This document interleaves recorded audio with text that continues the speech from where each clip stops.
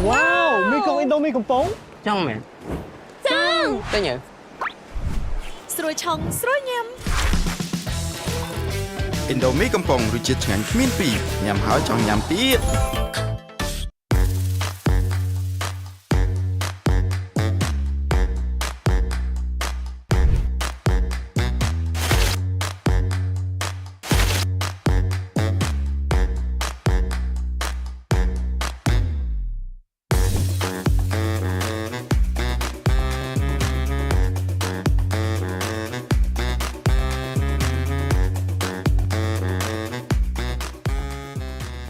ណាណាក៏ទៅលេចិនដែរ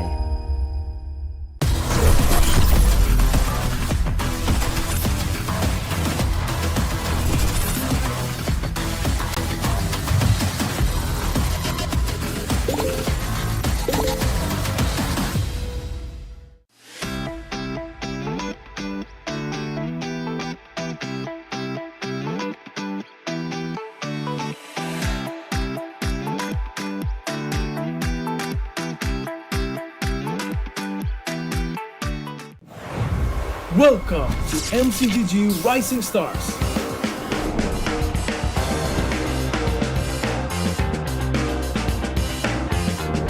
From September 12th to October 19th, take part in the regional contest, open to all players. Step up and prove your strength.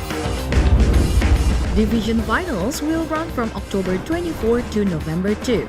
The top 16 players in each division may advance to the next stage of MRS. Check your in-game mail for information.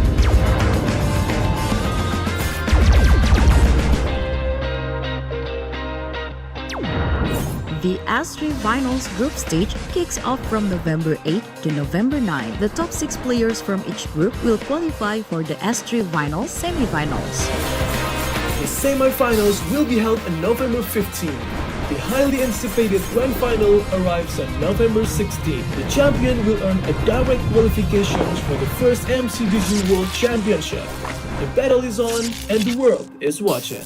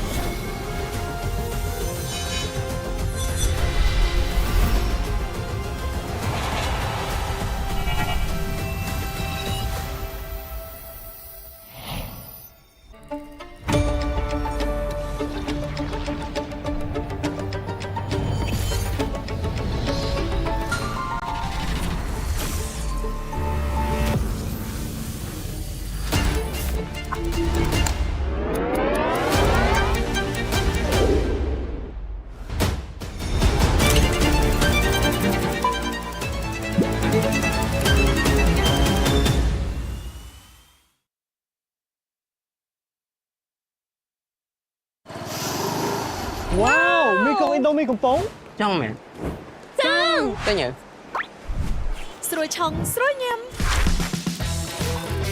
Indomie កំប៉ុងរសជាតិឆ្ងាញ់គ្មានពីរញ៉ាំហើយចង់ញ៉ាំទៀត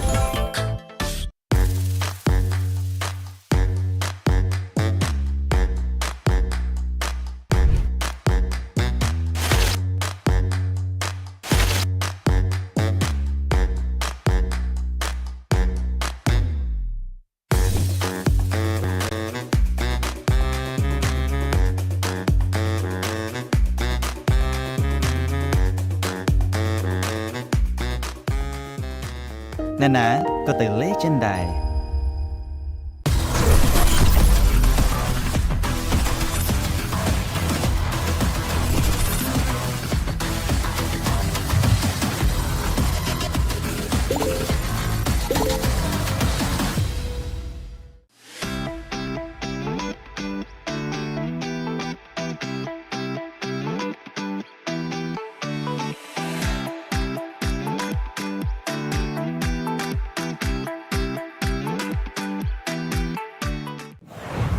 Welcome to MCGG Rising Stars.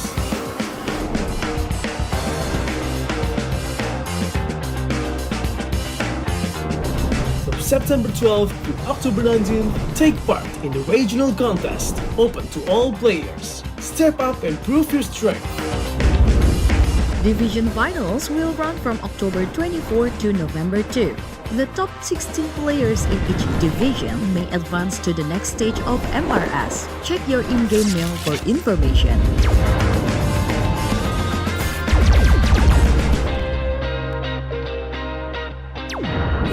The S3 Finals group stage kicks off from November 8 to November 9. The top 6 players from each group will qualify for the S3 Finals semifinals.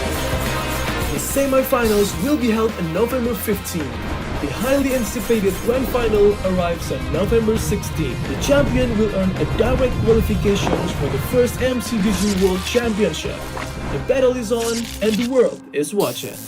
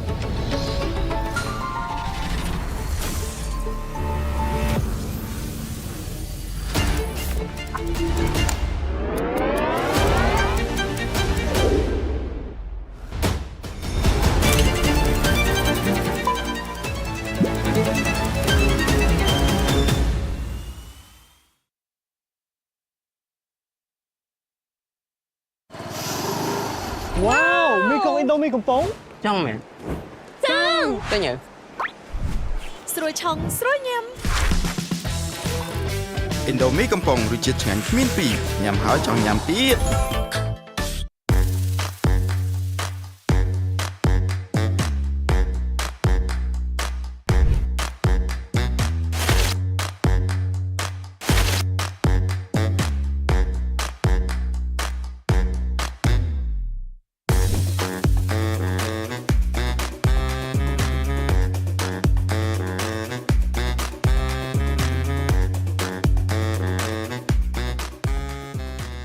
ណានាក៏ទៅលេងចិនដែរ អ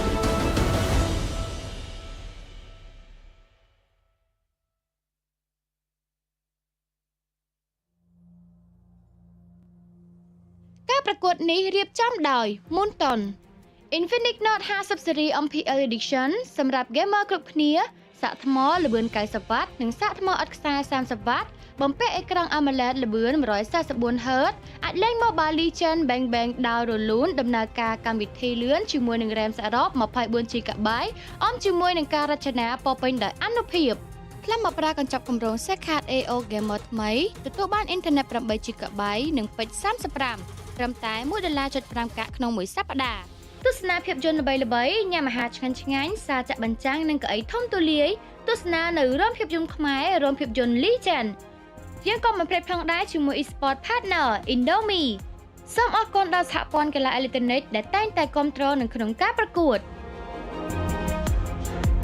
សូមស្វាគមន៍អ្នកនរគ្នាមកកាន់ការប្រកួត MPL KH រដូវកាលទី9 វគ្គ Play-off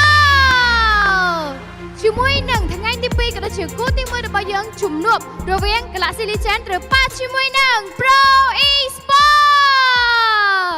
វ៉ាវពិសេសមែនតើកាលពីម្សិលមិញយើងបានដឹងហើយជាមួយនឹង Pro Esports គឺគាត់ធ្វើបានល្អខ្លាំងមែនតើដើម្បីមកប្រកួតនៅក្នុងថ្ងៃនេះប៉ះជាមួយនឹង Galaxy Legend ដូចដែលអ្នកបានដឹងថាជាមួយនឹងការប្រកួតម្សិលមិញគឺមានជាមួយនឹងធីមខ្លះគឺគាត់មិនអាចបន្តជាមួយនឹងការប្រកួតទេប៉ុន្តែថ្ងៃនេះក៏យើងធ្វើការស្វែងរកណាតាជាមួយនឹងធីមមួយណាដែលគាត់ធ្វើបានល្អហើយឡើងទៅ upper bracket ក៏ដូចជានៅ lower bracket ដូចគ្នាផងដែរដើម្បីទៅប្រកួតនៅថ្ងៃស្អែកបន្តទៀតជាស្ដែងជាមួយនឹងថ្ងៃនេះយើងក៏មានជាមួយនឹង2គូដូចគ្នាហើយគូទី1របស់យើងជំនួបរវាង Galaxy Legend ត្រូវប៉ះជាមួយនឹង Pro Esports យើងក៏ទាន់ដឹងនោះទេថាតើធីមមួយណាដែលធ្វើបានល្អនៅក្នុងថ្ងៃនេះផងដែរចំណែក Galaxy Legend វិញក៏នៅជាមួយនឹងការប្រកួតគាត់គឺនៅតារាងលេខ1តែម្ដងការវគ្គ regular season ជាមួយនឹងថ្ងៃនេះវគ្គ play-off គឺគាត់ត្រូវប៉ះជាមួយនឹង Pro Esports ព្រោះកាលពីម្សិលមិញយើងបានដឹងហើយថាគឺការប្រកួតស្វិតស្វាញខ្លាំងមែនតើហើយថ្ងៃនេះក៏ដូចជាការប្រកួតរបស់យើងនៅតែបន្តស្វែងរកថាតើអ្នកណានឹងក្លាយទៅជាជើងឯកនៅក្នុងរដូវកាលមួយដូចគ្នាផងដែរចាសម្រាប់ Galaxy Legend គឺគាត់មានភារកិច្ចច្រើនខ្លាំងមែនតើសម្រាប់ថ្ងៃនេះដូចគ្នាដើម្បីបន្តដំណើររបស់គាត់ឆ្ពោះទៅកាន់វគ្គជាថ្មីរបស់គាត់ដូចគ្នាចាំមើលថាតើ Galaxy Legend អាចធ្វើបានឬមួយក៏ Pro Esports អាចធ្វើបានដូចគ្នាជាមួយនឹងការប្រកួតរបស់យើងសម្រាប់ថ្ងៃនេះជាមួយនឹងការប្រកួតសង្ឃឹមបណ្ដាគ្នាដែលគាត់ចូលរួមទស្សនាបានច្រើនក៏ដូចគ្នាផងដែរជាពិសេសកុំភ្លេចធ្វើការ like share comment លើកទឹកចិត្ត idol របស់គ្នាថាតើជាមួយនឹង Pro Esports ឬមួយក៏ Galaxy Legend ដែលធ្វើបានល្អជាស្ដែងជាមួយនឹង Galaxy Legend គឺថាធ្វើដំណើរមកច្រើនខ្លាំងមែនតើតែម្ដងដែលគាត់តាមពីការប្រកួត regular season រហូតមកដល់ពេលនេះគឺពួកគាត់តែងតែធ្វើបានល្អជាពិសេសគឺលេខ1នៅក្នុងតារាងតែម្ដងចំណែក Pro Esports វិញគាត់ក៏ខំប្រឹងប្រែងដូចគ្នាដើម្បីមកប្រកួតជាមួយនឹងវគ្គ play-off របស់យើងហើយឃើញថាជាមួយនឹងទឹកដៃរបស់គាត់គឺមិនធម្មតានោះទេដែលយកជាមួយនឹងជ័យជំនះហើយមកប្រកួតបន្តដែលជួបជាមួយនឹង Galaxy Legend តែម្ដងអញ្ចឹងជាមួយនឹងការប្រកួតចង់ដឹងដូចគ្នាថាតើ Pro Esports ឬមួយក៏ Galaxy Legend ក៏សូមផ្ដល់ទូរីជូនដល់ caster របស់យើងទាំងអស់គ្នា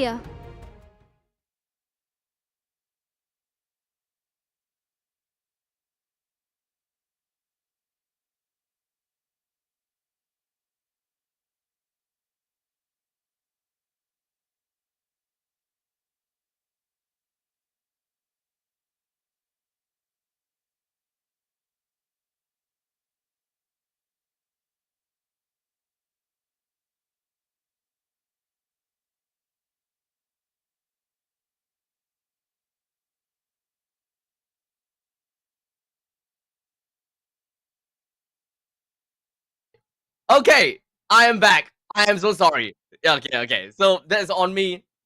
Let me redo everything again. All right, ladies and gentlemen, welcome to day number 1 of the play-ins. That was all on me. I'm so sorry. That was a muted microphone on my side. But anyways, my name is Abstract from MPL SG, and you are watching MPL Cambodia Season 9, day number 1 of the playoffs. What we had yesterday was the play-ins, and we unfortunately had to say goodbye to 2 teams, and that was See You Soon and Valhalla, both of which are strong within their own rights. And Valhalla is a team that surprised us to oblivion. I gotta have to say that Valhalla, I really hoped that they are able to make it, but unfortunately, one must leave, and that had to be Valhalla all the way until game number 5. It is unfortunate, but, you know, it is what it is. But either way, here's going to be the schedule of today. The very first match that we are going to be watching is going to be Galaxy Legends versus Pro Esports. Galaxy Legends have been reigning supreme for quite a long time, and they are understandably a very strong team. In fact, when I say long time, it's not necessarily a very long time. They came into fruition in the year, the late 2024, and they entered into Cambodia, MPL Cambodia Season 7. They played in, and that was their second place. MPL Cambodia Season 8, they came in as 3rd. So they do have a vying chance to come in and do what they can. As of course, since we are talking about Galaxy Legends, ladies and gentlemen, up on stage, we have Galaxy Legends!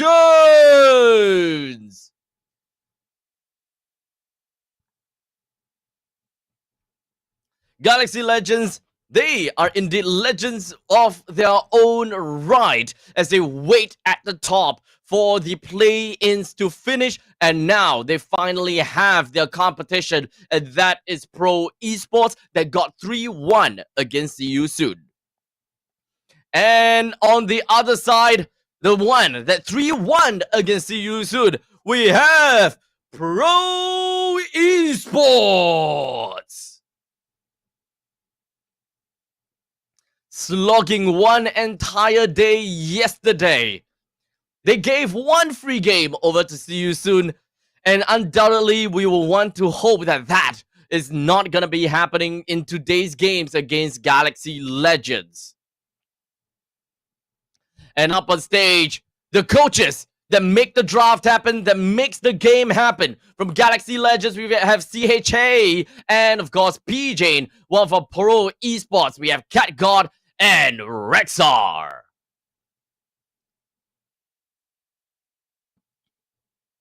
As the players from both teams take their seat, let's introduce the players that will be playing for the side of Galaxy Legends. We have Wiki, Cadenza, C-Cat, Lin, and Lewis. And undoubtedly, when it comes down to all of this, we gotta have to take a look at Lin, right? It has been playing amazing Assassin's games, the Lancelots as well as the Hayabusa. Undoubtedly highlight plays altogether. Not a big fan of the Fredrin at this point in time, but hey, it is what it is, right? Really is the one that makes and paces the game very effectively. And of course, next to him is C-Cat. C-Cat, this guy is not someone that you would want to underestimate in the mid lane. He has never made mistakes, or rather not have never made a lot of mistakes. So keep an eye out for him. Well, for Pro Esports, we have Kozen, D7, Sa, Azu, and Sorry I'm Felix. Kozen as well as Azu made quite an amazing showing in yesterday's games, and Kozen, without a doubt, has been dominating in his gold lane encounters. And despite the fact that he's not exactly winning in the lanes itself, he is still a very strong player that generally does very well when it comes down to the later parts of the game. So this is where things get interesting, right? To see if whether Galaxy Legends is the kind of team that will want to play late game against Pro Esports, with the fact that they have very high average KDA, DPM, GPM, and a very high overall match win rate. It is relatively fair to say that Galaxy Legends have got almost same of an identity to See You Soon, where they would dominate in the early games as per how they would generally play around with. Now, between the coaches, how they draft, we got Galaxy Legends that generally and always want to go for first pick rate, right? With 86% of the first pick rate, definitely on the higher spectrum as compared to Pro Esports at 33%. Second pick rate is more towards Cat God, right? Cat God generally wants to pick on the second phase, or rather in the red side. So this is probably what we're expecting, right? Galaxy Legends onto blue side and Pro Esports onto red side right off the bat at the very first game. We don't see that much of a difference when it comes down to play styles, when it comes down to their picks as well as their bans. But one thing for sure is that we do have Gotchi that actually do put quite a lot of emphasis onto the Fredrin ban. And we gotta have to talk about the goal laners, right? Wiki as well as Kozen. I definitely have got quite a lot of hopes on the Kozen. I really want to see how well Kozen is able to do into later stages of the game. He's going to be the late game monster that will just eventually pop off. However, Wiki is consistent, always being able to do well from the start to the late parts of the game, and generally his Granger is the one that we gotta have to look out for, right? His snowball will happen somewhere in the mid stages of the game. He does well in the early stages, and he plays and have very good positioning, just like Kozen. So this is just going to be a fight between positionings of the gold laners. Whoever gets caught first is eventually going to be the one that will go down along with the team. Would it be Wiki or would it be Kozen? They have a massive target at the back of them, and that is what we are going to be looking out for. If whether the teams are able to just snipe these gold laners out.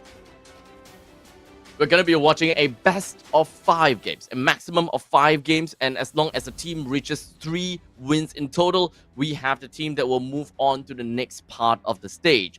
As you guys have saw in the previous graphics, when it comes down to the playoffs brackets, this is the playoffs, so we do have double elimination at the bottom part of the bracket, right? We'll be playing a total of 2 series of today, Galaxy Legends versus Pro Esports, and later parts of the day, CFU Gaming going up against Team Max. Tomorrow onwards, we will start to see the lower bracket semifinals and the lower bracket finals, which will eventually lead up to Sunday being the grand finals day. The day that we all have been waiting for to eventually crown the champions, the kings of Cambodia. We gotta have to wait, though, as we slowly will inch ourselves closer and closer to one part of the game to the next part of the game. We don't want to skip and jump onto any horses as of yet, but talent predictions, this is what I want to see. It does seem like the host is actually putting the dark horse on top, while every one of the other casters is looking at Galaxy Legends getting himself a winning game. In fact, a lot of 3-1s all across the board, with only one of them has been hailing it as a 3-0. Now, Pro Esports, they are a very late game centric team, and I think that as long as Galaxy Legends is able to hold out the game, or rather is able to dominate in the early stages of the game, I think that they should be fine. However, out of 3 games, I would like to believe the first game or the second game would generally be the rougher one, right? So I would like to believe that Pro Esports will be able to drag the game against Galaxy Legends, because Galaxy Legends is still kind of, understanding how the playoff is like against Pro Esports, and they will be thinking, you know what, we have some time that we can play around, so let's just not be too aggressive. Number one, let's not be too aggressive, and let's not jump any guns. We'll just drag out the game and not play too aggressively. And that will, in the end of the day, just end up being a point whereby, hey, look, this is a game that would work for Pro Esports because they're going to the late game. Because Galaxy Legends, maybe they might just opt for a safer approach to end the game. Wait for objectives, wait for lords, and that is exactly what Pro Esports wants them to think. Go for these kind of lord takes, 18 plus minutes, 15 plus minutes, whatever it is, that is Pro Esports games. So We'll see how that is gonna go, and if whether Pro Esports is really gonna be upping their ante to work their way across and get that game ongoing. Yesterday's games definitely did put quite a bit of toll onto Pro Esports, but understandably that is also gonna be a bit of, I would say, a warm-up for our fellow players from Pro Esports. Oh, I actually really like Galaxy Legends jerseys. They have the rolls at their shoulders. Oh, I kind of like that. Honestly, I kind of like that. That looks pretty darn nice. Oh, and Pro Esports has the BYD on their shirt. They're sponsored by BYD. Huh. I hope that each one of them actually drives a BYD. I would be happy to join Pro Esports just so that I can have a BYD here in Singapore, man. Car prices are crazy over here.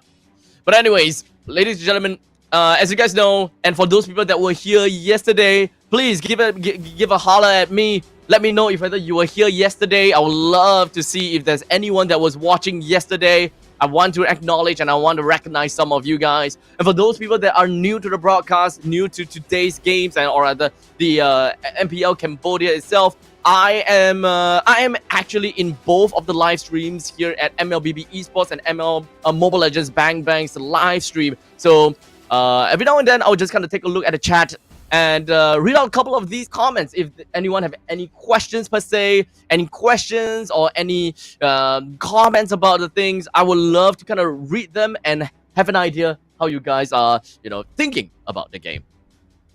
So without further ado, we're gonna be jumping into game number 1's random map draw. We managed to watch all 4 different maps yesterday, and we're gonna be starting today's games with Expanding Rivers. Straight up over to the drafting stage. We've got Fanny, Grok, Hayabusa, Hilda, Juicid, and the Bakja. They'll be thrown over to the banning pool right off the bat with Galaxy Legends for priority, with B1 pick onto the CC. Now, the way that Pro Esports have been picking thus far, they do kind of seem as though they like the Gatakacha a lot. So picking up the Yeeve later on will definitely be a possibility. In the second phase, it seems it would definitely spell to me that they will pick the Yeeve, pick the Harif, that kind of jazz. But it also depends if whether Galaxy Legends is going to be focusing onto any of these picks in order for Pro Esports to get that wombo combo kind of game ongoing. So with the Gatakacha and the Lancelot, I think that this is not going to go too far as of yet. It's not going to tell us exactly what their game plan is. It could still change a lot, but the moment that you pick the Gatakacha, you are essentially you're not, what's the word? You're not making the opponents want to pick the Yeeve that much. It discourages them to pick up the Yeeve. As such, we have the Yi Sun-shin, as well as the Kimi. So with the fact that the Kimi has already been picked, they don't have to care so much about picking the Yeeve right now, but they can choose to. What I would believe is that picking out an XP laner right now might actually be not too bad, but they gotta be careful about this, right?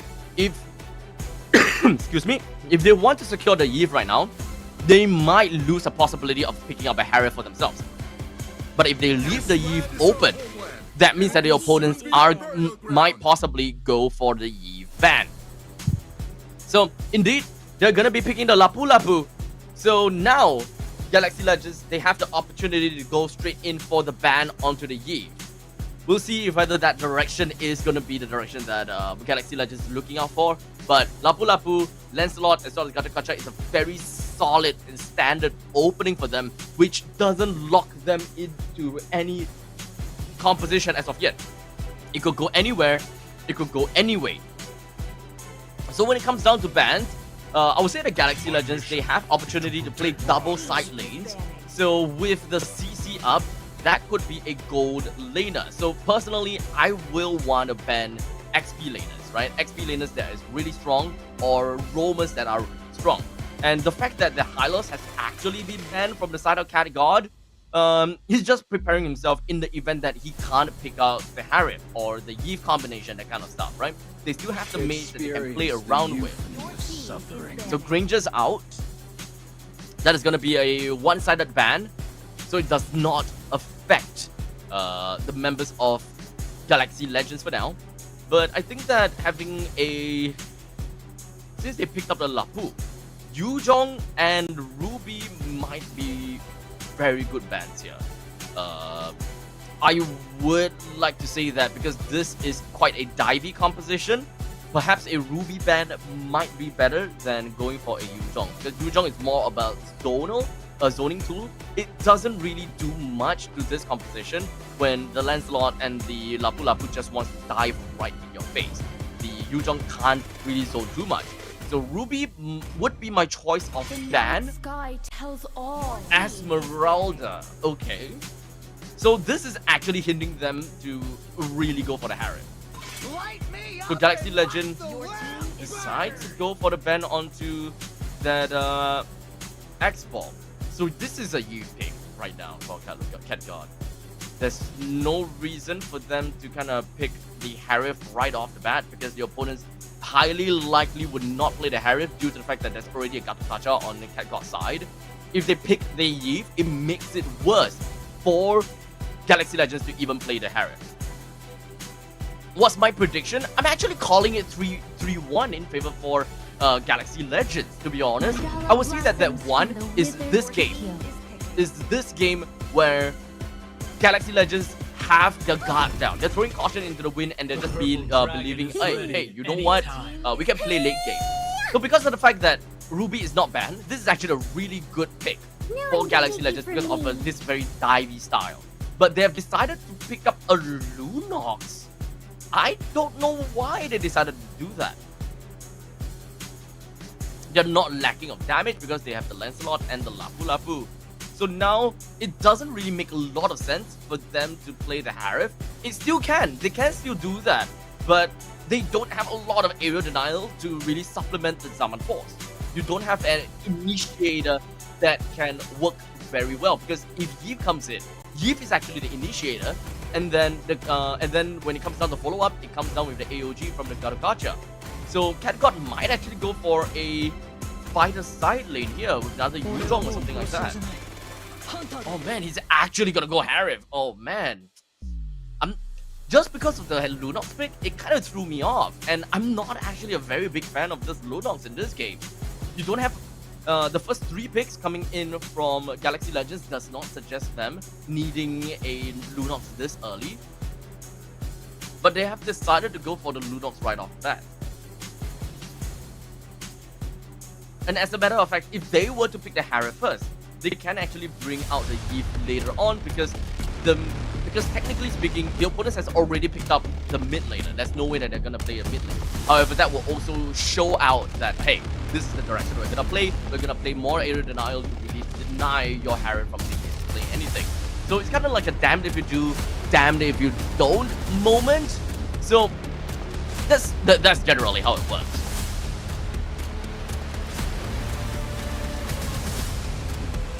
The Kimi team has way better draft for sure. You think so? Dude, okay, to be honest, if the Lunox is swapped out for a Eve, I would say the Pro Esports has a better draft. I genuinely think that way. But because of the way the Galaxy Legends has tacked in for the Ruby, and Pro Esports did not ban the Ruby, I've called out that the Ruby is a very good answer to this very dive style composition from Pro Esports. The Lunox adds on to that dive. So Ruby has a very good answer to this. The Cho pick is actually not too shabby. Is not too shabby. However, Galaxy Legends, they don't really have someone that can burst anyone down from the side of Pro Esports to make full use of the Way of the Dragon. So both compositions actually do have some form of weakness. The weakness of Galaxy Legends for themselves is that they can pick off. They can pick off and displace. However, they do not necessarily have the means to just kill everyone at one go. And do note that as long as you have a Cho, goes in for a pick off, everyone jump in because they have lack of damage. This is actually gonna incentivize Pro Esports to dive onto these 5 members, because it will become a 5-for-1 trade. Galaxy Legends focusing 5 members onto one, while Pro Esports comes in as a counter engage with that AOG. The Lapu Lapu could eventually go in as well with a Bravest Warriors and stun right down, and perhaps Harif would still be safe, because there is no way of Galaxy Legends to reach the backline to do anything about Harif. Well, in the meantime, Pro Esports, their weakness is the fact that they are very divey. So there is kind of like a tit for a tat kind of thing, right? They are very, very divey. But ultimately, they will lose in the later part of the game, and Harif would have a very difficult play. What I talked about for Galaxy Legends is 5v5 teamfight. But it is not skirmish. It is not skirmish, and it is not ganks. Galaxy Legends have a very strong gank maneuvers. The moment that Cho is just running around, he wave clears so fast together with the Kimi, as opposed to the Gato Kacha plus the Lunox. It is generally similar, but I will still say that because of Cho and the fact that he does have concussive blast, he can wave clear so much faster. But this is not a good start for Galaxy Legends. The fact that he does not have concussive blast, his HP is all the way down low, it is just the first wave. It's not gonna matter. And Pro Esports is not a composition that can raid and disrupt Galaxy Legends. Yusujin is not a slow jungler by all means as well. So it's actually okay for Galaxy Legends to kind of lose out the first wave this early in terms of lane priority. It's not so bad. It's not so bad. But this is kind of like protect the precedent, protect the Harif kind of composition for the side of Pro Esports. As long as you are able to protect Harif, this is a composition that would work out for Pro Esports. You have a very good answer to Galaxy Legends pick-off strategy against you with the Cho kicking in 5 members, huddle down this one man. While Pro Esports, they can just jump in shortly after. Very good follow-up to the Way of the Dragon. So with the game paused down, unfortunately, we can't just jump right in and talk about the game, talk about lane priority, but technically speaking, we do have the composition. So we can talk about lane priority at this point in time. We talked about middle lane already. XP lane, it is very likely gonna be CC, right? CC versus the Lapu. CC would win against the Lapu. Lapu will start to go a little bit crazier at level 4, but that will become a skill-based matchup. But it's still gonna be disadvantageous to Lapu Lapu. In the gold lane, Ruby does have priority.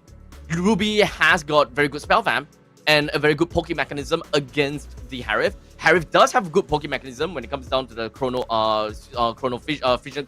fission as well. So they can kind of tit for a tat. But the difference is Ruby has spell fam, while Harif does not. So generally speaking, the early game control of Galaxy Legends is gonna be strong. They're gonna be focusing onto the gold lane a lot. So Harif would have a lot of problems, provided that if Pro Esports do not help him. So let me take a look at the composition for a bit.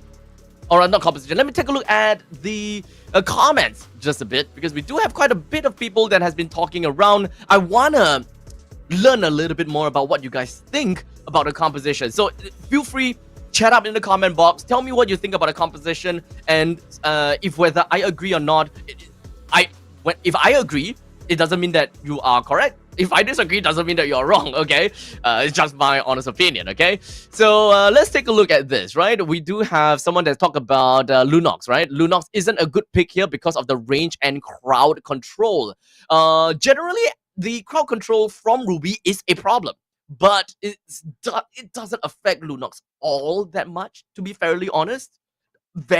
Is not substantial enough to be a hard counter or a soft counter to Lunox. My only problem about the Lunox is the fact that her role as the Shred is not realized in Galaxy Legends. Your Chaos Assault does very well against heroes that have really high base HP.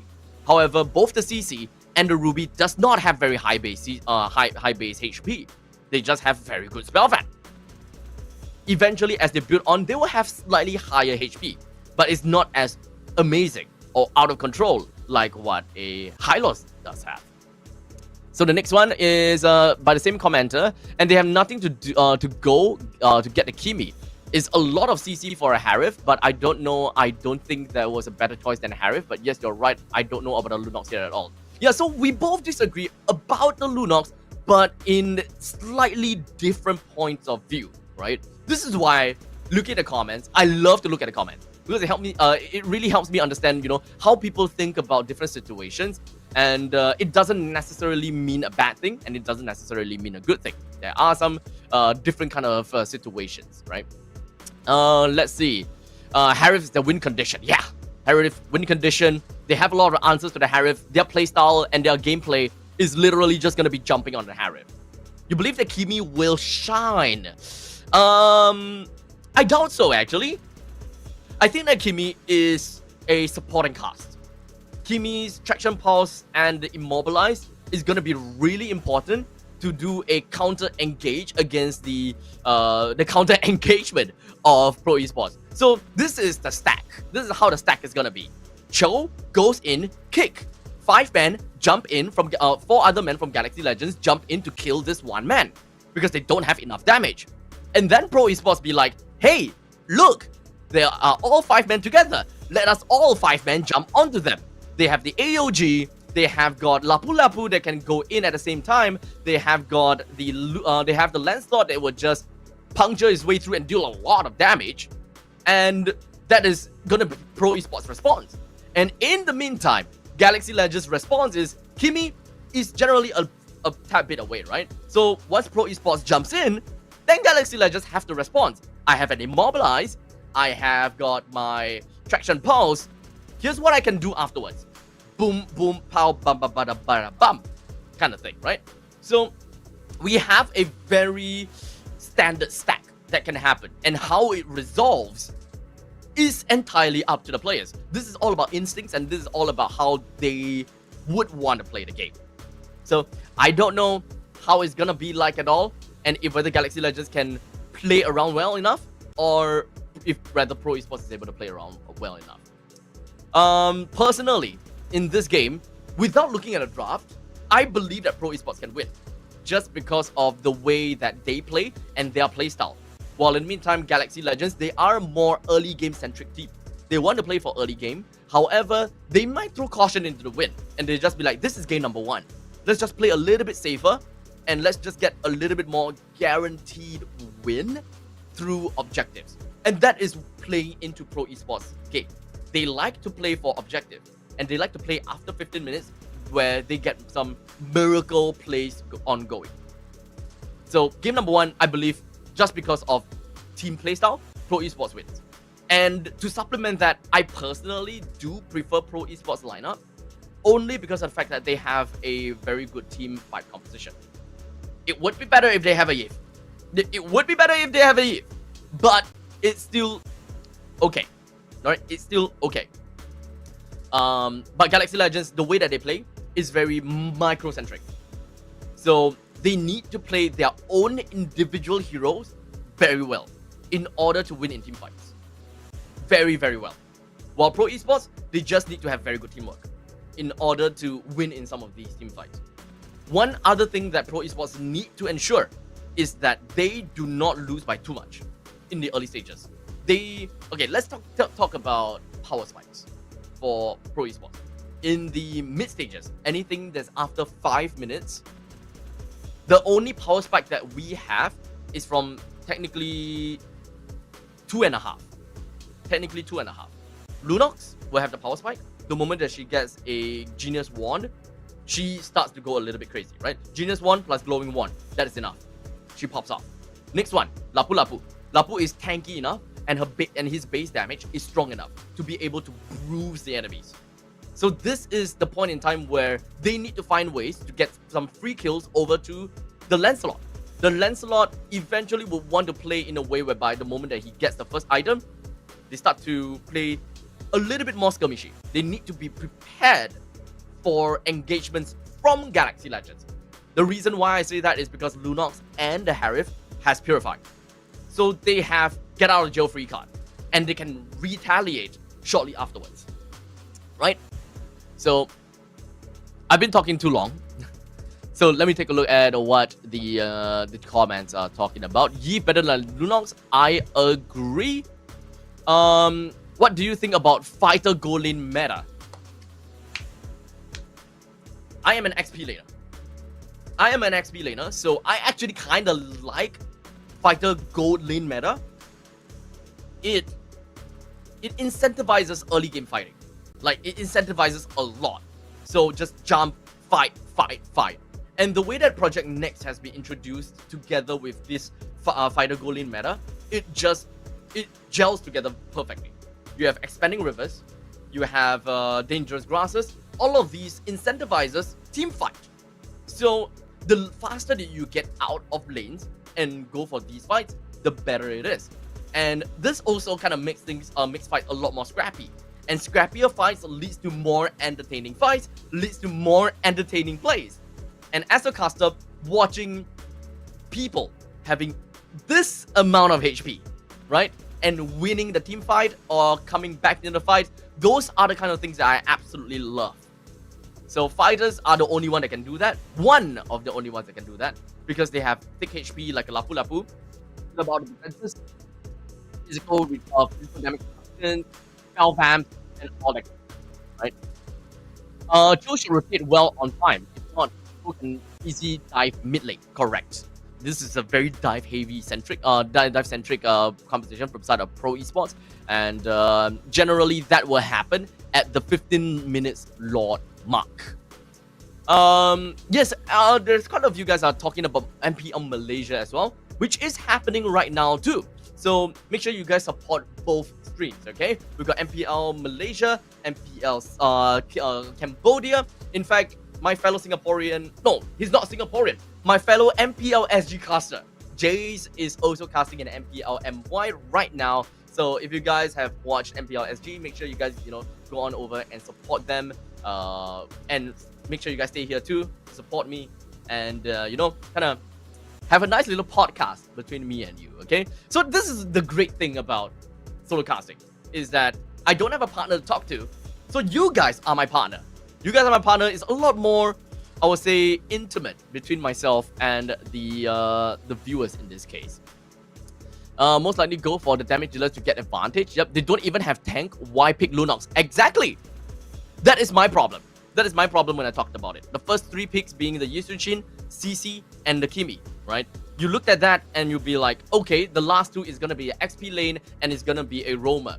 You can, if you are afraid of the opponents picking very tanky heroes, even though the Hylos has already been taken away, you can pick the Harif first. You can pick the Harif and then you can choose what you want for the mid, whether it would be a Lunox or whether it would be a Yi. That way, there is some flexibility in that. The only problem if you were to pick the Harif first is that you will incentivize Galaxy Legends to play Aerial Denial, because they would expect the Eve to come out, right? So if they expect Eve to come out, they play tankier heroes, and boom, that will mean that, okay, I can play Lunox now. So you are essentially baiting out Galaxy Legends to pick tanky heroes by making them assume, I'm gonna pick Eve. So go and pick your tanky heroes, that way I don't have burst damage and mess up my game plan. But in this case, yeah, that is what they have, right? Yi would have been a great answer. Yi Sun-shin, bad choice. I think that Yi Sun-shin is a very flexible hero. I don't think that there is any point in time where you will look at a Yi Sun-shin and be like, this is a very bad hero. Especially if Yi Sun-shins are generally priority picks. Yi Sun-shins are generally priority picks. So it's either B1, B2, R1, R2. There will be a point in time where Yi Sun-shin just gets completely countered because you picked out the Yi Sun-shin very early. But you don't have a choice. Yi Sun-shin provides utility to a composition. The utility is it enables your team to effectively pull off double fighter side lanes. It also gives you the Mountain Shocker. So you have vision control now. You have a fast moving jungler. So you are not that afraid of losing your jungle camps. So there is actually a lot of things that Yi Sun-shin actually checks out. The only problem about Yi Sun-shin as a jungler is that he does not have burst damage. Without that burst, it's actually a lot tougher for Yi Sun-shin to be able to win in 50-50 objective takes. As opposed to fighting against a Lancelot. Lancelot has got Phantom Execution, does have Thorn Road, both of which can drop Lord's HP down instantaneously while you press the Retribution at the same time. So your Retribution damage is essentially higher than the Yi Sun-shin's Retribution damage just because of the fact that you have Thorn Rose or you have Phantom Execution. So that is one of the only few things why having a Lancelot is better than a Yi Sun-shin. But Yi Sun-shin still have a lot of utility that he provides to the team, and it's prio pick. So you can't you take what you get, right? You take what you get. It's really unfortunate that we have a game pause right now. I'm not too sure what is going on. If the pause goes on for an extended period of time, we might actually go off for a little bit of a break. Just so that, I conserve my voice. Because remember, guys, I will be with you guys solo casting all the way until Sunday. We have 2 more days after today. We got 2 more days after today. Yeah. So, yes, I do reply to chat. This is an exception, because as a solo cast, typically as a solo caster, I do like to engage with my audiences. Because I got no one to talk to myself. So I have managed to pick up some information. We do have a slightly longer break, so we're gonna go off for maybe about 10 minutes break. I will still be around the chat box if you guys will want to kind of talk a little bit. I will be at the chat box talking to you guys. We can so far and do whatever you guys want to say whatever you guys want to say. I will say hi to you guys. We can chat away. Okay, we're gonna go off for a 10 minutes break. My name is Abstract. I will be right back with you guys in a short bit. See you.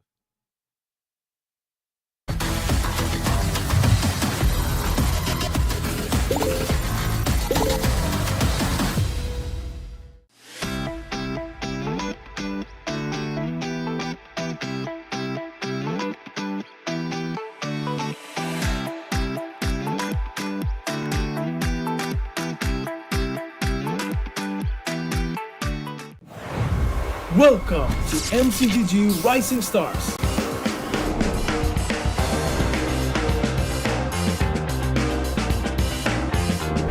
From September 12th to October 19th, take part in the regional contest, open to all players. Step up and prove your strength. Division finals will run from October 24 to November 2. The top 16 players in each division may advance to the next stage of MRS. Check your in-game mail for information.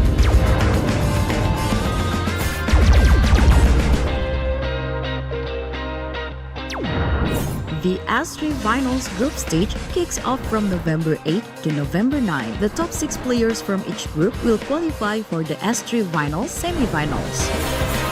The semi-finals will be held on November 15. The highly anticipated grand final arrives on November 16. The champion will earn a direct qualifications for the first MCGG World Championship. The battle is on and the world is watching.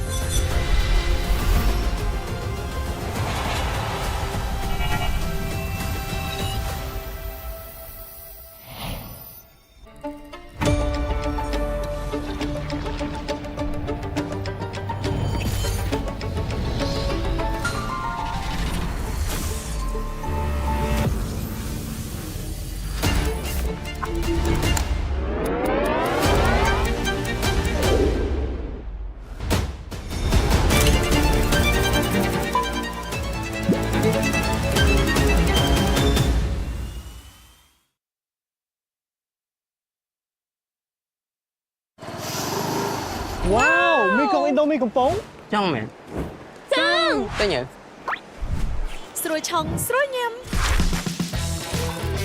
ឥណ្ឌូមីកំប៉ុងរសជាតិឆ្ងាញ់គ្មានពីរញ៉ាំហើយចង់ញ៉ាំទៀត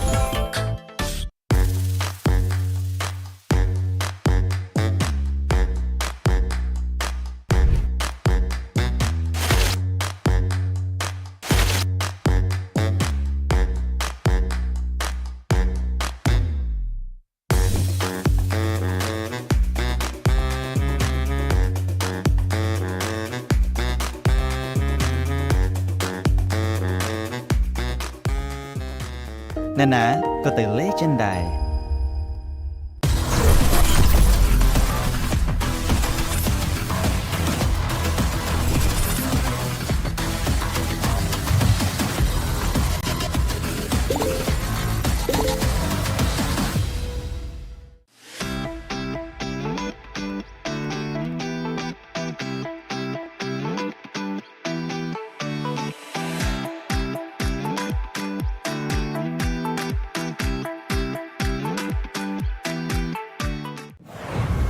Welcome to MCGG Rising Stars.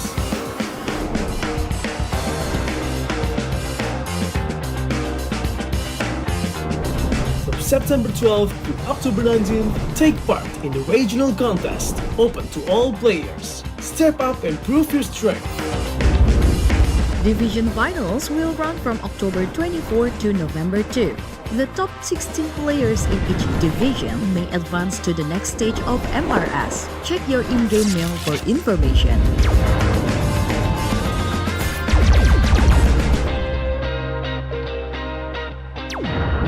The S3 Finals group stage kicks off from November 8 to November 9. The top 6 players from each group will qualify for the S3 Finals semi-finals. The semi-finals will be held on November 15.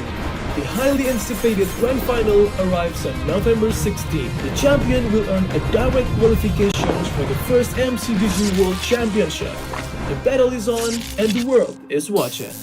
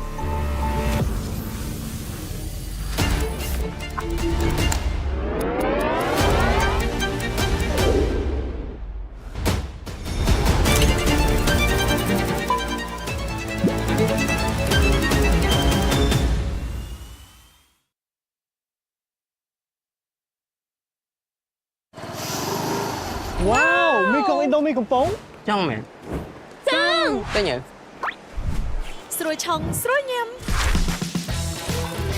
ឥណ្ឌូមីកំប៉ុងរសជាតិឆ្ងាញ់គ្មានពីរញ៉ាំ All right, ladies and gentlemen, we are back once again.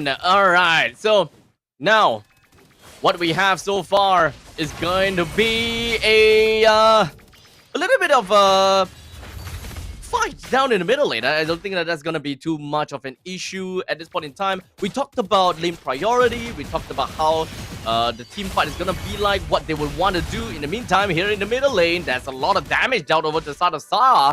The Revitalize was used in order to ensure that Sa still remains to be in the middle lane. Well, for the bottom lane, we had originally expected that Lewis would do a very good job against RM Felix because it is a CC going up against a Lapu Lapu after all. Now, Ruby though, Ruby versus the Harif. We know that Ruby is understandably gonna win in the lane solely because of the fact that she does have spell vamp. So no matter how much that Harif is able to poke out the Ruby can do the same thing by poking and spell vamping the damage back. So not that big of a problem, right? Not too big of a problem. We do have got Kozen, as we talked about, have a little bit of problem up to the top lane, being a little bit of a aggressor at the point in time.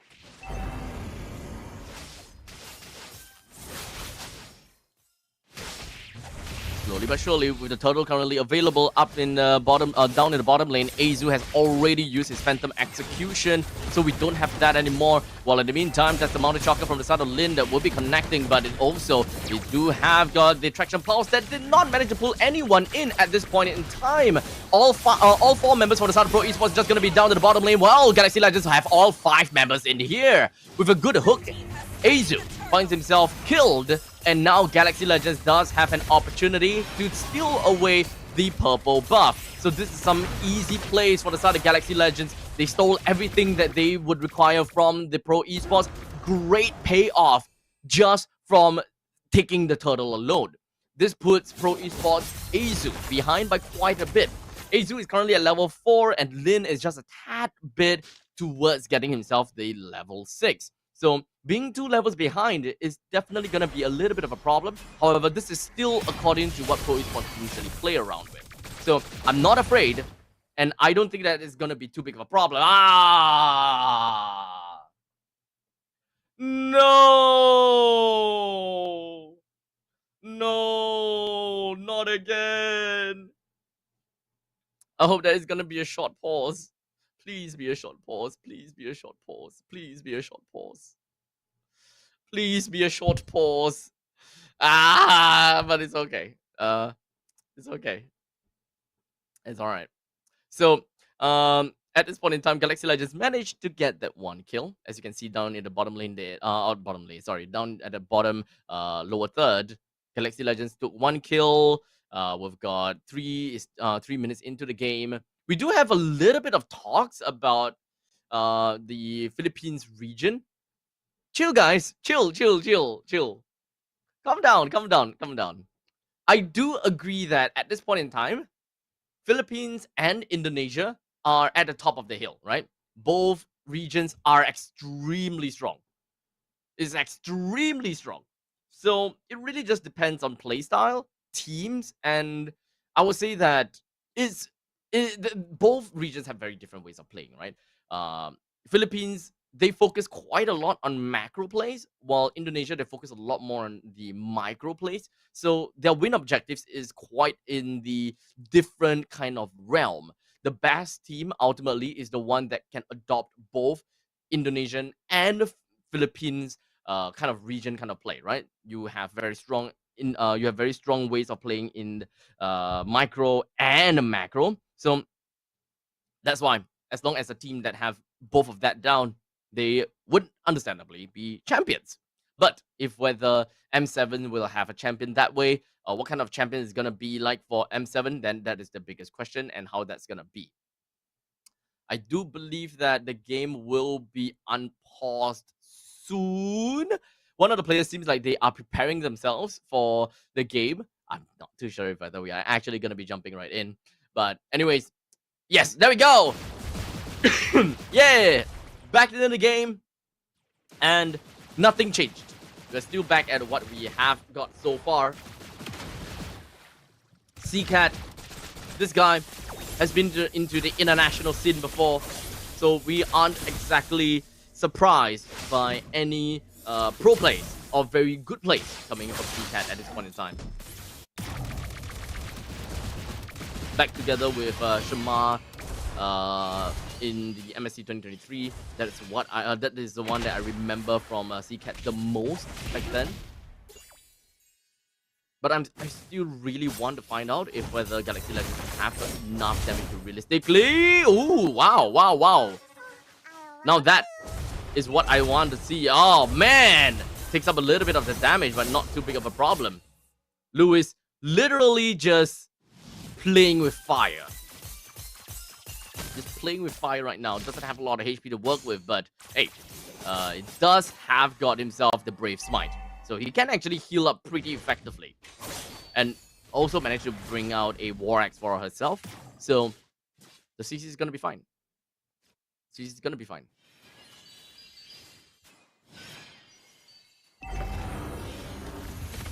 Turtle now available at the bottom lane, with 4 members from the side of Pro Esports preparing for something. But sorry, I'm Felix, unfortunately, didn't really make full use of his Bravest Warrior in the right place, but here we go. A little bit of brilliance from the side of Luna just to get herself away, but Cadenza almost down, but Sorian Felix almost getting there, but now is going to be the death of Sorian Felix for being overly aggressive. The AOG from D7 gets himself right out of dodge, and that is going to be Pro Esports. They manages to take one turtle for themselves, however, at a cost of one player. That is going to be their XP laner. The gold priority still goes over to the side of Galaxy Legends though, with about 1300 gold lead, slowly climbing to 1400. As long as Azu keeps up the pacing when it comes down to farming, it shouldn't be too big of a difference. It shouldn't go too big of a difference, rather. As he can, doing what he can to just poke out the middle lane T1 turret. Objective-wise, Galaxy Legends is not playing overly aggressive as well. I would like to assume that they want to play in the early game, but now that I'm looking at it 5 minutes and 55 seconds, they are not going crazy. They're not crazy at all. So I think that this game, Pro Esports will do well. Azu is slight bit away to level 9. Got the conceal play. Lin wants to steal it away. Did not manage to go for the retribution just right in the nick of time. And he will still be able to have his retribution in here for the upcoming turtle. Hey, Sheffin! Yes! Yes, it's a solo cast. What's up, buddy? Sheffin in the house, guys! Make sure you guys say hi to Sheffin, yeah? But yes, not again. Bloody hell. Oh well, it is what it is. It is what it is. I have absolutely no idea what's going on, but we got a pause ongoing. Wiki is completely frozen up. I have no idea why, but Wiki is frozen. But we are back. We apologize for any delays of the game. Apologize for the technical difficulty that it might be experiencing, but we want to ensure that players are able to play at their peak performance. Make sure there's no ping problems, there's no hardware problems, or any communication issues that they might encounter. So as much as possible, we want to ensure that the players have got the tip-top, they're playing at tip-top condition, absolute peak performance. People are always so shy of the camera. Don't be shy. Everyone's so shy of the camera. What do I think about the CC nerf? You don't really like it, but she's still picked in MPL. Generally, I think that it's not that big of a problem for CC, because CC is just genuinely strong in the laning phase. Because there is a very good balance coming in from a CC either way. CC is a very selfish individual, right? Right from the start when she got released, she's strong in the lane. She can really shred down tanky heroes, and she's able to just outright win in her lanes. However, she's not going to be that big of a problem in the team fight. It's not that big of a problem in terms of burst damage, and she don't contribute too much when it comes down to utility. And at that point in time when CC was released, utility is actually very important. But now, you know, the way that the game has shifted definitely changed some things. That is why CC is still used in current MPL, just because of the fact that the meta can excuse a bit of utility loss. As such, the turtle currently available up to the top lane. A little bit of knock up coming in for the side of Cadenza, but it's not to be a problem. Lou is trying to go for a little bit of yo-yo tricks down on Sorian Felix, but he's still fine. Brilliance from the side of Star disengages. And the entirety of Pro Esports, they're gonna be fine. They wouldn't go down that easily as of yet. But they managed to take the turtle. Now that is important, right? They did manage to take a turtle away from Galaxy Legends. In fact, they were behind, but I think that Azu is slowly catching up. He's currently at level 10 as opposed to Lin that is at level 11. And do note that both of these junglers, they are actually really fast roaming assassins. So no matter what it is, as long as Azu is able to keep up and is not losing out in farm, that means that Pro Esports, they are on the right track. We are 8 minutes into this game, and it's 1500 gold in favor for Galaxy Legends only, okay? So I think that Pro Esports still have a chance. In terms of late game, it is relatively fair to say that Galaxy Legends have got a slightly better late game potential, right? They have the pick off, they have a they have 2 marksmen that can kind of work for them. They have got pretty decent lockdowns as opposed to Pro Esports. Pro Esports is a lot more team fight oriented. So in terms of pick off, Galaxy Legends wins. In terms of team fights, Pro Esports wins. However, Pro Esports, even though they have only a single marksman in the name of that Harif, we still have got Sa that can come in as a pseudo marksman, as you can see right here. Deals crazy damage over the side of Wicked, brings him down. We are the Dragon onto D7, but he does have Revitalize, so he's gonna be safe and sound for now. Soren Felix goes in to tank a little bit of the turret damage and goes in with the Bravest Warriors to eventually leap down onto D7, giving the kill over to the side of... Wait, D-Cat? Okay. But Soren Felix, unfortunately, will still go down. The T1 turret up to the top lane finally goes all the way down to the first T1 turret of the game for Pro Esports. So it is a little bit of a trade, right? Top lane for Pro Esports, bottom lane for Galaxy Legends.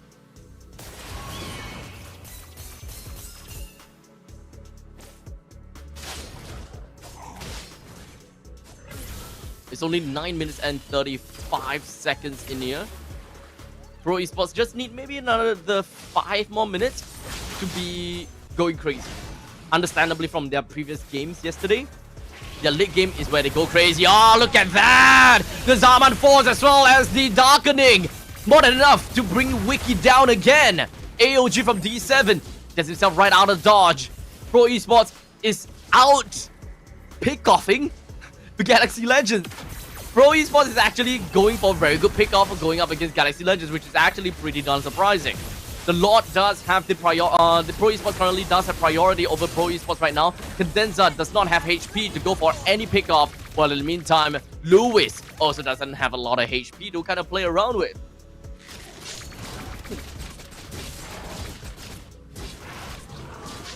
Now, Pro Esports, they are slowly climbing back out in terms of their gold disadvantage. They're tallying up with Galaxy Legends.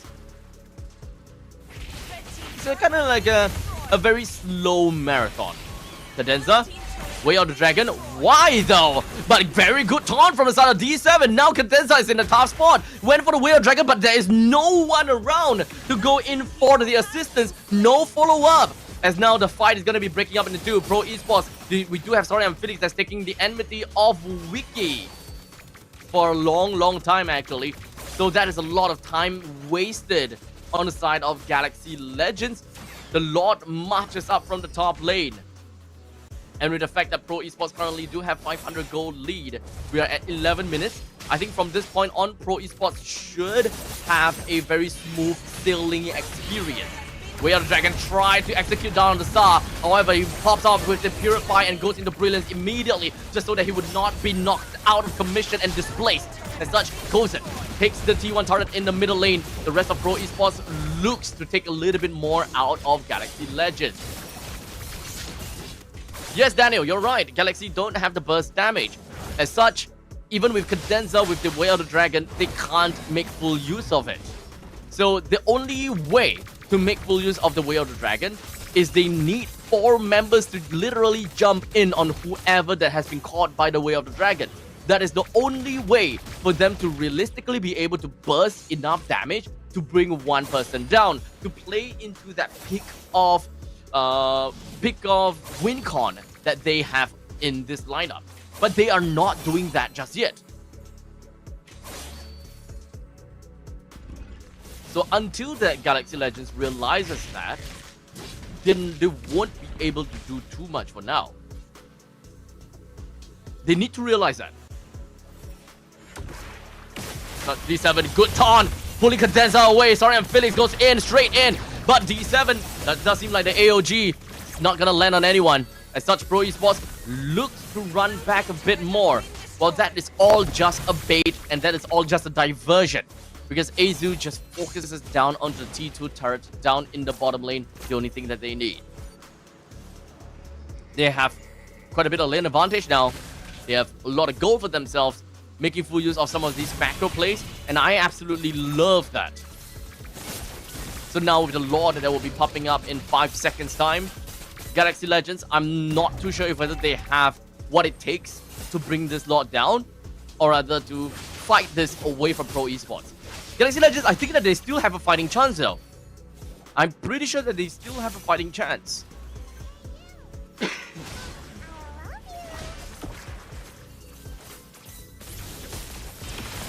As now Pro Esports, they're cutting the wave right now. Another wave of Dragon onto Sora and Felix, but no damage at all. Where's everyone from the side of Galaxy Legends? Completely blindsided and completely just split up. AOG lands onto one. That's only on Wiki, but he's tanky and he has got the spell back that he needs. With only Cadenza as the sacrifice of Galaxy Legends. Kozen joins in the fray with that Zaman Force, almost bring Lin down. Not gonna go down. Oh, what was that? Crazy damage from Kozen. This is gonna be a 3-way road split from Pro Esports. The Lord is marching down in the top lane. Middle lane no longer have got any creep waves, but bottom lane will slowly push in eventually. The Lord is still very healthy. Galaxy Legends does not have 2 members. So with only 3 members, they need to burst down this Lord. But bursting down that Lord takes time, and that means that they will lose the middle lane inhibitor turret. I'm not too sure whether this is actually a communication problem for the side of Cadenza or not. But Cadenza have went in for 2 Way of the Dragons with no follow-up. It is actually kind of disappointing that they can't do anything, and they are not working with Cadenza.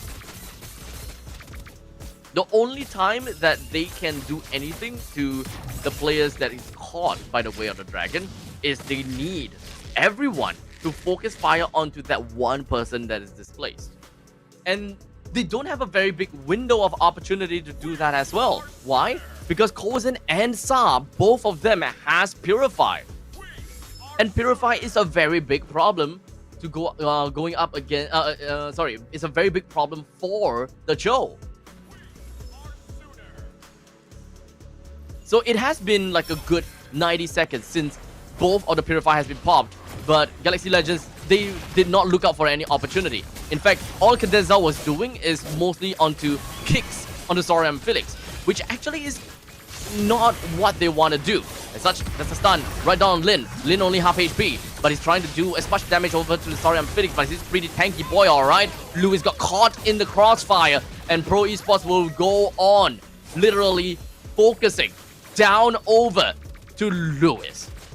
It's 5v4. Lewis is not around, but it's not that big of a problem actually. But Sora and Felix now being hooked in by I'm Offended. Easy goes in for the Phantom Execution. Thorn Rose is not going to land unfortunately, but Sora and Felix will lose his life, but he does have immortality, so he's going to be fine for now. None of the members from the side of Galaxy Legends died, but that's a good defense so far from Galaxy Legends.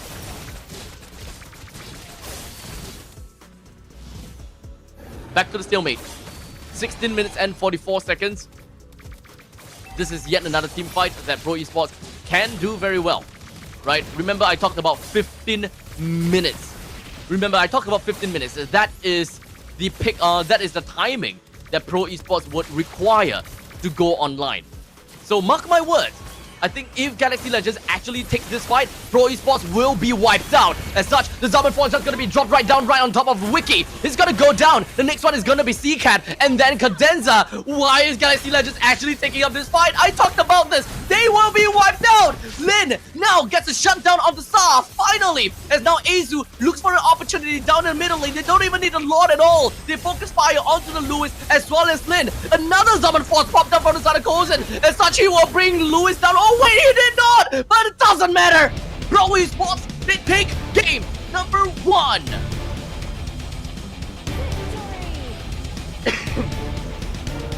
Call me the Oracle, guys. Call me the Oracle. Everything I said before this game started, it worked exactly and it happened exactly as it shown that everything I said, it happened. I talked about the fact that if Galaxy Legends, they do not focus fire on that one person that's kicked, they don't have the damage to bring anyone in. And the moment that he actually does do that, then it allows Pro Esports to come in as a counter engage, because that is what they are, a counter engage composition. They can't initiate because they don't have the Eve. It doesn't break their composition, but it changes the way that they play. They can't play very good aerial denial anymore, but they have very good burst damage because of the Lunox plus the Harif. And this is a divey composition. So if Galaxy Legends is unable to draw any distance between them from the opponents, then Galaxy Legends is gonna go down. And right before that final team fight, I said, if Galaxy Legends were to take the fight, they will be wiped out. And they did. Almost wiped out. That was 3 men down for the side of Galaxy Legends. Technically, it was a very good 50-50, right? It is a very good 50-50 between the two junglers. But remember, at the start of the game, I also mentioned about the fact that Lancelot always have an inherent advantage in taking objectives because of his natural burst damage that he can apply onto a Lord, which essentially and artificially inflates the amount of damage a Retribution can deal. So that is one thing that makes Lancelot a good jungler, right? Now, we've got game number 1 done and dusted. That is game 1 that is working for Pro Esports. Galaxy Legends, they need to wake up. They do not have communication in this game because this is a game of communication. They need to be good enough in their own individual heroes when it comes down to their micro mechanics. But that doesn't mean that they can throw their team fight and their team communications away. When whoever Cadenza kicks, all 4 other members have to focus on that one person. Although I will say that Cadenza is actually a bit too deep into some of these fights, and Cadenza himself is actually not with the main party. So I don't want to be pushing blames to Cadenza or the rest of the other 4. This is purely just the team not working together, and they have to find an answer as to how they would want to play pick-off compositions like these. And to make matters worse, if you want to play pick-off composition, it's way better that you have someone, just one person, that can kill that one person. You just use one person to kill that one person, right? So, such as a Lunox or a Beatrix, someone that can burst damage, someone that can throw burst damage just to kill whoever that got kicked. That's what we want. But regardless, Kozen, the MVP of game number 1, without a doubt, 100,000 damage credited to him and a massive amount of kills to his name as well. Thank you so much for everyone for coming on to the chat and talking away. And of course, thank you so much for your very kind words. As Primal said, we support you, Abstract from Philippines. Thank you so much. I'm gonna go off for a short little bit. We will be back with you for game number 2 between Galaxy Legends versus Pro Esports. The question is if whether Galaxy Legends can come back and give us a better game 2. Take care. See you guys in a few minutes right before game number 2.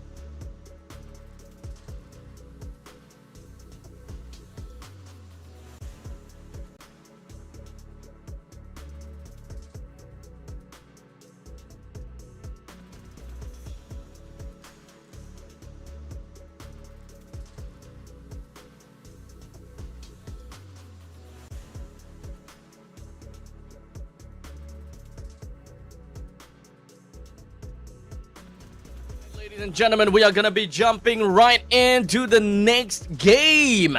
And that, of course, is gonna be Galaxy Legends going up against Pro Esports. And I gotta have to say that Galaxy Legends, they surprised me. Because technically speaking, they are supposed to be able to do a little bit better. So, well, it is what it is, right? But regardless, Galaxy Legends, they do have got the priority when it comes down to the favorites of the viewers. Most people believe that Galaxy Legends is going to get 3-1. So technically, we are still on track. I think that Galaxy Legends will win 3-1 because Pro Esports, they have got one win to their name.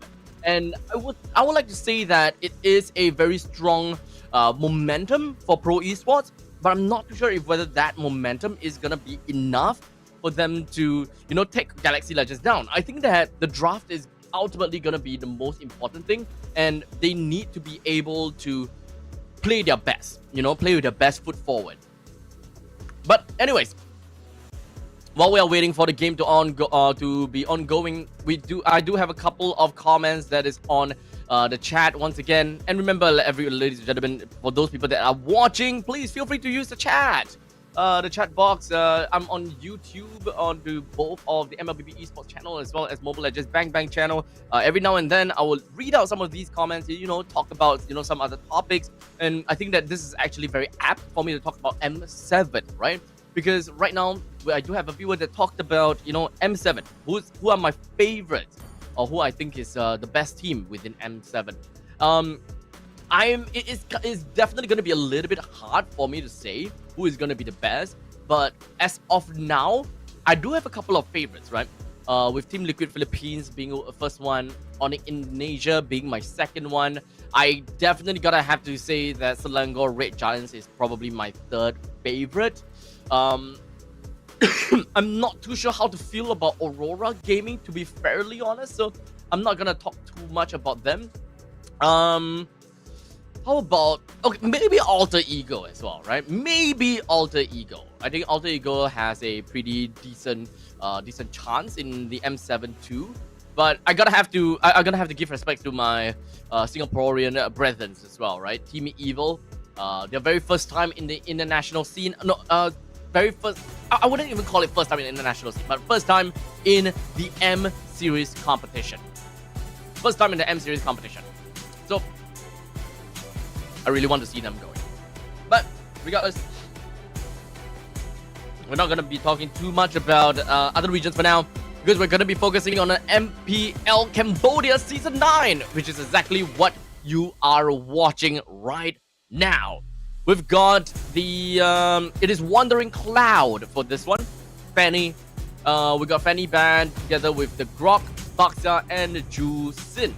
I'm not exactly sure how far this would go, or what might we see from this point onwards.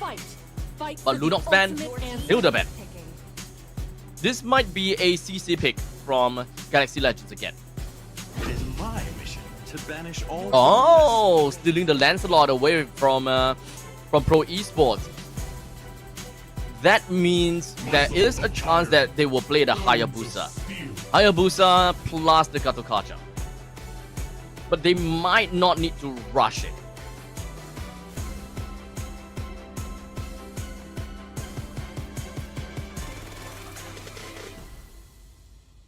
Yeah, I don't think that they need to rush this at all. Let's play it a little bit slow and steady. It's probably gonna be my name of the game. Catgod does like to pick a jungle in R2 though. But okay, that's a gimme.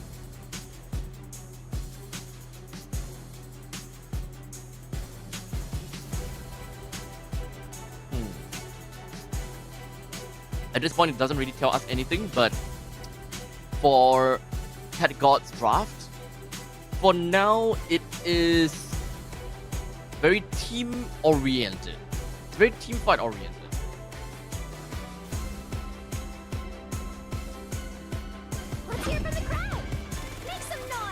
CC again, okay. Not too surprised. Which I was made for.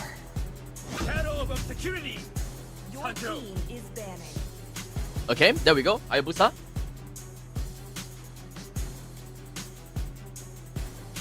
Yep. So I'm not too surprised on the Hayabusa pick. My mission is to protect mine. But I don't like the Yves pick from Galaxy Legends. Too easily countered by the Gatotkacha. A little bit too easily countered by Gatotkacha. But it's not end of the world for them. It's not end of the world. The Yves can still do things. It can still do things.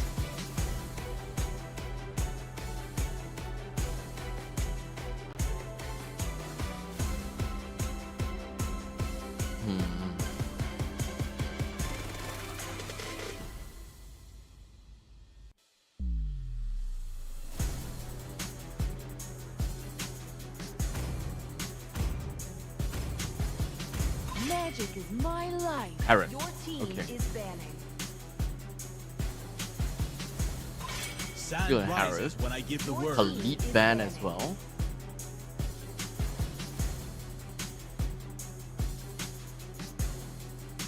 At this point, CHA. CHA is looking at very. I would like to look at more team fight. They will want to play team fight, but in the meantime, they also want to have lane priority. This is not a competition that can play a Cho very well, but they can do that. Granger's banned. Beatrix might still be a possibility. End of one thing is the beginning of But they need a another. roamer as well. They need a roamer for this one. Esmeralda pick. You wouldn't want a Uranus. CC can still go over to the XP lane.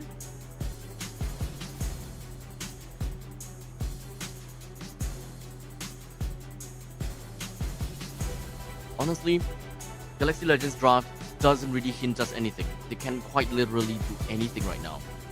It's pretty divey. So if Lapu is not banned yet, they can actually pick the Lapu. Okay, so they are actually gonna go for Cho and the Alex. I talked about the Cho. Cho is pretty okay in this composition, solely because of the fact that there is a Lancelot. Lancelot does have the burst damage required to make full use of the Way of the Dragon. So now that all of that is out, huh? Okay, and Xbox, huh? I would definitely say I am surprised with the Xbox pick. Why is that so? They want a little bit more burst damage, right? Okay, I can understand that, right? I can understand. They want a little bit more burst damage to effectively deal with the CC and the Ruby. The good thing about these sustain XP laners or sustain laners is that they are weak to burst. They are very weak to burst. And to make matters worse, it is a true damage burst. So as long as, you know, these side laners, they're just thinking, hey, I can play a little bit later. Hey, I can just kind of bring my HP all the way down to a maybe 30% HP. I still can survive because of the fact that I have spell vamp. Having an Xbox just essentially just tell them, no, this is not gonna be how you play. As such, ladies and gentlemen, we are gonna go in for game number 2 between Galaxy Legends and Pro Esports. We do have got Lin that is gonna be starting out at the blue side, or rather the purple buff, and Azu starting out at the orange buff. So both teams will end up at the gold lane and will be assisting in the gold lane for a tad bit. In terms of the way that they play and in terms of their win condition, I would say that Galaxy Legends does have pick-off potential as well. This is definitely more of a burst. Yeah, this is more of a single target burst and pick-off competition from Galaxy Legends and want to win in a team fight from that point onwards. Well, for Pro Esports, they are a counter-engage comp. So they are still a very good composition that can play around with the way that Galaxy Legends catches their players. So it's the same thing that's same thing, right? Galaxy Legends, they play Cadenza. They play Cadenza into a cave. and then Galaxy Legends, they jump in, or rather allow Lin to go in and jump. So Pro Esports from that point on, they will counter engage with necessary jumps coming in from Azu, or sorry, I'm Felix, D7 as well as Kozen to blast everyone else out in one fell swoop. If whether it would work or not, that is entirely up to them and how they play. I do, however, prefer Galaxy Legends lineup solely because of the fact that Pro Esports, or rather the way that they play around with their burst damager, is Lin as the Lancelot. So it does have quite a bit. They do have quite a bit of crowd control, iframes coming in from Lin. So Lin is not afraid of counter engage from Pro Esports. So just let them be. Let Pro Esports play their win condition, and then Galaxy Legends will be able to come back afterwards. Is initiate from Galaxy Legends, Pro Esports counter engage, Galaxy then counter engage. And generally that would be the end of Pro Esports. So we'll see how that's gonna be like. At this point in time, everyone else is just gonna be jumping right in, and CCAT opens up with the RWM, locking Sorry I'm Felix inside together with D7. Now D7 is gonna be the only one that will go down throughout that entire fight. As such, it's 2 minutes and 45 seconds in with about 1,000 gold advantage for Galaxy Legends. It's a small little bump for Galaxy Legends. Small little bump.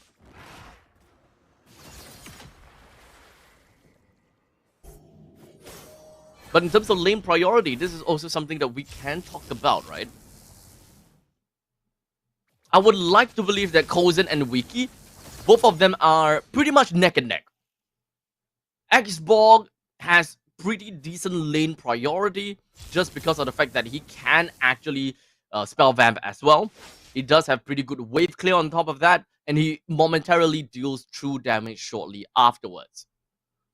While in the meantime, Wiki is more of a single target basis. He's more of a single target basis kind of hero. In the XP lane, Esmeralda versus the Ruby, yeah, none of them would die. It does not matter. It does not matter between these two.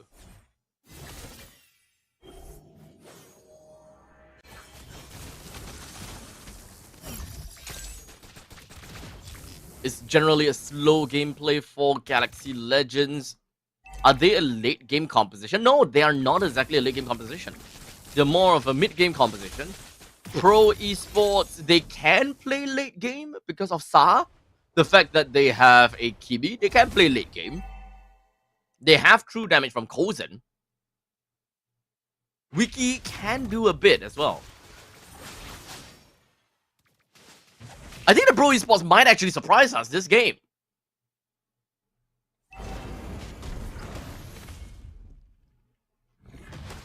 Yeah, I'm actually finding a little bit difficulty to really understand if whether that is actually going to be true. It's kind of tough for me to identify if whether Galaxy Legends or Pro Esports have a better draft this game. They both kind of work in their own specific ways. But Galaxy Legends, once again, they need to answer that one problem that we saw in the previous game.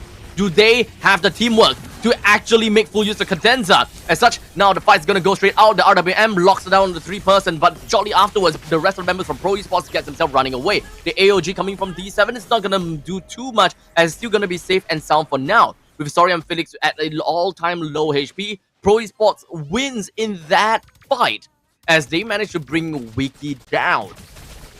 The Turtle, however... The Turtle... Who did that Turtle go to, actually? The Turtle went to Pro Esports then. I don't see that Turtle buff onto Lin right now. But good, immobilized. Thorn Rose, he got himself a little bit out of that dodge. But Kozen blasts off with the last Insanity. Did not quite connect, but it doesn't really quite matter. 5 minutes in. Slow game plays. Both teams and completely neck and neck. Entirely similar in terms of economy. Galaxy Legends is not as aggressive as I would expect them to be. As such, Way of the Dragon. Not gonna land, or rather, it's not gonna hit. But we do have Azu that has expended his Ogi Shadow Kill though. RWM from CCAT. More of a zoning tool. The problem about Galaxy Legends right now is that they are not playing together. They're not playing together. Who is top 1 in regular seasons? Galaxy Legend. Galaxy Legends is the one is the top 1 in the regular season. But CFU has been a back-to-back champion for season 8 and season 8 and season 7. Galaxy Legends was 2nd place in season 7 and 3rd place in season 8, because I think Team Max was 2nd place. CFU won 4-1 against Team Max. Yeah. And now Cadenza taking a bit too much damage, but he's looking for an opportunity. He did manage to get a knockup, but unfortunately the rest of the members from the side of Galaxy Legends, they will run away now. AOG on the D7. As such, the rest of Galaxy Legends now focuses down on D7. Do they have enough damage? Yes, they do. Lin takes him down. Whale Dragon finally down over to Saab. This is what I want to see. That is what I want to see. Galaxy Legends now picking up 2 kills. However, they will lose the turtle to Pro Esports. Small little disadvantage, but this is very good payoff for Galaxy Legends. After taking these 2 members down, takes 1 free turret in the middle lane. Kozen goes for a refrag down onto C-Cat.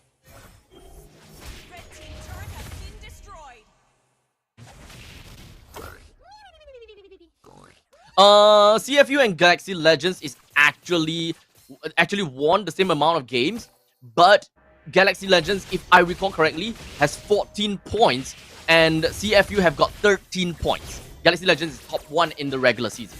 You can check Liquipedia to double confirm that. Well, in the meantime now, sorry, I'm Felix. Quick little CC immunity coming in from the Purify. He's still gonna be fine, but the Falling Star Moon will immobilize down onto Lewis, but he's pretty tanky, alright? The Ogi Shadow Kill will be transferring among all 4 other players, but not quite enough to deal any significant amount of damage to kill anyone at all. Welcome to the stream, guys. For those people that have just tuned in, this is the MPL Cambodia Season 9. We are game number 2 into Galaxy Legends versus Pro Esports, the very first series of the day. And speaking of that, it does seem like Sorry on Felix is in the tough spot. Oh, Cadenza finds a knock on the D7. However, the taunt will stop him from executing a flawless combo. That would have been a good kick. That would have been a good kick if not for the taunt.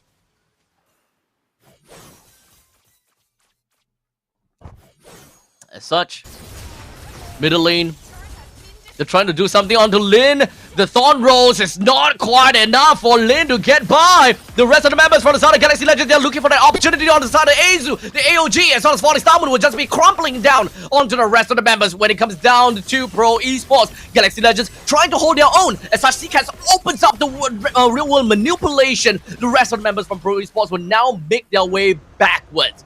Galaxy Legends, they do have a little bit of the priority onto the Lord now, but it doesn't matter because Lin and Azu, at this point in time, both of them they're not around. But in terms of winning in the 50-50 against the Lord, Lin does have the advantage because of level advantage and the fact that he is a Lancelot. But now, that's actually a good thing. Getting a kill down onto Wiki. With the kill on Wiki now, Pro Esports will have a way better time in taking up a fight. But remember, Pro Esports, this is not their timing just yet. They won't be able to outright win in these battles just yet. So Galaxy Legends, they might still be able to take this lot away. They might still be able to. So where exactly is Lin? He's still somewhere at the bottom parts. He still have a lot of HP. Phantom Execution will connect down onto D7. But in the meantime, D7 will finally go down. Sam will get a kill down on Lin. Wait a second. How did his HP drop all the way down like that? Azu, he's still around though. So he can still kind of go for the Lord. And this is a massive, massive win for Pro Esports. What was that? Wiki comes in.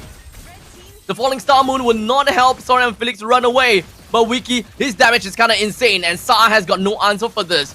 He runs himself all the way back. Kozen comes in to make sure to help him out. Spraying some fire. Inferno. Right into the face of Wiki. Azu throws out a little bit of that as well as the last insanity. They will blast Wiki out. Completely cycled out. Oh, that's not what you want. Oh, that's not what you want. Wiki has been cycled 2 times within that, what, 4 minutes? Hot damn.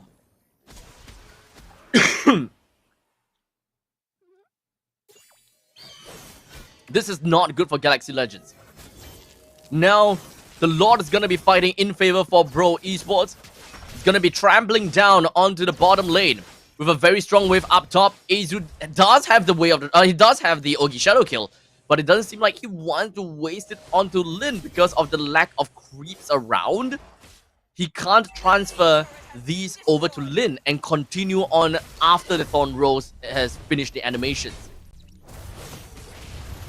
So it would have been a wasted ultimate if he continued to go for that. Oh, not again. That is actually a very good zoning tool from the side of Star with the traction pulse, but unfortunately it's not quite deep enough. But hopefully Pro Esports will be able to get a little bit more out of Galaxy Legends. The top lane is about to go down with a quick little proxy from the side of Esmeralda. Top lane T1 will go down, left with middle lane.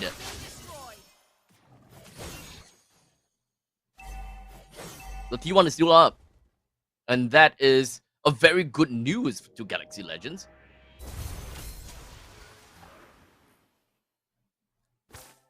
I think Galaxy Legends is not really playing into the win con at this point in time. What we want to see is Cadenza just going for kicks whenever he can. But they are definitely looking for some of these opportunities. Some of these pokes onto Kozen. But they are all just tiny little pokes.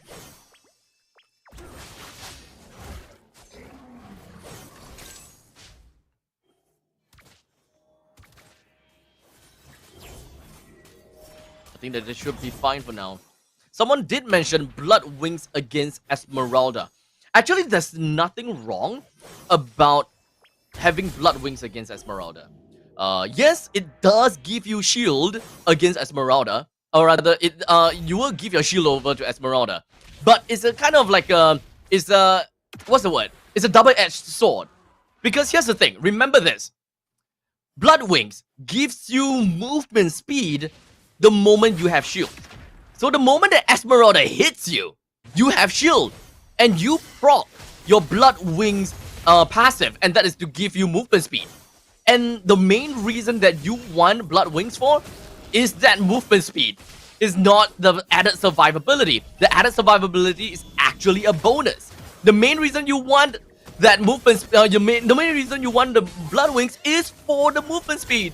So it's completely fine for you to pick up a Blood Wings against an Esmeralda. In fact, I would advise you to buy Blood Wings first item against an Esmeralda so that you actually do have a better movement speed against an Esmeralda and you will be able to run away better against an Esmeralda. So, the more you know. Need to remember to read the items. The moment you have shields, you get movement speed.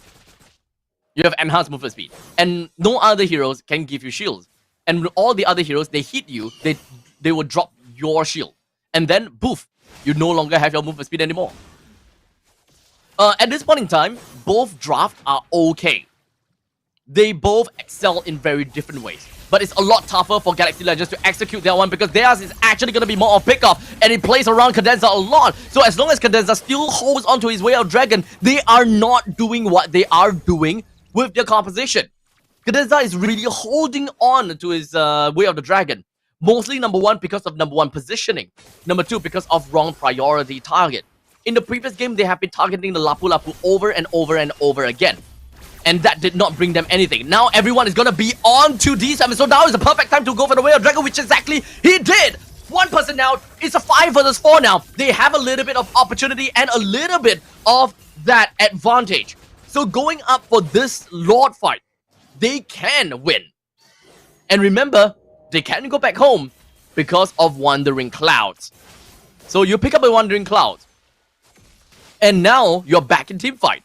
You have a priority against the Lord, and Pro Esports Azu does not have a better 50-50 fight than a Lancelot. So Lin should take this Lord, no problems.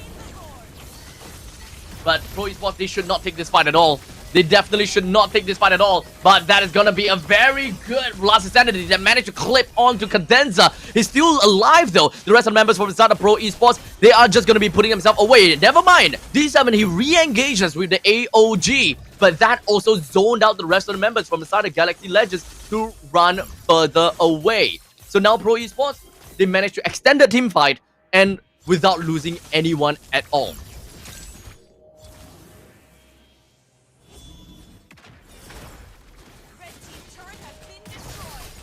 So yes, Dargan said, so Blood Wings against Esmeralda is to run away faster from people hitting you. That is right.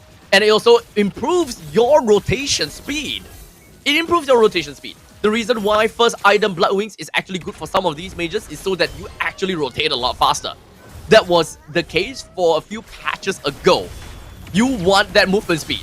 But now it's not that important. But you know what's important? This fight! Because this might actually be really big for Pro Esports as now they managed to rampage over Galaxy Legends with Lewis already been taken down. Good immobilized. Down over to the side of Wiki. But he will be able to jump from one place to another in order to keep himself a little bit safer. While Sorry and Phoenix will push the rest of the members from the side of Galaxy Legends away. While Cadenza leaves and survives with just a slip of HP. The middle lane now is going to be pushed out by Pro Esports. And unfortunately, we do not have any more Faraga armor from the side of Kozen. Kozen now loses his immortality. D7 loses his immortality as well, so he will now go down. The Void Blast destroys D7 and disintegrates him. As such, Pro Esports now, they have their back against the wall. Galaxy Legends right now, with a 2,000 gold lead, they actually have a pretty good way that they can win this game. They just have to continue with what they have been doing.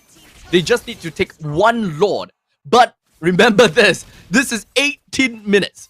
This is 18 minutes. And Pro Esports have a track record of being able to do very well in the late stages. And you will see, once the Lord eventually pops out, Pro Esports have their ways in team fights.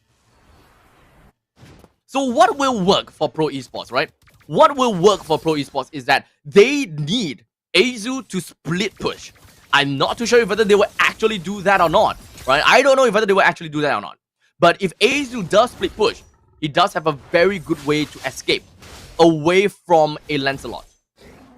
Lancelot is the only one that can reasonably tackle this split pushing issue from Azu because he has Phantom Execution and he has Thorn Rose. Both of these are iframes that will escape out of an Ogi Shadow kill. You want to counter or you want to answer one person with one person. If you answer two person with one person, you are at a numbers disadvantage. And the main objective, which is the upcoming Lord, is going to be important. But that's going to be a kick from inside of Cadenza. But no one followed up onto D7. That is a kick wasted. That is another time that's clocked onto Galaxy Legends that they can't do anything to play it towards a win con now. You know what that means? Pro Esports, they can take a fight. They can take a fight now. We have a slow push going down the bottom lane. Very good foundation work from Azu. That foundation will help them later on in this Lord's fight. And they don't even have to commit. Take a look down at the bottom, right? That is 2 additional creep wave. That will set up a slow push. If they were to clear out that wave entirely, that is no longer be a slow push, that's an immediate push. So now they can extend the fight as much as possible. Pro Esports, they actually have an advantage in this upcoming fight, not because of a micro, but because of macro. Take a look down the bottom lane. It will be a very hard pushing lane that will reach the inhibitor turrets the longer Galaxy Legends stays around for this fight. Pro Esports, they don't even need to engage in this. They don't even need to jump in for this fight. They just need to pull them backwards more and more. Keep Galaxy Legends in this fight. And the moment that Galaxy Legends realize, hey, that's a huge wave down in the bottom, they need to bring one person down. And that is numbers advantage for for Pro Esports. Watch this. Pro Esports, they're not even gonna be very, they're not gonna commit to it until they see someone down in the bottom lane. Now, it's all about pokes. D7, Sorry and Felix, they're still looking for something. They're still looking for something. The bottom lane is still pushing out. They're not gonna commit. But that is gonna be a commit from inside of Cadenza. Oh no, Azu! That's a mistake! But we do have Kozen with the last insanity that managed to blast onto Lin. The Saurian Felix just goes in with the falling star moon, but did not manage to clip onto Lin. Oh man! It's almost there. They were almost there. The foundation work at the bottom is amazing. But this doesn't matter because take a look down in the bottom lane. They won. Pro Esports won in that encounter. They did not win in team fight, but they won in objective. The moment that they did not see anyone down the bottom lane, they take the fight anyways. That's a very heavy push down already. They got a free turret. And now, because of the fact that they got a free turret down the bottom lane, it's a naturally pushing lane down in the bottom. It's a natural pushing lane down in the bottom. They don't even have to care about the bottom. They don't have to commit to the fight. They just have to pull Galaxy Legends over and over and over again. This is what they want. They want to force Galaxy Legends out of the Lord's pit. They want to dance with the Lord as much as possible. And the bottom lane will eventually rush in. And with your throne at stake, you need one person down. You need and you must have one person to defend. Otherwise, that's game over. That's Whale of Dragon. Purify from the side of I'm Felix. So no follow-up for the side of Cadenza. Goes in for the falling star moon down on the Cadenza. That will bring down the immortality. RWM open from the side of Seacat. While the AOG will land onto Lewis. Lewis flickers on forward, hoping that he will be able to take one person down with him. But Kozen does have a very good mobility. As such, he will be able to run away from all of that. They focus down on Lewis next, hoping to take down the immortality. And indeed, they did. Lewis is down now. There is a number disadvantage over to Galaxy Legends. They saw in the bottom lane that CC went down to clear that wave. So this is actually prime opportunity for Pro Esports to go for this upcoming fight. But Azu, it does not have proper buff. I don't know if whether they actually want to take this Lord because he does not have proper buff.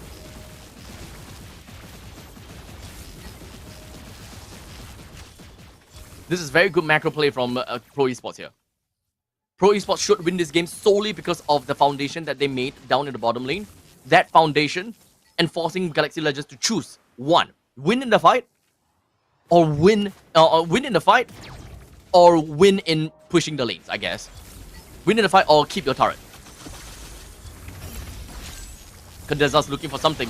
Lin is looking for something as well. The AOG is not gonna land on anyone. However, this last insanity is gonna do quite a number to people. Wiki is still alive while Azu focuses down onto the Lord. The rest of the members from the side of Pro Esports now will focus on one after another with a little bit of the immortality pop from the side of Wiki as well as the Winter Crown, or rather with the Winter Crown. That is going to be Wiki and Seacat down. That's the 60 seconds death timer onto Wiki and Seacat.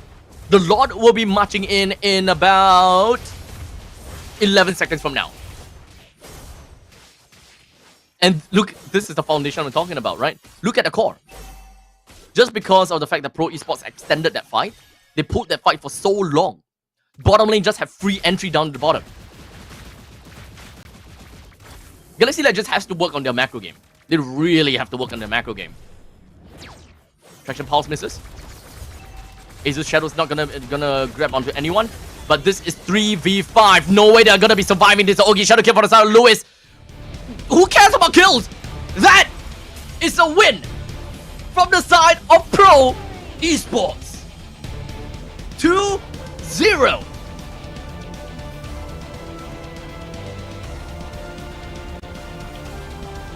Now, Pro Esports surprised me. I gotta have to say, Pro Esports surprised me. Galaxy Legends didn't show any macro play, or not much macro play, but Pro Esports, they did play macro, and they dragged on and not wanting to go for a lot fight because they're actually a little bit greedy there. They're actually a little bit greedy. They want to wait for the lanes down in the bottom lane to push even more. They are constantly just looking at the lanes down in the bottom lane because there is a possibility that they don't even need the lot to end the game. You guys saw previously, right? Just how much damage that throne or that core suffered. The longer that they pulled out that game, or rather that fight, that would have been a game over. That would have been game over. And in the eyes of Pro Esports, their idea is, it is 3v5. We pull them over to us, and we end the game there. Because they are just gonna come up to the top lane, right? They're gonna come up to the Lord. We fight them 5v3. the bottom lane pushes all the way in, we win the game that way. Otherwise, if they're going to be staying in their base to clear out that lane, we can see them. We can see them clearing that wave. And that means no one is coming in to challenge for the Lord. So we take the Lord down and then come in from top, middle, and bottom. That is a guaranteed win for the side of Pro Esports. So a little bit greedy, but it worked. But it worked. This is an upcoming upset, guys. This is an upcoming upset. Remember, let me just remind you guys, okay? Pro Esports came in from the play-ins. And of course, when it comes down to Galaxy Legends, they are the top of the regular seasons. I am excited for this upcoming game number 3. Pro Esports, please blow me away. Please prove everyone wrong with our predictions. Congratulations over the SAR as the MVP of Pro Esports. Ladies and gentlemen, I'm gonna leave you guys for the highlights as well as the post-game statistics, and I will be back with you guys before the commencement of game number 3.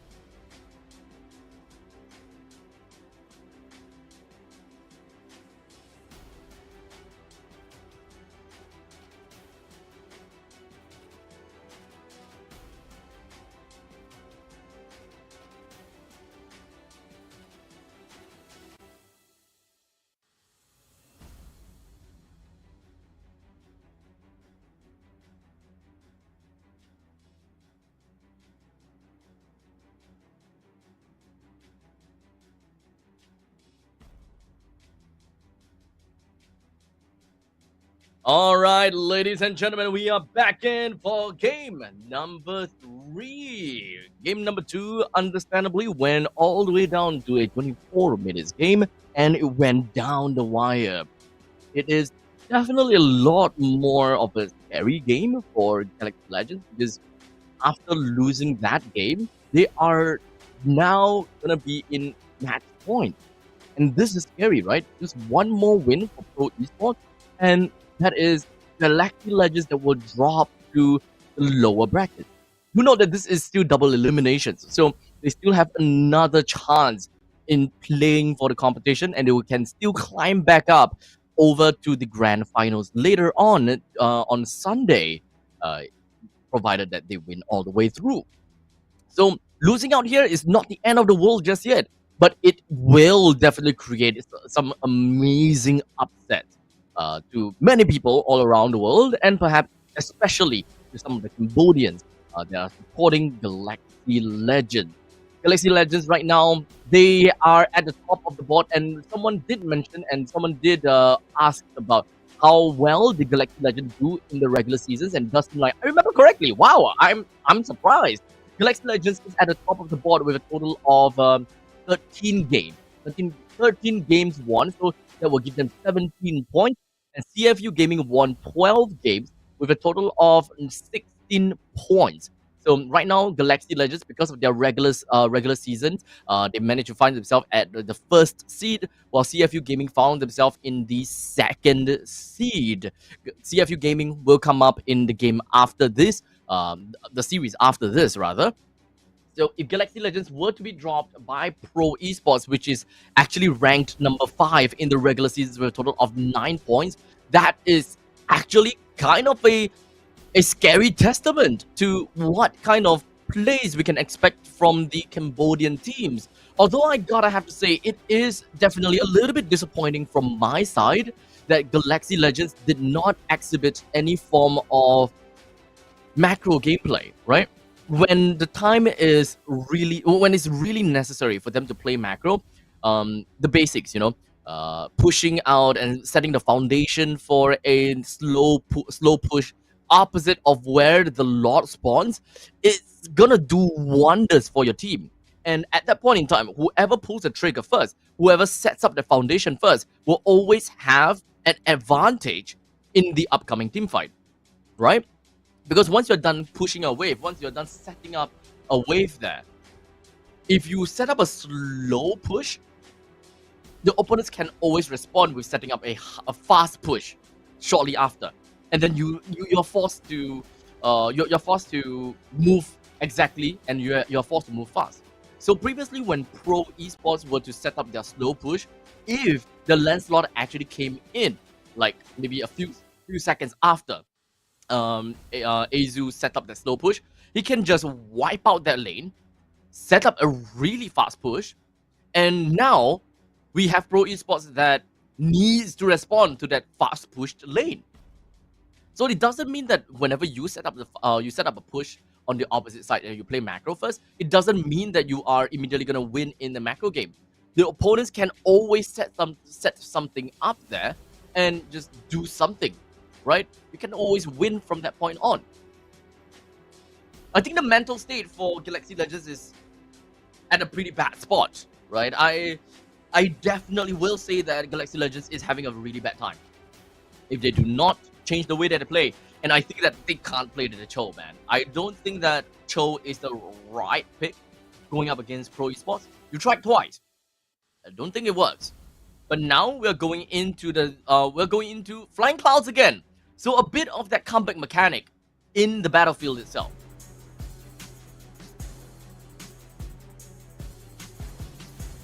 Ladies and gentlemen, you're watching MPL Cambodia Season 9.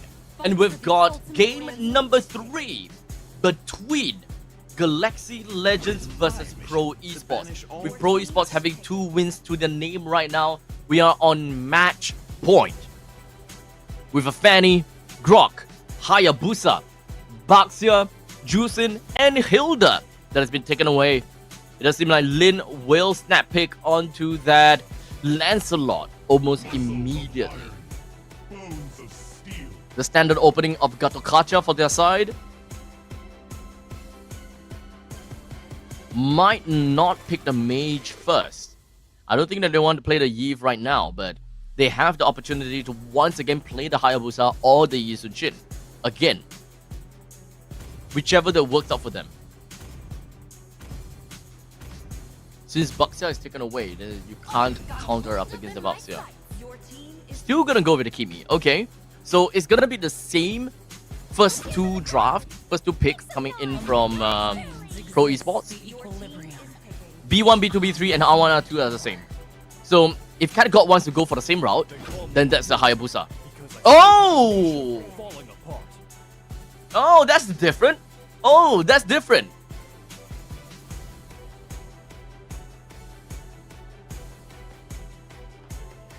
My mission is to protect lives.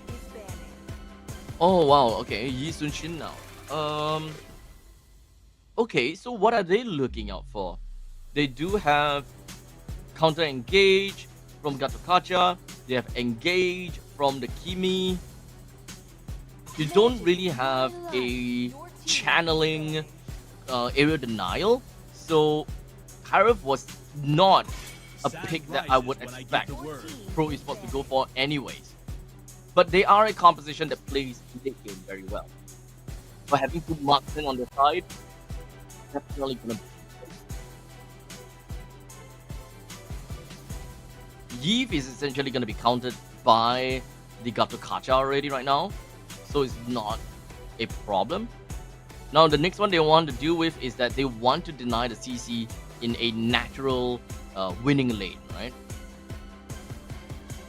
A natural winning lane. Yu Zhong might still be a decent pick, but it's not necessarily tanky enough. Yeah, I think that is a Lapu pick, honestly. The Lapu has been working well for Saruman Felix. Then they have two initiators that can work with the Traction Pulse. The Traction Pulse is a very non-committal initiating spell, and then Lapu can go in shortly afterwards. And it sets up pretty decently.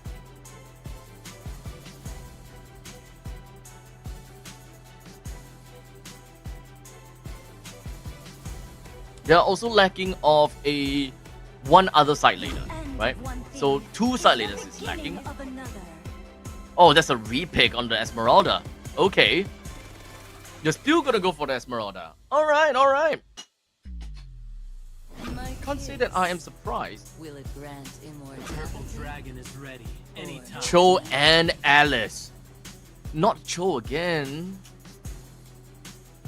The only one that can make full use of Cho is the Lancelot. They really like the Cho, huh? So because of this, they need someone that plays Purifier on the side lane so that they don't get picked off that easily. Harif has already been taken away. There's no longer a free Purify. Any other marksman generally plays a Purify? I mean, you have a 1-1. 1-1 is a free Purify. You have very tanky frontlines from the Esmeralda and the Gatokacha. You can actually go for triple marksman if you want. I'm calling for a very tanky goal lane or... Oh, Natan can Purify. Right, Natan can Purify, yes. Natan can play with Purify. Okay, okay, okay.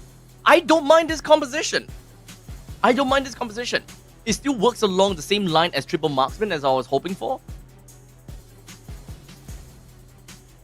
I think the Cat God is onto something here. Cat God is onto something here. I like this. As such, ladies and gentlemen, we have the full lineup coming in from Pro Esports.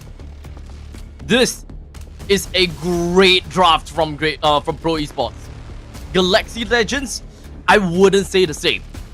They need to play so... This is once again another lineup that is a little bit more difficult to execute, right? They have a good initiator. They have good initiators coming from Yves and the Cho. You can come in with a counter engage and follow up from the Alice. And then you can generally do enough damage onto using the Lancelot. But it comes with a caveat. The Lancelot will be the hyper carry. Lancelot is the hyper carry. The moment that Lancelot does not win in the early game and does not manage to get, lane controls all the way from middle lane to top lane to the bottom lane or whichever it is, then Lancelot will not be able to farm. If Lancelot can't farm, he can't kill. If he can't kill, then you can't make full use of Cadenza's Way of the Dragon anymore. And that will end up being a loss for Galaxy Legends. They have a lot of AoE control. But the only one that can AoE damage is Lin. It's the only one. Technically speaking, you can say that Lewis does have AoE damage as well. But I do not want to count him as good damage because we need burst. We need burst damage. And one of the other good things about Galaxy Legends lineup is the potential of Lin being able to deal with these marksmen from Pro Esports. So Lin can answer to these marksmen. But is it enough? Because we have 3 marksmen from Pro Esports. So what if? Lin uses all his spells to kill Kozen? Just Kozen. Then we have Sarnezu. Sarnezu is still around and they can still deal passive damage with those basic attacks. I'm calling 3-0. I'm hands down gonna be calling 3-0. Pro Esports have a better draft. Galaxy Legends have the answer to it, but it's just not enough. They don't have enough answers to what Pro Esports have. And in a world where Galaxy Legends does very well in the early game, is the only caveat is they have to win in lanes, right? They have to win in lanes. So putting a CC in front of Natan, CC wins. But the middle lane is a question that we'll talk about in a short bit later on. Right now, Pro Esports 4v3. We do have D7 that's currently taking a tad bit of damage, but unfortunately, he does have revitalized. The RWM pops up from the side of CCAT. He will be able to help Lin. Takes down a kill onto Azu. As now, they're moving on to the next one. This is actually looking very good. Lin double kill. That's what we want. Now he's got the power spike. But unfortunately, Sorian Felix is the one that also managed to get a kill for himself. Why is this so scrappy? This is a very scrappy fight. Why are they continuing with this?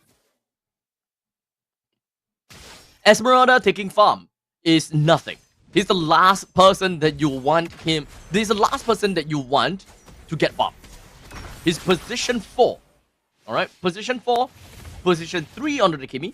Position 2 onto the Yi Sun-shin. And position 1 onto the Natan.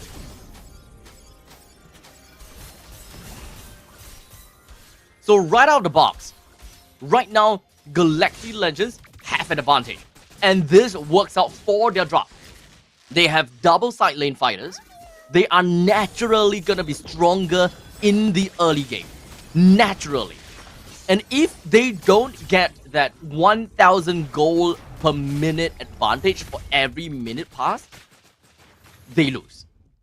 I'm just going to be very clear. The moment that they don't get anywhere remotely close to that, like, okay, let's say it's 10 minutes. They need 8,000 gold advantage in order to win Pro Esports very effectively. That's a good kill from CCAT. He's already gotten a glowing wand for himself.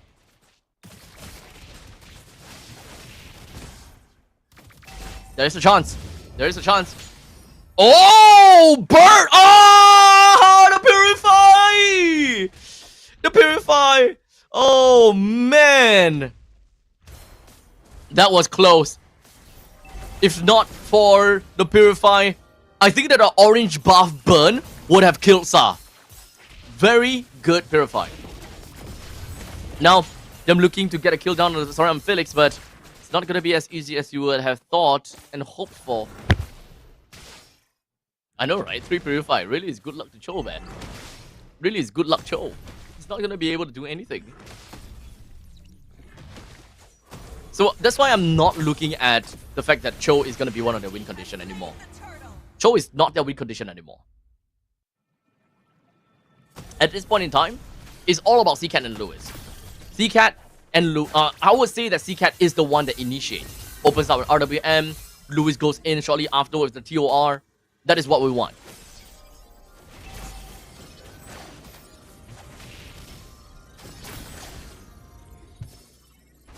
5 minutes in, 2,000 gold lead, not good enough. Oh, immobilize! And Mountain Shocker, Thorn Rolls, punches! Lin got out from a 1v4 fight.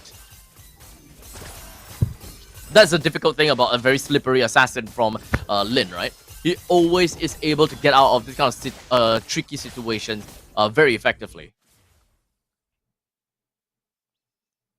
I feel bad for Cadenza, really. I really feel bad for Cadenza.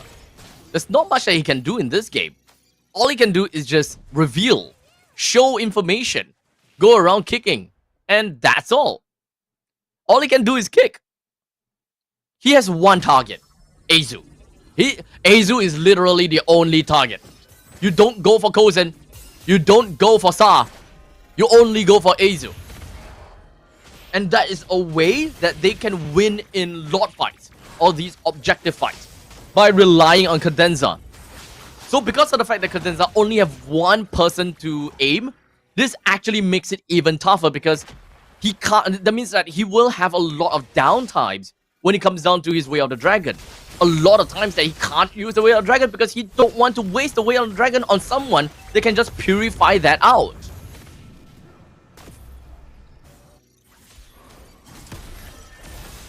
Oh, this is kind of bad for Lewis, but he does have an escape mechanism, so it's not too bad for him.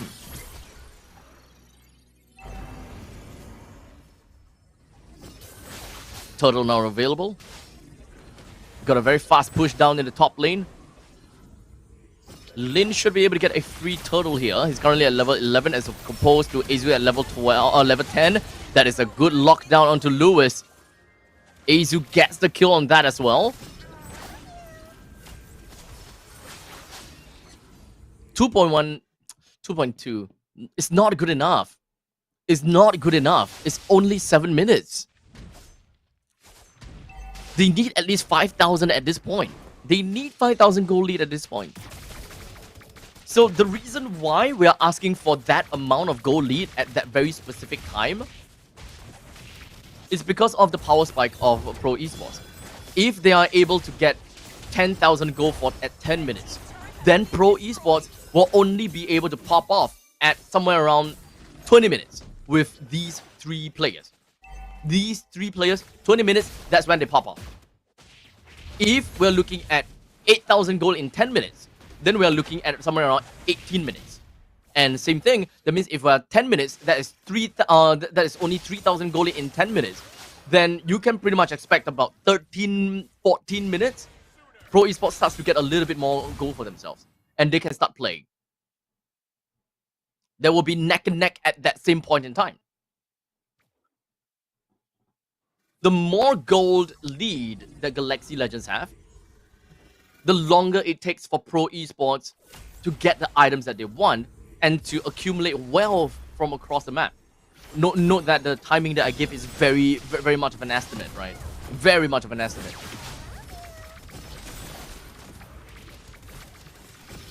But generally speaking, 15 minutes is all that's required for Pro Esports to start to come back and fight. 10 minutes, 3,000 gold lead. Galaxy Legends starts to struggle at 13 minutes.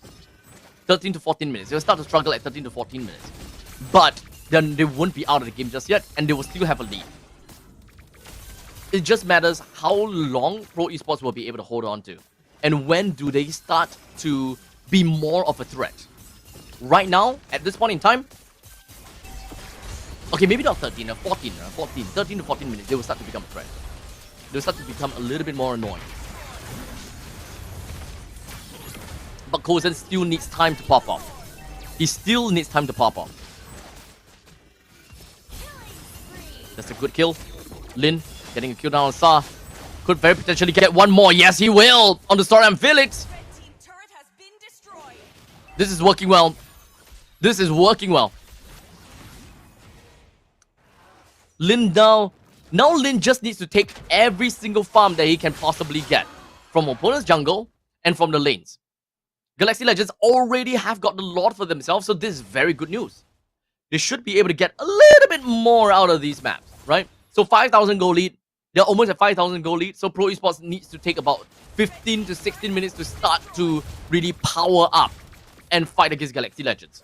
So 18 to 19 minutes is when Pro Esports starts to win in some of these lot takes.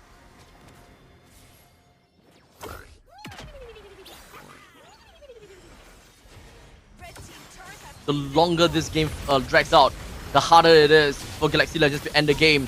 As such, Lin manages to pick up a kill on the D7. This is the best early game that they have played so far. They are finally there. They are finally here. With the Lord that will be crashing down in the top lane, the RWM opens up as well, while Cadenza gets a kill down the Kozen. While the Lin now, oh, the bounty. This is not gonna be good if Lin goes down. The bounty goes to Azu. But never mind. It's only Star. And they finally managed to take one game off of Pro Esports. Oh, finally. Oh, finally. One is to 2 in favor of Galaxy Legends. Good job, Galaxy Legends. Good job. I doubted them. But it looks like the snowball did happen. They really need Lancelot to pop off. The moment that Lancelot don't pop off like the other few games, this is not possible. But the moment that he got that double kill at the start of the game, you kind of get an idea that they can actually start to win the game. And this is just the nature of triple marksman, right? This is the nature of triple marksman. The moment that triple marksman does not the moment that triple marksman just kind of start losing to a single hyper carry off of an assassin, your early game hopes are dashed. Because you gotta have to take a look at this entire lineup, right? From the side of Pro Esports. In order for them to stay afloat, Azu needs farm as well. And Azu needs kills. He needs that way of snowballing. Why? Their idea is to snowball in the early game as well. Because of his emblem, he chose Killing Spree. The moment he went for Killing Spree, you know that he's trying to go for something there. But congratulations over to C-Cat from Galaxy Legends as the Yeeve, as they now finally managed to grab and snagged one game to their name, putting a 2-1 scoreline for themselves. A clean game indeed, Savannah. Clean game indeed. This is kind of what we expected from Galaxy Legends. It took time for them to actually reach this stage. So hopefully they will be able to come back stronger, and hopefully that they will be able to do the same thing for game number 4, which will come shortly after these highlight showcase and the post-game statistics. I'll be back with you guys shortly after that. So for now, enjoy the rest of the footage. I'll be back with you guys in a jiffy.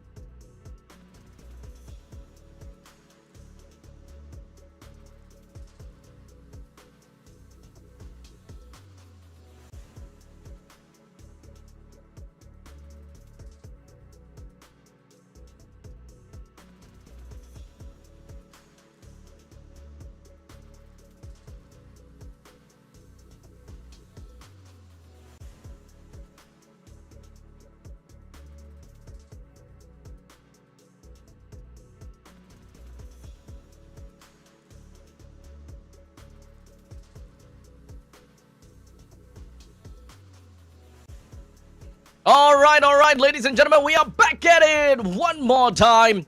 Fourth game of this series, Galaxy Legends. Finally, they're coming to show us exactly what we are doing, or rather what they are doing. This is the Galaxy Legends that we know of in the regular seasons. And now, they are coming back. Do note though, it is still match point and just one more win, and we will eventually see Pro Esports make it to the next stage, and that is the upper bracket finals. That is if that happens. Pro Esports, they are just one sneeze away to getting there. And of course, if they were to lose one more time, then Galaxy Legends will be able to catch up, and once they caught up, it is match point, series point. No matter what it is, one man will be dropped down to the lower bracket and one man will be at the upper bracket. Can Galaxy Legends win? That's the question, and that is something that I will want to ask CHA and Cat God, the drafters, the coach of the team that will enable the team to do what they want to do. So, at least one thing that we know is that Hyper Lancelot is something that can be very much possible for the side of Galaxy Legends. And honestly, I think I already know what might be the bans for Pro Esports. I think that they're just gonna ban the Lancelot. I think that they're just gonna ban the Lancelot. Pro Esports, naturally, I think that they like playing from behind in red pick. I think that they like to go for second picks. So, as much as possible, I think that they will want to start as second pick and just ban out the Lancelot. Do not want to give the Lancelot away and force that Yi Sun Shin pick over to the side of Galaxy Legends, or maybe the first pick onto the CC. So far, CC doesn't feel and doesn't seem like a problem, so CC should be something that will be gifted away. They should be giving that away to the opponents at this point in time, and that is what I believe will happen. But a little bit too early for me to just jump the gun and assume that. Eventually, we'll see how that eventually works out. Now, of course, ladies and gentlemen, you are watching MPL Cambodia Season 9. Remember this because we have got 2 more days after this. 2 more days after this, okay? So there is, of course, more probabilities of, seeing Pro Esports because we still have them at the lower bracket. Whoever that's going down to the bottom lane, or rather the bottom part of the bracket, they're going to be, having a second lease of life. So we'll see how that is eventually going to work out. And we're going to enjoy, have fun with all of that. Now, the drafting is about to start. We are waiting for that part to happen. We're waiting for Cat God versus CHA.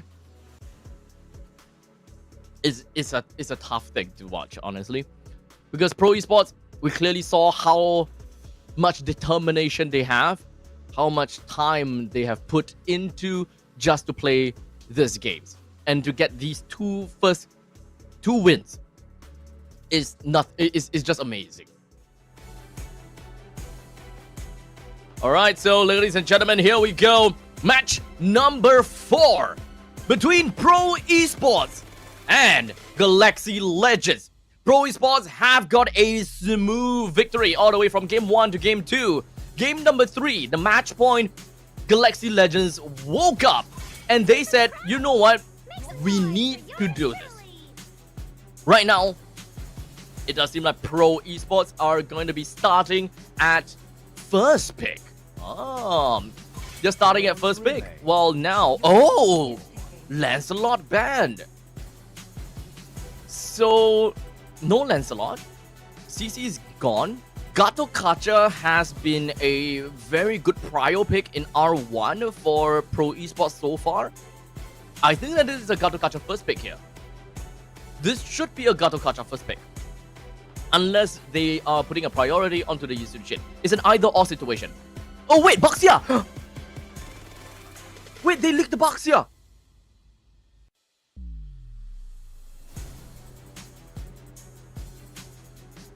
This is tough. Maybe Baxia first pick. Oh my goodness. I still like the Gato Kacha first pick. I still like it.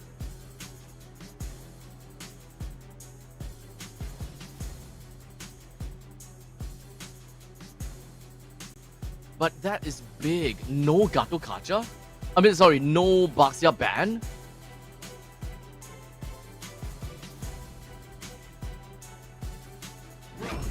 Need no protection. Oh man. I see easy prey everywhere. This is a tough composition. So, will Hylos still work? I think Hylos is still... But they have a Gato Kacha already. Hylos is not gonna be the answer. This actually disables a lot of fighters. So, they need a fast-moving jungler.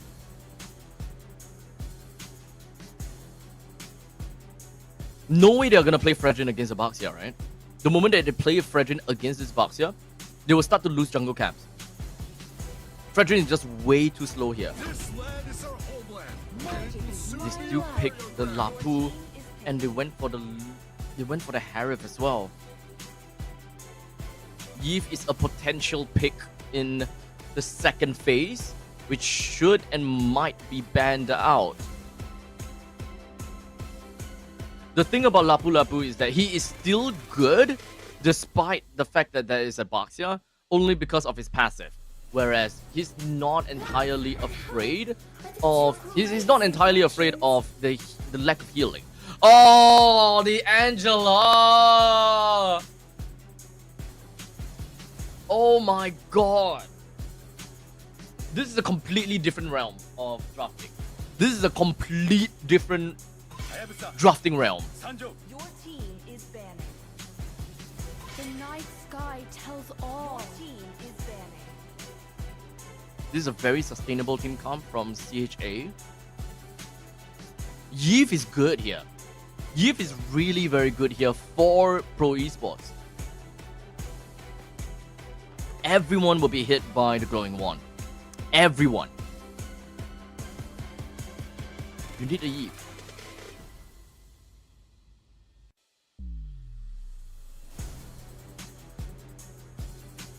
I think CHA should ban the Yves.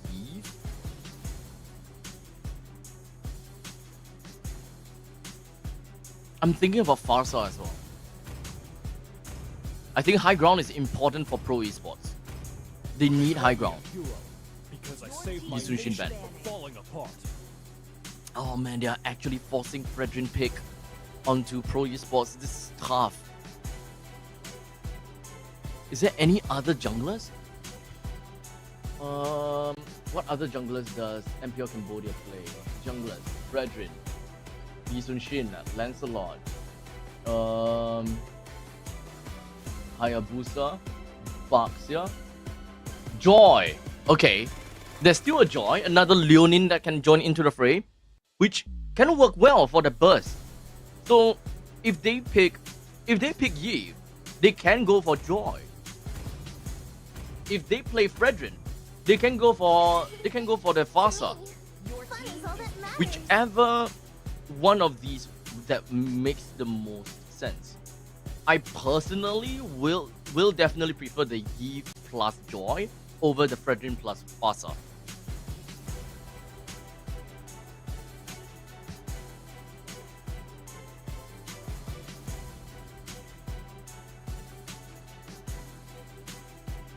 The difference that will make with this composition. Not Joe again! Come on! Not Joe again! They really like Joe, huh? So this means it's an Yves. I think that this means that it's an Yves. Yves plus Joy.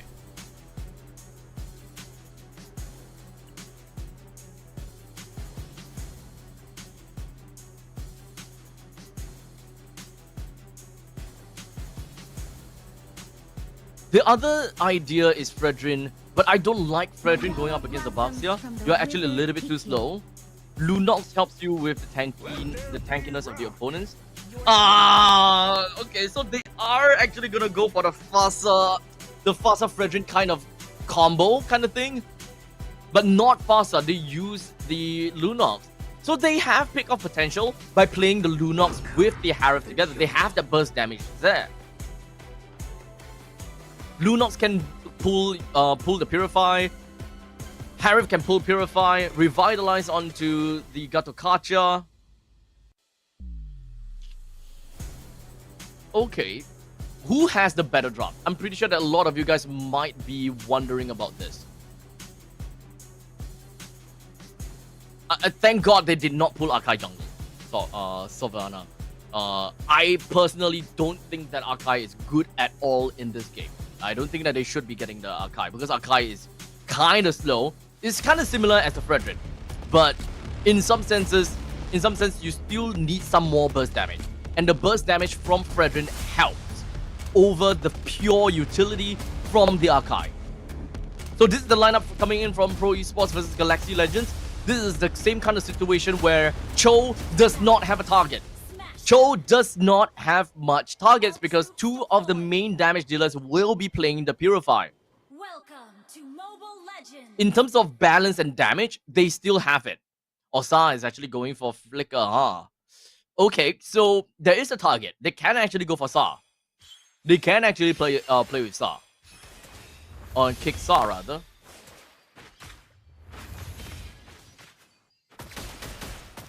So let's take a look a little bit more about lane priority. What is this? What is this? Kozen! Oh, hey, Kozen! Oh my god! Now that is a duel. That is a duel. Oh, wait. What is this? Just one more. Oh, wow. Aggressive flicker from the side of Wiki. Azu even came into the mix just in case. Just in case. But up in the top lane now is a good double petrify. Felix flickers on backwards just so that he do not get caught by the Dragon Tail. Not a good start for Pro Esports, but it's technically understandable for them to be at like this. A quick knocked up on the Azu. And this is what I'm talking about, right? Azu actually does have a little bit difficulty in beating Lin in terms of jungle rotation. So now Lin takes a free purple buff away from Azu. He might lose his life, or maybe he would not. He's not even level 4, so it does not even have his Appraisal's Wrath.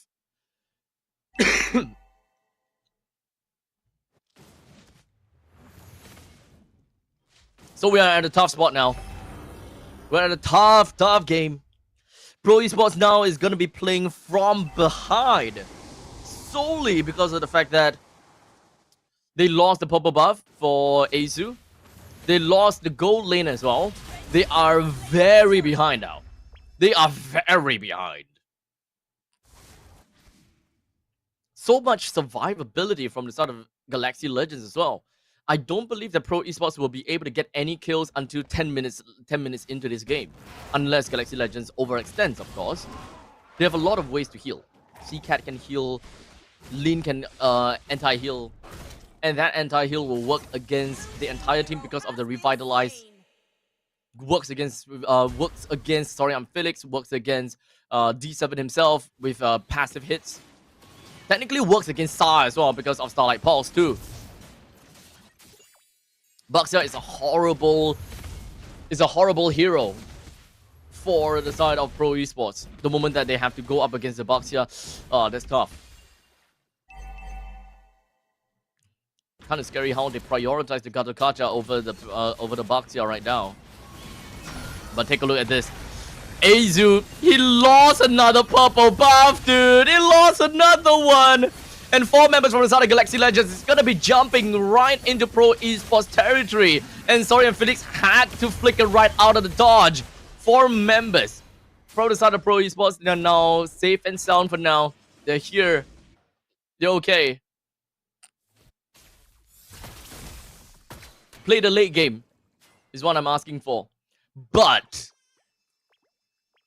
we're looking at 3 minutes and 45 seconds into this game. And we are looking at 2,300 gold lead. So The lead is actually working very well for Galaxy Legend, like extremely well.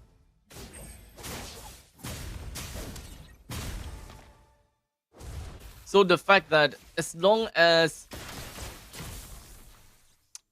we are looking at this kind of pacing, I think it shouldn't be a problem for Galaxy Legends to close out the game by 11, 12 minutes.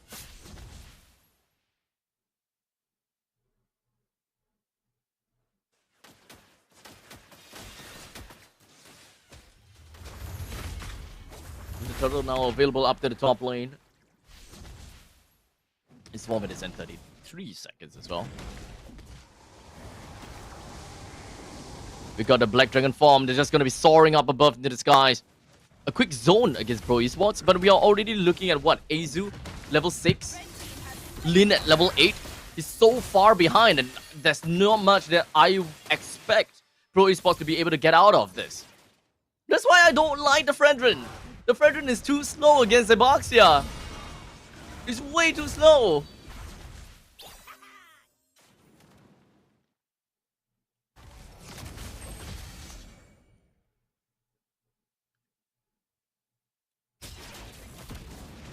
And not only is the game slow, or rather is Fredrin slow, but the pacing of the game is kind of slow as well. Galaxy Legends, you have lead.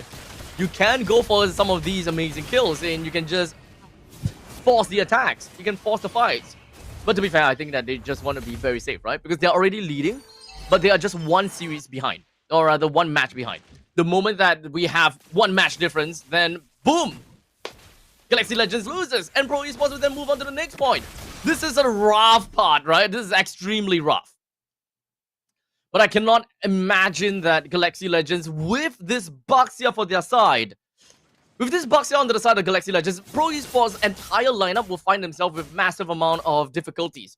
I still want to see that point in time where Pro Esports, or rather the point in time where Galaxy Legends will get 1,000 gold for every minute that has passed. Cadenza joins in with a dragon, kicks for Kozen for absolutely no reason. But it's okay. Now, you do not have a lockdown. But this is also another thing I actually kind of want to talk about, right? Cadenza's kicks is not gonna give too much value to Galaxy Legends. Whenever you see a Cho, you automatically assume that, hey, this is a pick-off composition. But if you look closely at Galaxy Legends lineup, they do not have someone that can really make full use of the Way of the Dragon. They cannot burst that one person down. If Sa is kicked, if Sa is hit by the Way of the Dragon, I am pretty darn sure that by the end of the Way of the Dragon, he's not dead, and he will just brilliance his way right out of the fight. Wiki is probably the only one that can make full use of that. They can, of course, layer these. They can definitely layer the Way of Dragon with the Furious Dive coming in from Lewis, but is that enough? That is a question. But speaking of a question, will Azu be able to survive from all of that? As the Way of Dragon is going to be connecting down on him. Wiki lands, of course, Rhapsody down on the Azu. Takes him down for another time, or rather the first time over here. He's currently at level 9. He's slow. Lead is 11. And this is the third time that Lead is going to be taking his purple buff. Azu's out of the game, man. Azu is out of the game. But you know what else is not out of the game? Galaxy Legends, because they are taking this fight. Koz is just going to be dropping down. Of course, the Diamond Force, he will be zip-zap zooming all around, hoping to be able to deal enough damage to Cadenza. But his farm is just not well enough. He can't bring Cadenza down. Lin joins in the fray together with Wiki. A couple of these Rhapsody and the Death Sonata actually did manage to land right nicely onto D7. It pushes them away, and that discourages a continuous fight from the side of Pro Esports. This is fine. Galaxy Legends with 8 minutes in with 4,000 goal lead. It's okay to move on with this point. However, this is a single marksman lineup from Pro Esports. This is also a single marksman lineup from Galaxy Legends. But based on the fact that Pro Esports have a track record of doing very well 15 minutes later into the game, there is still a possibility, okay? There is still a possibility that Pro Esports can win. Because Galaxy Legends, they're not playing macro. There's not much macro that they're doing all around the board. Finally, do we have a pushing lane down to the top lane, or rather up in the top lane? They're just kind of dealing with their own ways. They're dealing with their own lanes. I deal with my lanes, I move on to the opponent's jungle, and yada yada yada, look for opportunities, and so on and so forth. The main thing is that Pro Esports needs to keep this T1 turret up in the middle lane. They will throw bodies just to keep this turret up. Because the moment that they lose this turret, Lin will go insane. He will be able to traverse from one place to another with absolute efficiency. And he will definitely ensure that Pro Esports will not get the farm that they need. This is not a hyper carry kind of game, but hold on a second, what is this fight? Why is Pro Esports actually going for this? Because right now we do have God Felix who really want to get himself away. That initiation just make him waste one single flicker, but they are going to re-engage on that once again. D7 goes straight in, of course, when it comes down to the AOG, and of course, when it comes to Summon Force, doesn't deal enough damage because they don't have the farm. Azu is gonna be going down, D7 with a sliver, Kozen was untouched. But regardless, that was just perfect timing for Galaxy Legends. They take the hit, they take the farm, they take the kill. And now they have an opportunity and they have a guaranteed win for this Lord. Not only because of the fact that they took down the jungler, but the jungler is so far behind anyways. Kozen can actually get this kill down on the Cadenza, and this is the opportunity that they want to kill Kozen because of a little bit of their overextension. However, Galaxy Legends, they don't have a lot of ways to actually lock people down, so that will only be a mistake as Wiki goes down. Seacat, yeah, just be honest, you are dying here.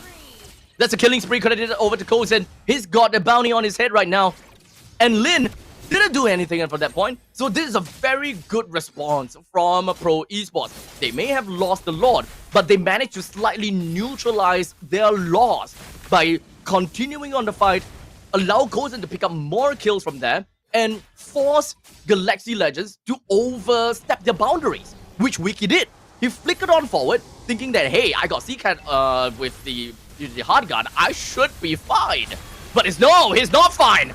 Right now, Galaxy Legends, they are continuing their onslaught up to the top lane with the power of the Order Brilliance. Sai's gonna be fine. They now put all of their damage onto Lewis. He's almost dead. Burning and burning, but Seacat with a single love wave keeps him alive while they look at Azu. Hey! Azu! What was that? Oh well. Airballed on that Appraisal's Wrath. Absolutely airballed that. But it's okay. Lord's coming out in 90 seconds. Yeah, Lord's coming out in 90 seconds. I think that the 90 seconds is still not time for Pro Esports to be able to do anything just yet. 15 minutes, mark my words. 15 minutes and Pro Esports might be able to get a fighting chance if Galaxy Legends allows them to. D7 now goes down into the ground, lowered his coffin slowly into the earth. As now Galaxy Legends slowly make their... I wouldn't even call this comeback, but slowly make their way into getting another win. Remember, this is match point, ladies and gentlemen. This is match point. The moment that Pro Esports win, this is what's at stake here. Oh wait, what was that?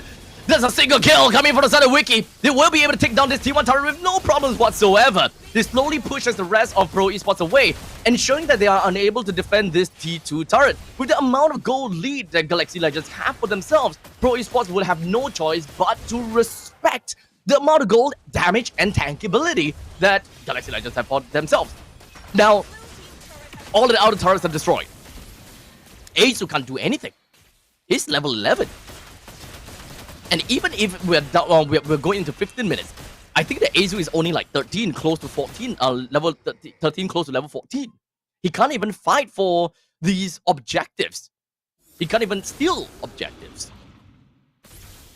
So the pop-off timing for Pro Esports is no longer the Miracle 15. It is going to be roughly about 18 minutes plus minus. And I just realized that, that Mirko is actually watching the stream as well. Hi Mirko, hi chat.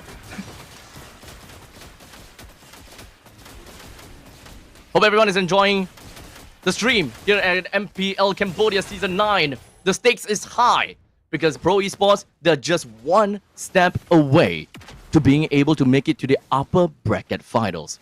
And Galaxy Legends, as the #1 seed in the regular seasons, they are actually having a lot of difficulty against the #5 of the regular seasons, which is Pro Esports here. This is not an easy game for Galaxy Legends as much as we thought.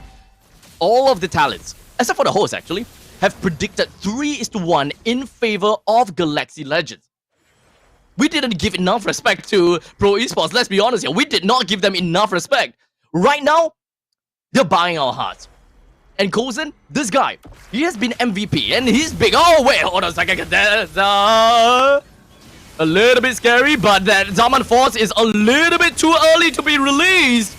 Pro Esports will have no choice but full swing backwards. The Lord now marches in from the bottom lane. The dragon forms up and soars up to the skies above. Wiki takes down the inhibitor turret down in the middle lane, and they will move on to the T3 turret up to the top. They should be able to take this down no problem, as the Lord was solo down the T3 down in the bottom lane. A little bit more exaggeration from the side of Galaxy Legends. The Zaman Force just gonna be dropped down. The rest of the members just gonna be focusing on the story. I'm feeling, but he's gonna be fine for now. Cadenza does still have the way of dragon. He's not gonna be using that just yet. Well, these 7 AOGs is right out of the dodge. Galaxy Legends only lost Cadenza, and in the meantime, Pro Esports have already lost 2 important members. With only 3 members for the side of Pro Esports, they need to defend against this. They're focusing on Lewis. They managed to. Next one, Lin, onto the chopping block. The triple kill credited over to Kozen. What am I talking about this Kozen? When I was talking about him, this guy, MVP, single-handedly manages to whip down onto Galaxy Legends. And Galaxy Legends, they have no way of ending here for now. But they will always have more opportunities to slowly make their way to end this game because it's a barren wasteland. Over to the side of Pro Esports.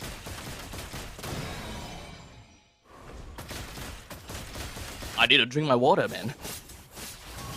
Ugh. That was fire. That was absolutely fire. But now it's 15 minutes. Remember I talked about the magic 15. The moment that Azu hits level 15 as well, which technically speaking, I'm not exactly sure if whether 40 seconds is enough for Azu to hit level 15. The moment that Azu hits level 15, I think that that's the point in time where Pro Esports would want to challenge the Lord. So give him a little bit more farm. Give him a little bit more farm. Let him be. Let him farm. And then fight for the Lord. That's a good start on the Lin. Zaman Force dropped already. They might actually be able to whip down onto Lin just yet. D7 goes for the taunt. AOG lands onto Lin. No, wait, Lin is still alive. Star goes down. Wiki will be able to get one. A godlike spree over to the side of Kozen. He's still alive through all of that. Appraisal's Wrath will be able to let it to the Wiki as the triple kill credited over to him. Kozen tries to fight back with a double kill credited to him. He still has got Zaman Force. 1v3. Is it enough? Will not. That's a savage. Credited over to Wiki. What a way to end this game. What a way to bring this series to a 2-2 match point.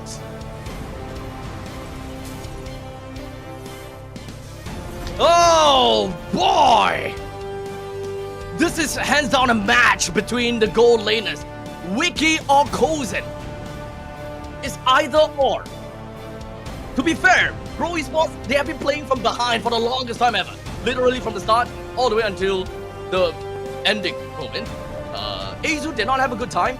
He got invaded while he was at level 3. This is why I said, please, no Fredrin. Please, no Fredrin. Joy plus Yves, better. Fasa / Lunox plus Fredrin, bad. But they went for that. It became a very slow rotation off of the jungle. Boxer could just swoop in very easily. Took that purple buff. Fredrin stuck to level 3 for first hurdle. And then subsequently, he lost 2 more purple buff after that because they are already behind. So that's rough. That's absolutely rough. So hopefully, I really hope that Pro Esports will be able to come on and reset themselves just a tad, a little bit, and hope that they will be able to come back a little bit stronger for game number 5. Who would have thought that seed number 1 versus seed number 5 will go all the way down to 5 games. Congratulations over to Wiki from Galaxy Legends. 11 kills, 1 death, and 3 assists. The MVP of this game. And of course, as per normal, ladies and gentlemen, I'm gonna be passing you guys off to the highlights and the post-game statistics because I need to conserve my voice and I have like 2 more days after today. I want to make sure that I have voice for Grand Finals to cast the MPL Cambodia for you guys. The Grand Finals, that's best of 7. That's gonna be wicked. Get it? Wiki? Wicked? Okay, never mind. I'll see you guys in a short little bit later. Enjoy the highlights and I'll catch you guys before game number 5.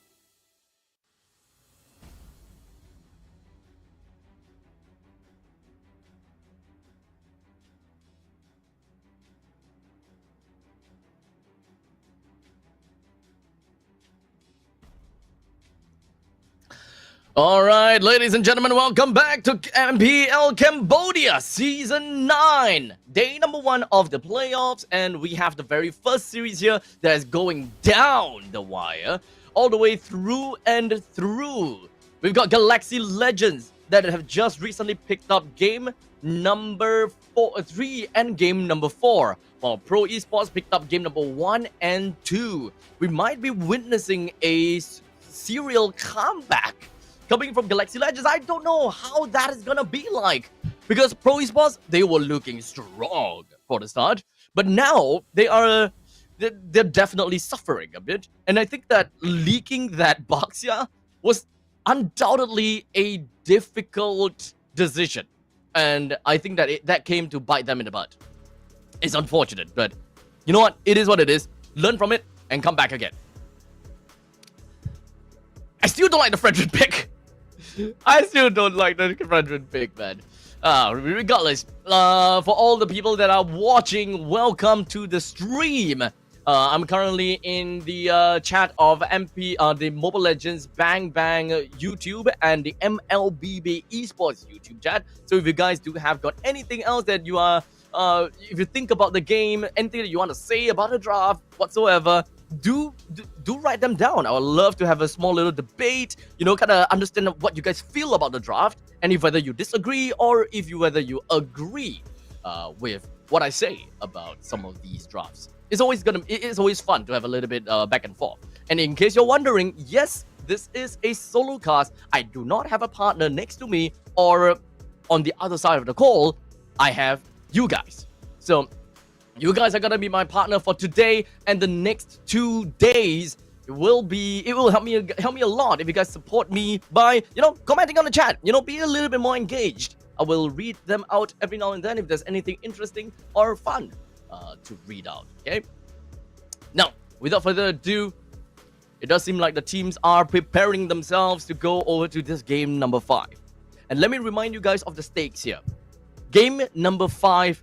The ending of the game number 5, one team will make it to the upper bracket finals, and the other team will unfortunately make it to the bottom half of the bracket. And that means that is the double elimination. That is the lower brackets, where they have to fight for their last chance of being in the tournament.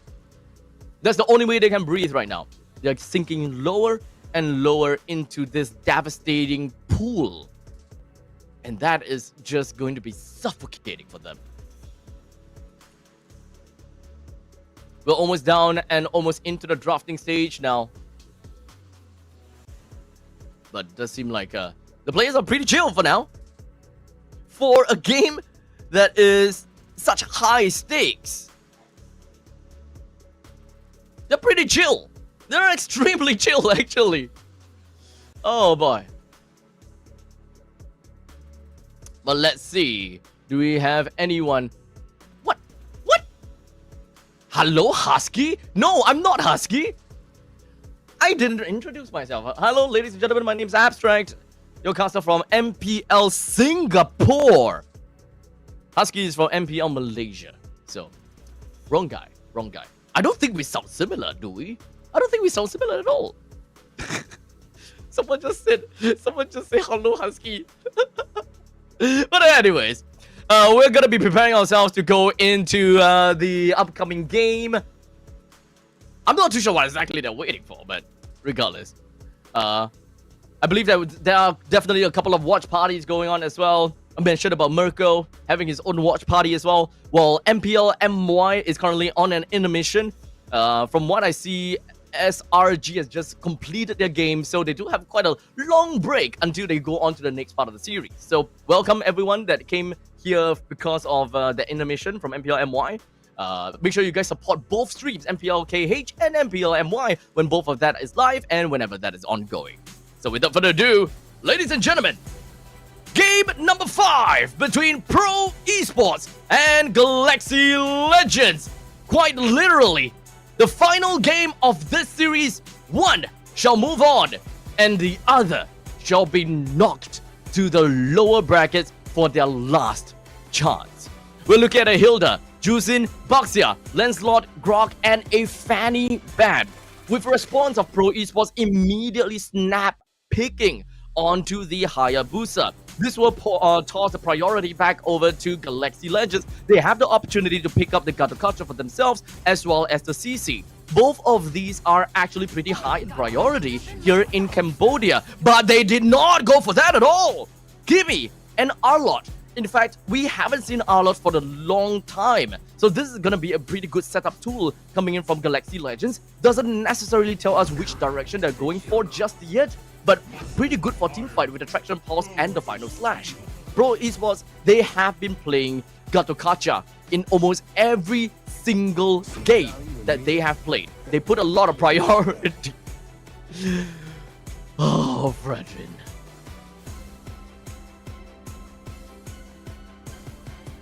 They pick Fredrin? There's still Joy. There's still Yisun Shin.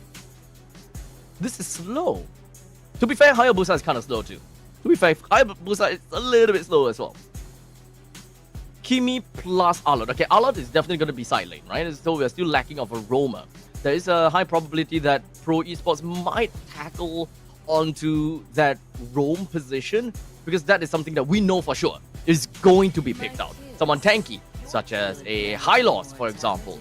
That is if Pro Esports do not want to pick heroes that have Shred. Mathilda is a good ban on top of that, so that is out of the way. Hylos should be the next one that I'm looking out for. I don't think that they're gonna be focusing on anything like oh wait, Hilda's gone. I don't think that they care about Chip. I haven't seen anyone play Chip just yet. So, but this is actually a composition for Galaxy Legends that can actually play Chip if they want to. Well, it's either the Chip or the Hylos. Whittle down the amount of roam position that will give over the Cadenza. But to be fair though, they have been playing Cho almost every single damn game. So it might still be a Cho. And in the event that they actually go for Cho, then they don't mess up. They do not have anyone that can actually fully utilize the way of the dragon. So don't ban the Cho. Let them through. Let the Cho through. Khalid. Khalid's pretty okay. Khalid is pretty okay. So Pro Esports, what? Oh, Harif. They do have pretty decent aerial denial to some extent. But having a Gatokacha is kind of rough. The Yip is available as well. Playing a Harif into a Gatokacha plus Yip is actually a very difficult thing. It's a very, very difficult thing. So I'll call for it. Yip is good here. And Phobius, wow, they doubled down. Hot damn, they doubled down onto those aerial denials. And the fact that because the Hylos was not banned, that is an easy pickup coming from the side of Galaxy Legends. This is the full roundup composition from Galaxy Legends. They do not have good damage in the mid stages. Not at all. They have decent push in the middle lane in terms of priority. Pretty okay, but not amazing as compared to the Gatokacha plus Yip. Gatokacha plus Yip will always have a very strong lane priority in the mid lane that should clear fast. And that will allow them to actually make their way over to the opponent's buff if they do want to invade over the Fredrin. So Fredrin has to start in purple. Without a doubt, Fredrin has to start in purple just so that the mid lane don't get that easy of an access to steal the purple buff. Going to the orange buff is a lot more difficult to steal. So that's one thing that Galaxy Legends must do. Start off from purple. Well, for Pro Esports, they also need to start from purple. In the event that the Azu is able to find an opportunity to go from purple, go straight on over to the orange buff, that is totally stealable, stolenable, can be stolen. My goodness. But yeah, looks like both of the junglers will start in the purple buff indeed. They have their own game plan that they are looking forward to. And it does seem like no one is actually going to be helping Azu. So it's not going to be all that slow after all. I was expecting that D7 will at least throw the punch to at least clear that fast enough. But you can see that Star as well as D7, they are doing what they can to kind of get more information. Their stealings 1 And in fact, I think that's Ricky, right? That's the name of the creep, right? That's Ricky, right? So they stole at least one Ricky away from the Fredrin. It does slow him down just by a tad little bit. Not amazingly, but just a tad little bit. It's gonna be once again back to Wiki versus Kozen. Look out! Huh? Wiki? You know what? I don't care. That was a sacrifice. That was a tribute to Kozen, because that is more or less the same thing that happened in the previous game. That is what Wiki did over to Kozen in game number 4. So we'll see. We'll see how that is eventually gonna go. Is a 1,000 goal lead already? Okay. So they are technically on track with the 1,000 goal per minute for every minute that has elapsed. Galaxy Legends, I think that the main problem that they have is that they do not have enough damage. They don't have a lot of damage to actually stop Pro Esports. They have pretty tanky front lines coming in from D7. Not exactly on Sora and Felix. I think that it is a very comical lineup for the start of Pro Esports. If anything, Sora and Felix is mostly going to be the sacrificial lamb. And now they're looking for something at a condenser. Takes him down while he was stuck in the taunt zone. And the RWM opens up and brings Lin down. 2 free kills. Credited over to Pro Esports. Great start coming in from them. This is not a good draft from Galaxy Legends. This is not a good draft for Galaxy Legends. Not at least for me. Not at least for me. I would be rooting Pro Esports solely because of the fact that they are not high in the regular seasons and they are showing something against Galaxy Legends. This is a testament that you do not gauge a power level based on regular seasons. Anything could happen across the regular season to the playoffs break. Those boot camp can make a very big difference. My goodness.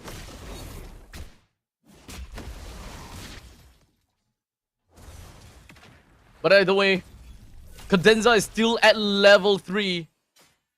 Very unfortunate. Lin is level 5. Yeah, Lin is level 5 as opposed to Azu at level 7. That's 2 levels behind. The next 2 turtles probably don't have a lot of gameplay for Galaxy Legends.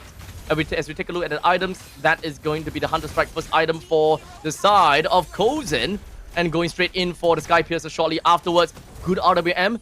That is going to push Wiki out of lane. Kozen with that Rhapsody and the Death Sonata. Second death to the side of Wiki. This is the power spike that we want to see from the side of Pro Esports. With good amount of damage that allows them to spring...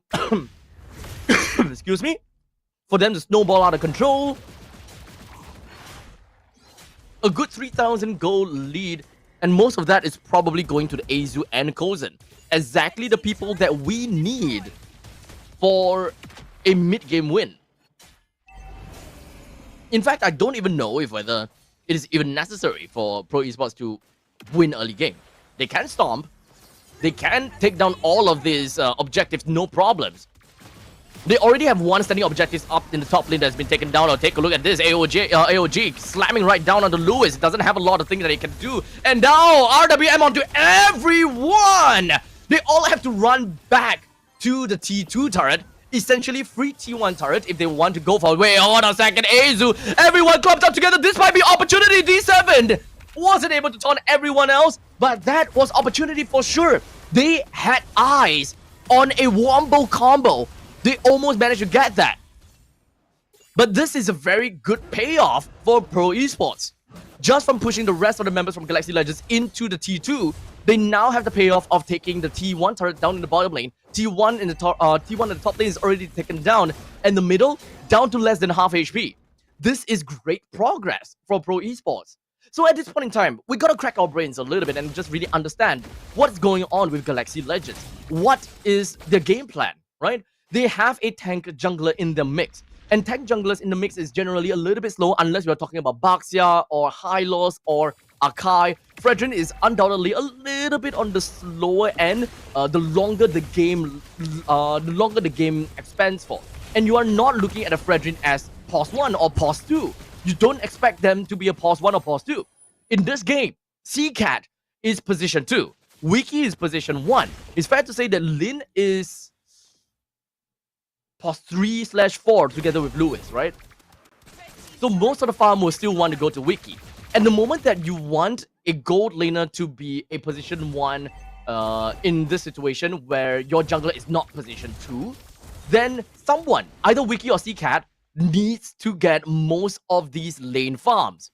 And the moment you get some of these lane farms, you need to open up the river lines. But right now, Galaxy Legends don't even have the advantage in these rivers. You need to win in some of these river fights. You don't even have the objectives, these neutral objectives that you can win. You don't step in the river, so you can't even make your ways to the other parts of the lanes. So Wiki and CCAT, they will lose out in farm tremendously, and Pro Esports will only start to gain more farm. And to make matters worse, Kozen is pause 1, Azu is pause 2. Azu has got very good mobility when it comes down to the quad shadows, but we'll talk about that later. As well, a lot of damage that's gonna be whittled down onto Wiki. Well, that is gonna be one person down. Make that 2. Kozen just gonna be snowballing all his way through. Solid and Felix sacrifices himself, literally pushes the rest of the members from Galaxy Legends away. 3 men down, left with 2. Pro Esports takes a free tier 2 in the middle. Galaxy Legends is playing from a massive disadvantage. Massive disadvantage now. How do they get themselves right out of this ditch, right? I think the first caveat is that Lin needs to catch up to Azu. And the only time that he can catch up is in terms of levels. The only time that he can catch up in terms of level is when Azu reaches level 15. And that is the point in time it stops. He don't grow anything else after level 15. So Lin will catch up from that point. And that also means that Galaxy Legends will start to be able to fight back only after 16 minutes or so. That's double the time from now. Anything can happen for Pro Esports. And they are in a really good spot. 8 minutes, 8,000 goal lead. This is what we see from the Philippines region, Indonesian regions, as well as the Malaysian regions, whereby they brawl. They get 1,000 gold per minute for every minute that has passed in terms of advantage, and they just snowball the heck out of that. And you know that they can play aggressively from that point on. They don't even have to care. You lose one team fight, it's okay. From 10,000, we drop to 8,000, 7,000. We still have a goal lead.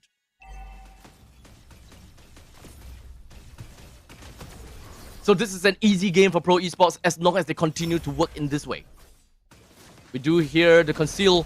They want to catch on to Lin. He's tanky, but not really tanky enough. Azu will be able to successfully take down the Lord, while Kozen picks up a monster kill onto Lin. But Azu, he got caught! Not too sure whether that's a big deal. Kozen picks up a double, essentially a triple now. Cadenza will go down to that, and CCAT puts up a little bit of a tickling. That is really a tickle. From CCAT onto the D7. D7 is not even caring about anything at all. Wiki have to go back home. It's a 4v2. That's a free lane in the middle lane that will be pushed out. They don't even have to move these lane in tandem. Hylos is dead, but he's coming back out in 4 seconds, and so will Lewis. This is going to be a great push. The middle lane T3 will go down, but at some sacrifice. As now, Pro Esports, Kozen, he will go down. Massive bounty going over the side of Wiki. That is what we want for Galaxy Legends. This is a potential comeback that we want. From 9,000 goal lead, we dropped to 7,000. Just like that. With just a single team fight.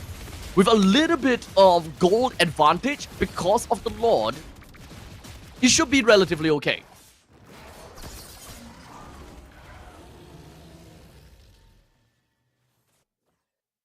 Just give Wiki a little bit more farm here.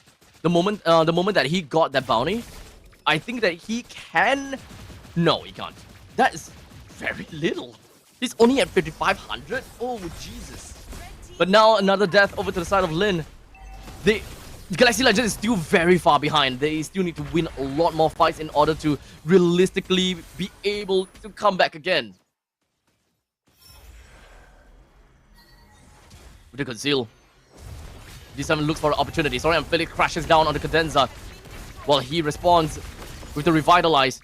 Since the middle lane T3 turret is already destroyed, Pro Esports looks for another avenue. There is a top lane that can be crashed down. The bottom lane is building up a foundation for a slow push. Sorry, Felix, you are a little bit too deep in, but luckily Galaxy Legends is not going to commit to that as of yet. Seems like Pro Esports is going to do the slow but steady way. As the point crystal goes up, RWM immobilized on the Star, but it doesn't matter. He still have a lot of shields. He will be fine. Well, Lin, he will not be, as he's almost going down. But that's a pretty good final slash coming in from the side of Lewis that will displace Star and bring him down. It's a 1-for-0 trade, and this pushes and forces Pro Esports to go back home. There's not much that Pro Esports could do at that point in time just to shove Galaxy Legends into the base. They don't want Galaxy Legends to farm. However, that comes at a cost. The moment that Galaxy Legends looks for an opportunity and they found one, they will take a kill. And that's a kill on the Sar. Fortunately, Sar does not have a bounty. He does not have a bounty. Lot spawning. Lin level 12, Azu level 15. There is still gonna be a very massive gap between the retribution damage. Lin will still not be able to do anything. They're still definitely gonna dance around. They will still watch. But, okay, maybe not.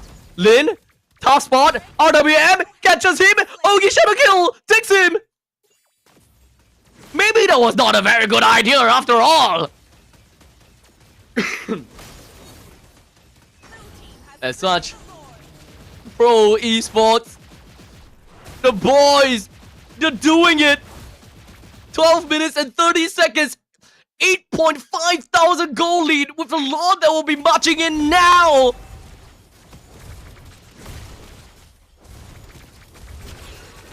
This is rough.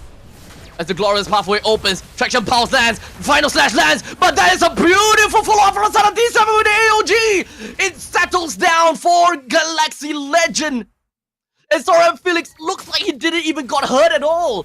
That was 3 ultimates used just for Sora Felix, and this is gonna be a losing fight for the side of Galaxy Legends. As such, Pro Esports focuses himself down to the bottom lane. T3 turret taken down. The rest of Galaxy Legends, they focus onto the core, walks around, ensuring that they will be able to cover all bases, clear out all of these minions. There's still minions coming in from the top lane, but now one of theirs is going to be caught, and that is going to be Lewis. Well, they managed to catch Azu themselves. A little bit of a back and forth trade. It's a 1-for-2 trade as Coulson picks up a double. Sora Felix nicks one down, but D7 goes straight in. A little bit of a burn, but that core will take him down. C-Cap picks up a double. 2-for-2, 2v2 rather. Wiki as well as Lin, they should be able to defend this maybe, but Wiki taking a little bit too much. But Coulson ends the game. Pro Esports 5th seed of the regular season knocked Galaxy Legends, seed 1 of the regular season, down to the lower bracket. Who would have thunk that this is gonna be the outcome? Who would have thought that Galaxy Legends taking game 3 and 4 will give the final game over to Pro? It was a situation where it could have been an ultimate comeback for Galaxy Legends. Pro Esports maintained their focus and mental, and they upped their ante, ensuring that they will be able to move on. And congratulations over to Pro Esports. They will now move on over to the upper bracket finals. While Galaxy Legends, fret not. They still have a second chance down at the lowest bracket, where they will face the losers between CFU Gaming as well as Team Max. I'm gonna go off for a short break now, as we're gonna be passing the time over to our host on site, as we will now, of course, pass the time over to Pro Esports and see what they have got to say after this stunning victory.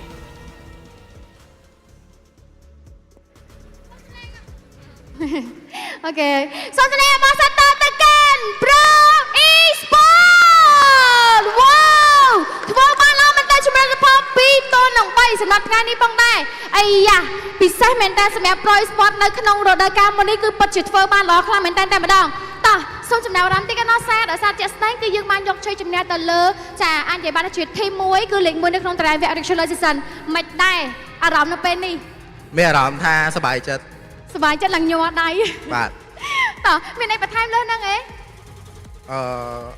អត់មានដល់សុបាយចិត្តពេក សប្បាយចិត្តពេកអូខេដល់សារតែ S9 យើងទទួលបានជាមួយនឹង2បន្ទុកមុនទេណោះហើយក៏ឃើញថាជាមួយនឹង Galaxy Legend ក៏គាត់អាចធ្វើការ comeback មកយើង2បន្ទុកវិញអញ្ចឹងសម្រាប់វគ្គទី5នេះយើងមានអារម្មណ៍ថាភ័យខ្លាំងអត់ អត់បង អត់ភ័យទេ បាទ ពេលហ្នឹងយើងនិយាយគ្នាដែរណោះថាធ្វើម៉េចវគ្គទី5នេះយើងធ្វើឲ្យបានល្អណោះ បាទបង អូខេអញ្ចឹងមានអីចង់និយាយទៅកាន់ fan របស់យើងក៏ដូចជា founder របស់យើងថ្ងៃហ្នឹងអត់ ពិតជាអរគុណដល់ពួកគាត់មែនតើដែលគាត់មកគាំទ្រយើងធ្វើឲ្យយើងមានកម្លាំងចិត្តយកឈ្នះថ្ងៃហ្នឹង អូសូមសលេងទៀតដែរជូនគាត់វិញមកចូលជាស្ដែងយើងឡើងទៅ upper bracket ណាអញ្ចឹងយើងនឹងមានប្រកួតនៅថ្ងៃស្អែកថ្ងៃនេះក៏យើងមានជាមួយនឹងការប្រកួតមួយដែរសម្រាប់ CU Gaming ក៏ដូចជា team make អញ្ចឹងគិតថាពី team នេះចង់ឲ្យ team ណាឡើងទៅប៉ះយើង ចង់ឲ្យ CU CU បាទ អញ្ចឹងចង់ប៉ះ CU នៅវា upper bracket ណោះ បាទ អញ្ចឹងឥឡូវមានអីជូនពរពួកគាត់អត់ good luck next match អូវ៉ាអូខេមិន D7 សុំ D7 តិចកណ្ណាមានអារម្មណ៍ថា D7 ថ្ងៃនេះបើមកណា បើមកណាប៉ាម៉ាក់អូ ប៉ាម៉ាក់ ប៉ាម៉ាក់មកឃើញថាប៉ាម៉ាក់អំពូមីងគឺគាត់គ្រប់គ្រង support ខ្លាំងមែនតើទៅកាន់ D7 អញ្ចឹងថ្ងៃនេះយើងទទួលបានជ័យជំនះដែរមានពាក្យពេចន៍អីចង់និយាយទៅកាន់គាត់ខ្លះអត់ អរគុណពួកគាត់ដែលតែងតែមកតាមមកគ្រប់គ្រងពួកខ្ញុំរហូតហើយតែងតែ support ខ្ញុំជាដើមហើយអរគុណដល់ pro fan ទាំងអស់ដែលមកឈៀពួកយើងថ្ងៃហ្នឹង សូមចំណេញទៀតដែរជូនទៅកាន់ Pro Esports មួយទៀតមកវ៉ាជូនពោសនាល្អទាំងអស់គ្នាណាតោះឥឡូវនេះក៏សូមដល់ទូរទស្សន៍ជូនទៅដល់ caster របស់យើងវិញទាំងអស់គ្នា MVP player របស់យើងគឺបានទៅលើ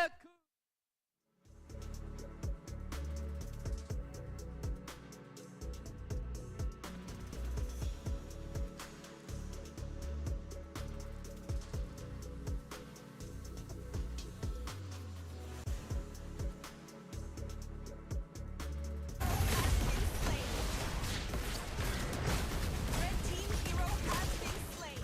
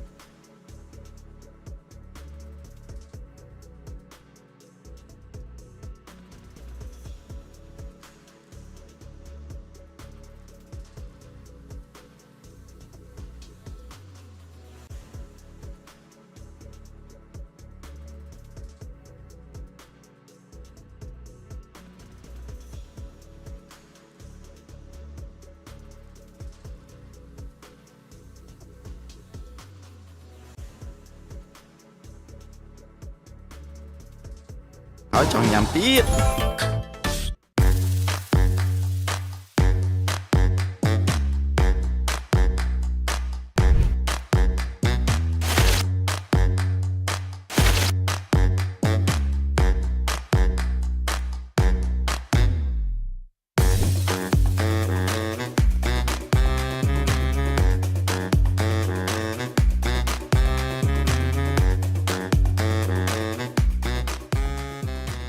ណានាក៏ទៅលេចិនដែរ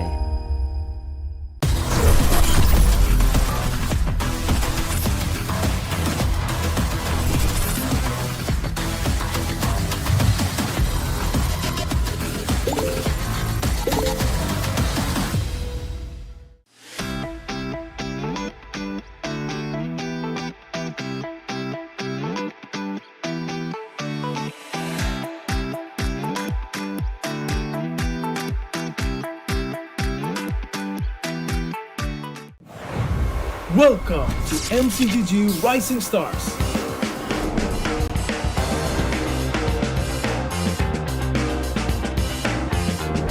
From September 12th to October 19th, take part in the regional contest, open to all players. Step up and prove your strength.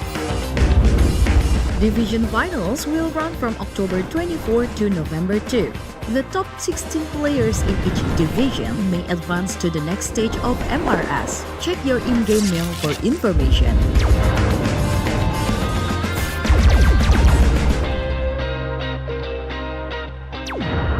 The S3 Finals group stage kicks off from November 8 to November 9. The top 6 players from each group will qualify for the S3 Finals semi-finals. The semi-finals will be held on November 15. The highly anticipated grand final arrives on November 16. The champion will earn a direct qualification for the first MCGG World Championship. The battle is on and the world is watching.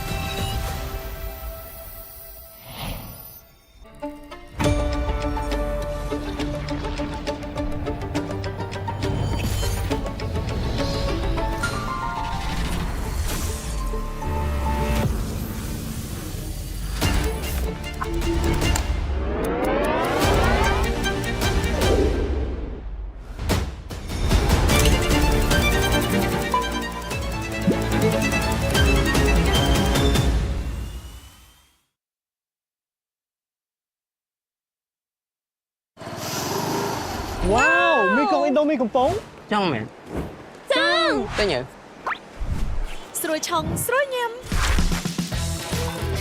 ឥណ្ឌូមីកំប៉ុងរសជាតិឆ្ងាញ់គ្មានពីរញ៉ាំហើយចង់ញ៉ាំទៀត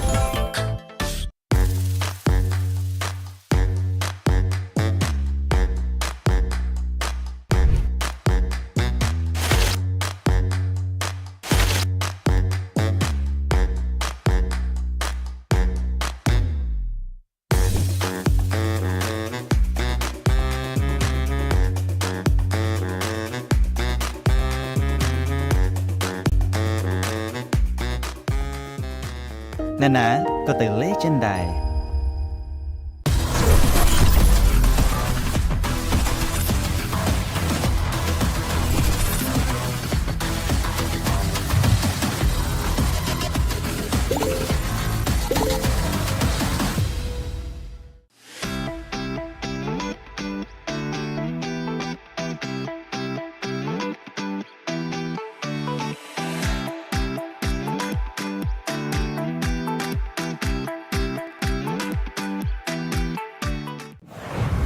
Welcome to MCGG Rising Stars.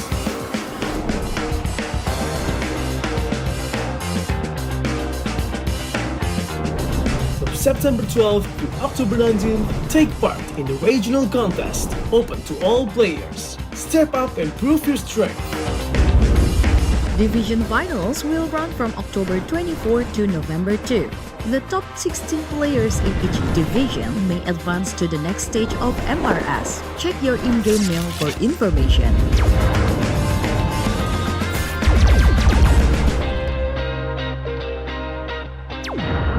The S3 Finals group stage kicks off from November 8 to November 9. The top 6 players from each group will qualify for the S3 Finals semi-finals. The semi-finals will be held on November 15. The highly anticipated grand final arrives on November 16. The champion will earn a direct qualification for the first MCGG World Championship. The battle is on and the world is watching.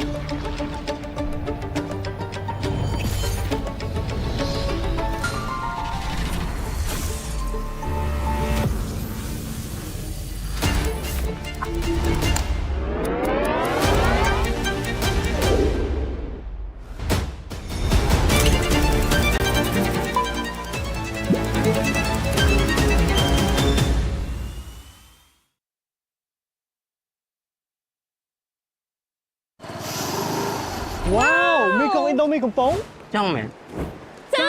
Tới nhờ. ស្រួយឆុងស្រួយញ៉ាំ ឥណ្ឌូមីកំប៉ុងរសជាតិឆ្ងាញ់គ្មានពីរញ៉ាំហើយចង់ញ៉ាំទៀត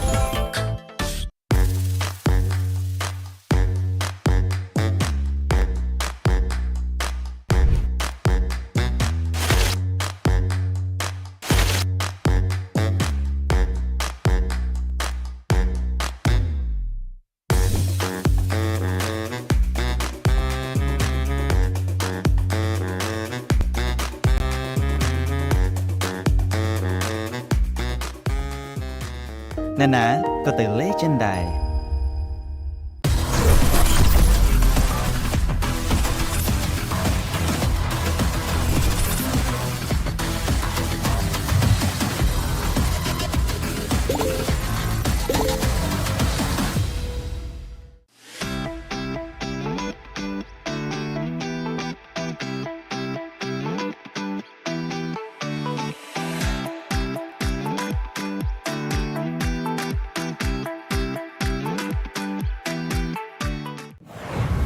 Welcome to MCGG Rising Stars.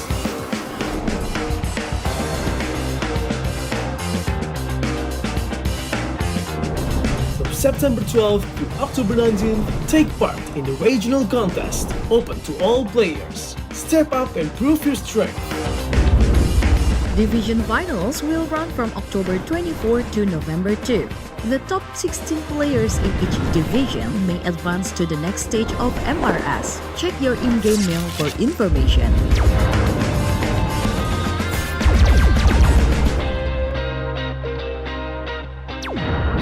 The S3 Finals group stage kicks off from November 8 to November 9. The top 6 players from each group will qualify for the S3 Finals semi-finals. The semi-finals will be held on November 15. The highly anticipated grand final arrives on November 16. The champion will earn a direct qualification for the first MCGG World Championship. The battle is on and the world is watching.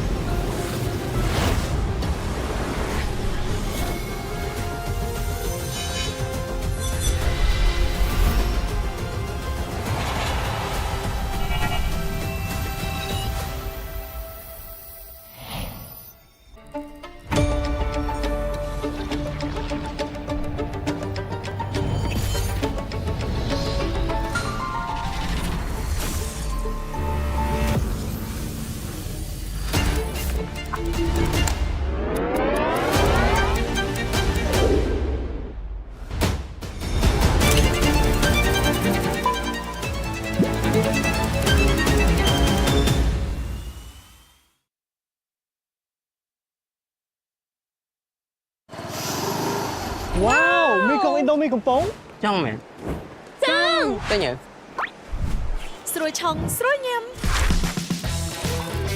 Indomie កំប៉ុងរសជាតិឆ្ងាញ់គ្មានពីរញ៉ាំហើយចង់ញ៉ាំទៀត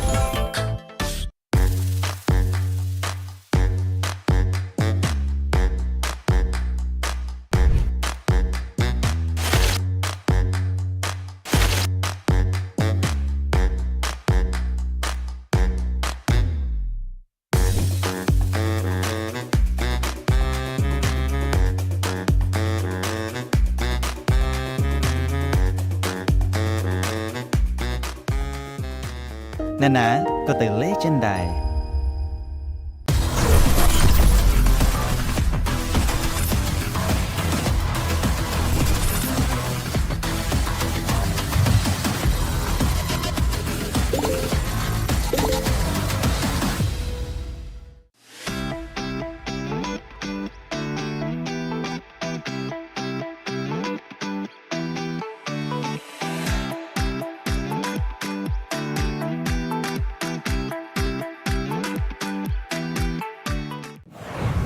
Welcome to MCGG Rising Stars.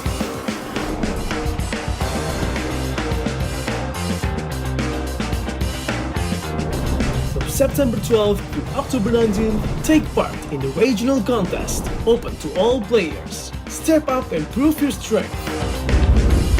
Division finals will run from October 24 to November 2. The top 16 players in each division may advance to the next stage of MRS. Check your in-game mail for information.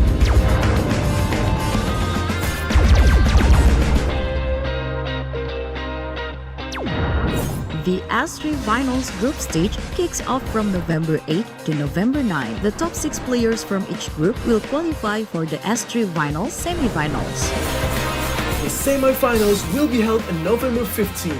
The highly anticipated grand final arrives on November 16. The champion will earn a direct qualification for the first MCGG World Championship. The battle is on and the world is watching.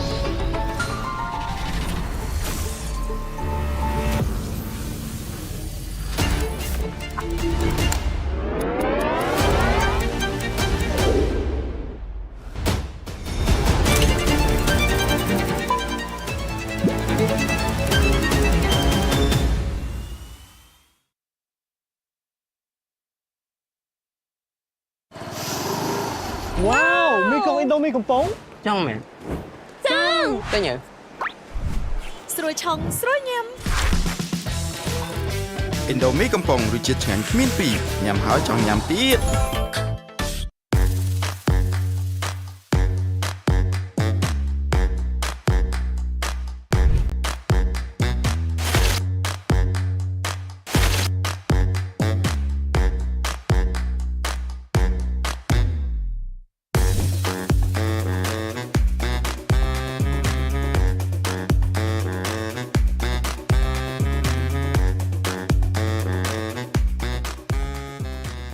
ណានាក៏ទៅលេចិនដែរ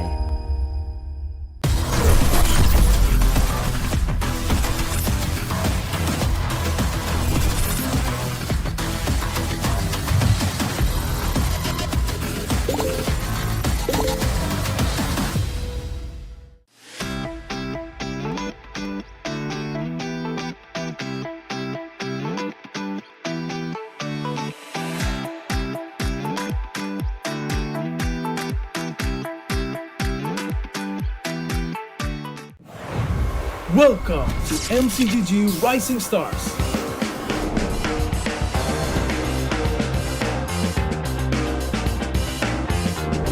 From September 12th to October 19th, take part in the regional contest, open to all players. Step up and prove your strength. Division finals will run from October 24 to November 2. The top 16 players in each division may advance to the next stage of MRS. Check your in-game mail for information.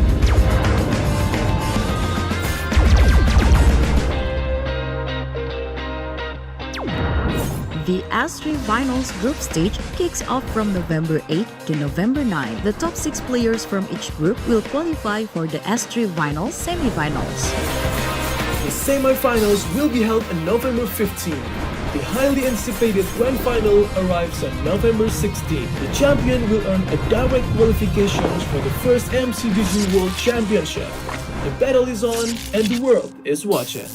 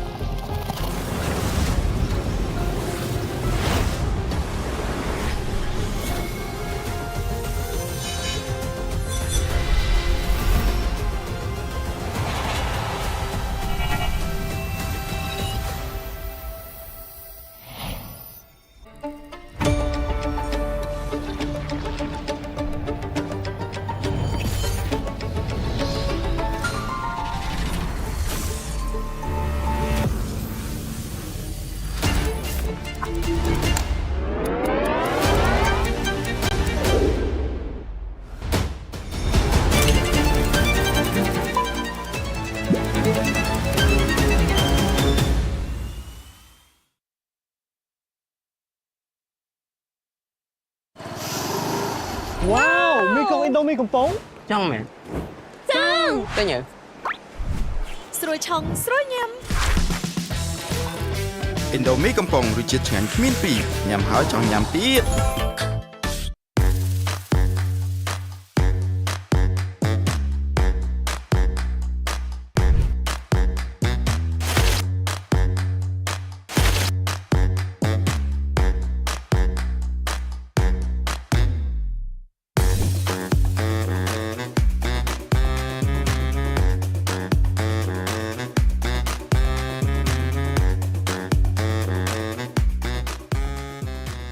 ណានាក៏ទៅលេចិនដែរ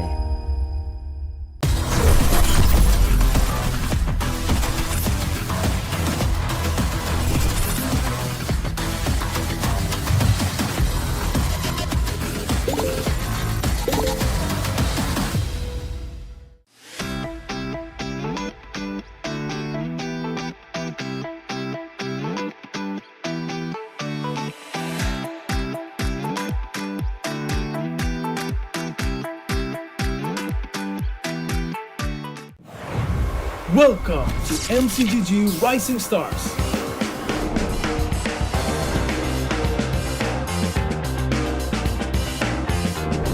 From September 12th to October 19th, take part in the regional contest, open to all players. Step up and prove your strength.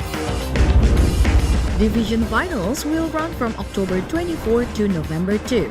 The top 16 players in each division may advance to the next stage of MRS. Check your in-game mail for information.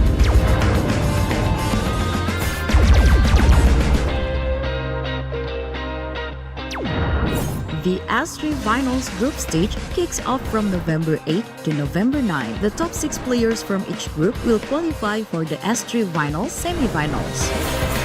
The semi-finals will be held on November 15. The highly anticipated grand final arrives on November 16. The champion will earn a direct qualifications for the first MCGG World Championship. The battle is on and the world is watching.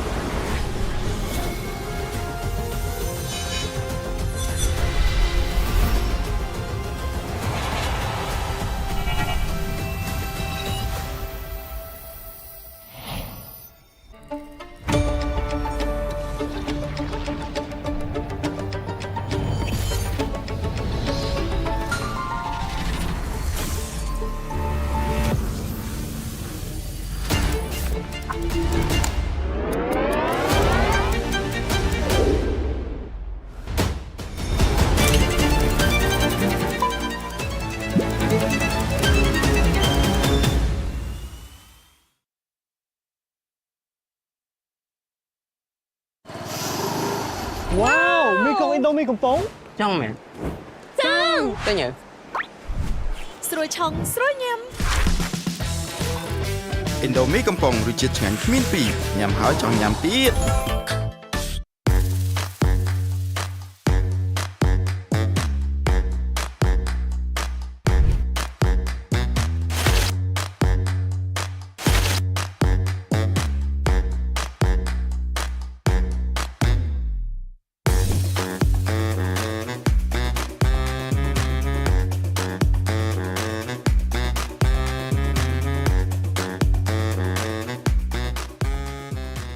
ណានាក៏ទៅលេចិនដែរ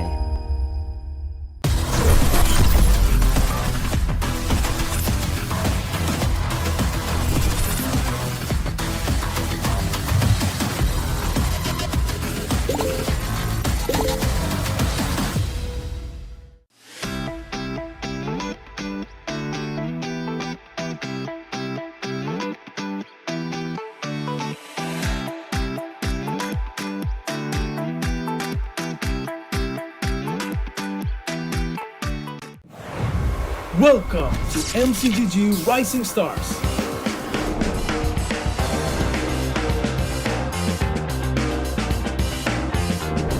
From September 12th to October 19th, take part in the regional contest, open to all players. Step up and prove your strength. Division finals will run from October 24 to November 2. The top 16 players in each division may advance to the next stage of MRS. Check your in-game mail for information.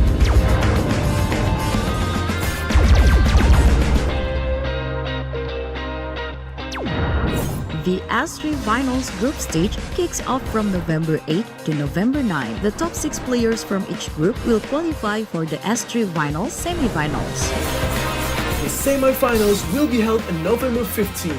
The highly anticipated grand final arrives on November 16. The champion will earn a direct qualification for the first MCGG World Championship. The battle is on and the world is watching.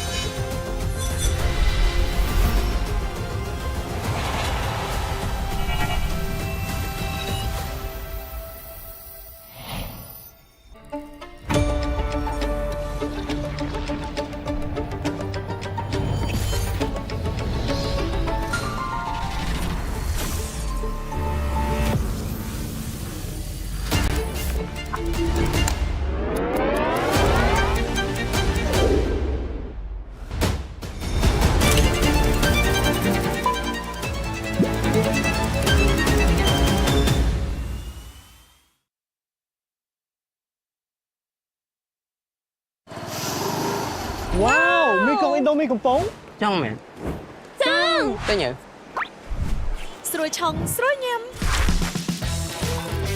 ឥណ្ឌូមីកំប៉ុងរសជាតិឆ្ងាញ់គ្មានពីរញ៉ាំហើយចង់ញ៉ាំទៀត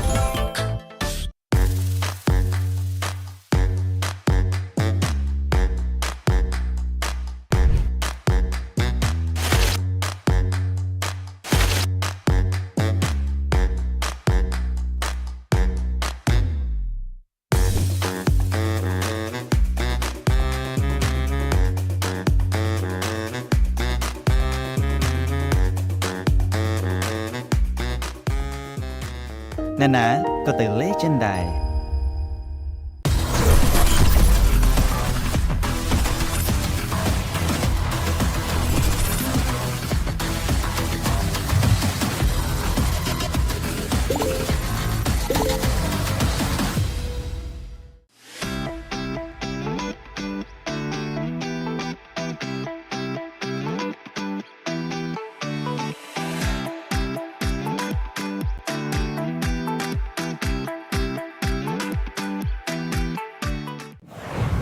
Welcome to MCGG Rising Stars.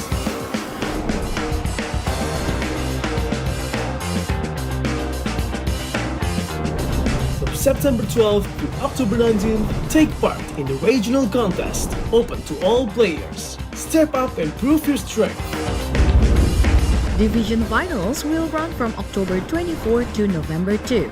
The top 16 players in each division may advance to the next stage of MRS. Check your in-game mail for information.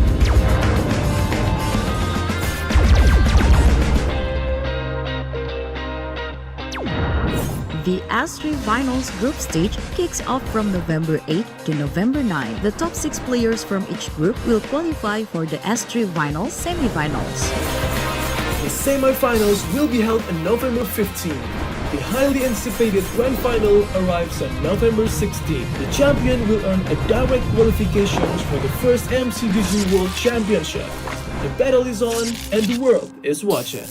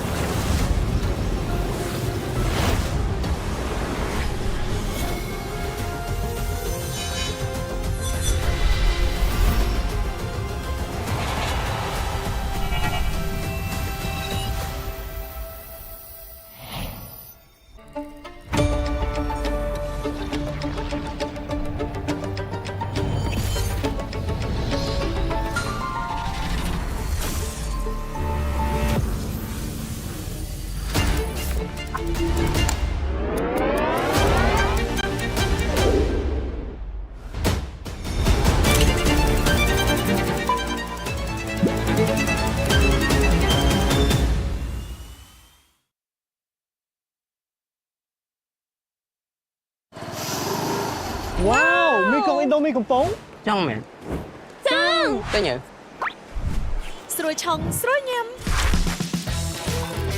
ឥណ្ឌូមីកំប៉ុងរសជាតិឆ្ងាញ់គ្មានពីរញ៉ាំហើយចង់ញ៉ាំទៀត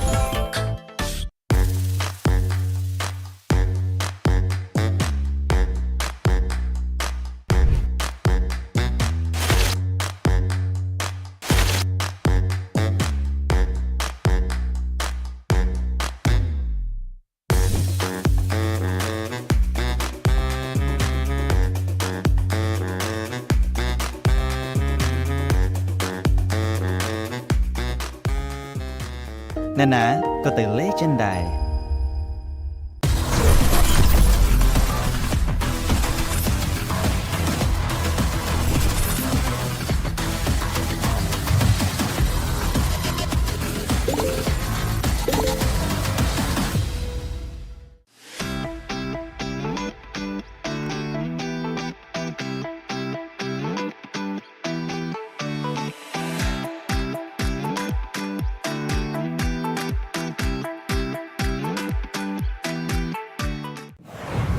Welcome to MCGG Rising Stars.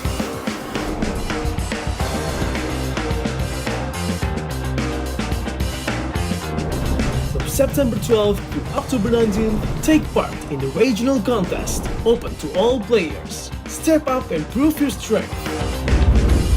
Division finals will run from October 24 to November 2.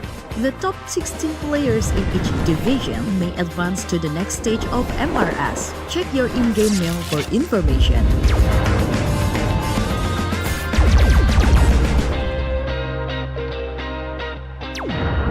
The S3 Finals group stage kicks off from November 8 to November 9. The top 6 players from each group will qualify for the S3 Finals semi-finals. The semi-finals will be held on November 15. The highly anticipated grand final arrives on November 16. The champion will earn a direct qualification for the first MCDG World Championship. The battle is on and the world is watching.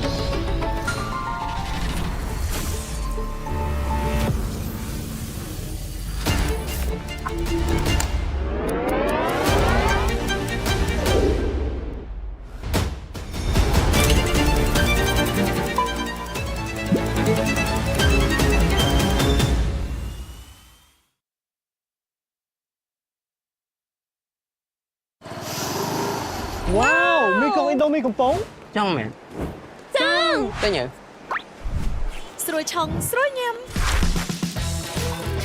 ឥណ្ឌូមីកំប៉ុងរសជាតិឆ្ងាញ់គ្មានពីរញ៉ាំហើយចង់ញ៉ាំទៀត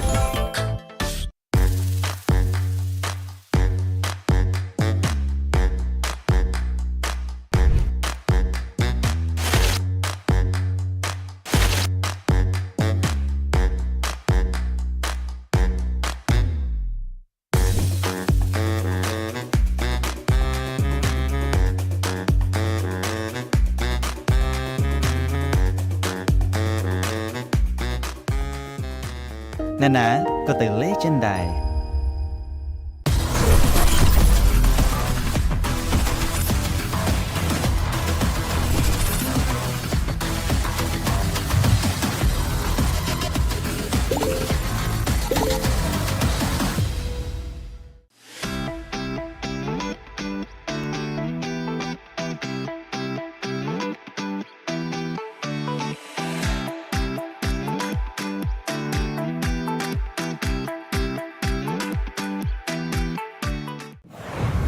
Welcome to MCGG Rising Stars.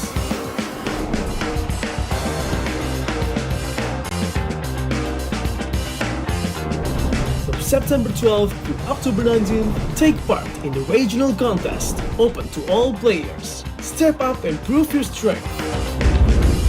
Division finals will run from October 24 to November 2. The top 16 players in each division may advance to the next stage of MRS. Check your in-game mail for information.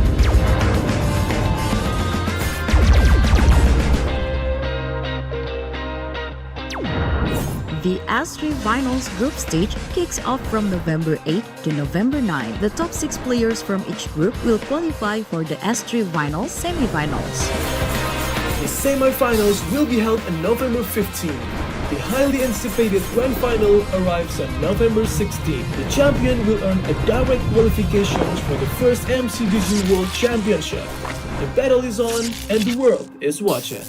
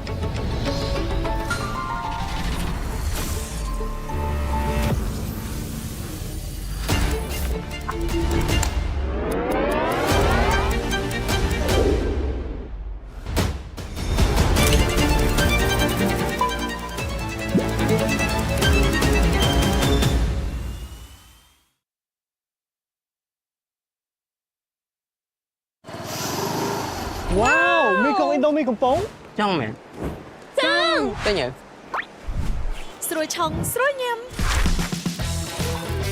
ឥណ្ឌូមីកំប៉ុងរសជាតិឆ្ងាញ់គ្មានពីរញ៉ាំហើយចង់ញ៉ាំទៀត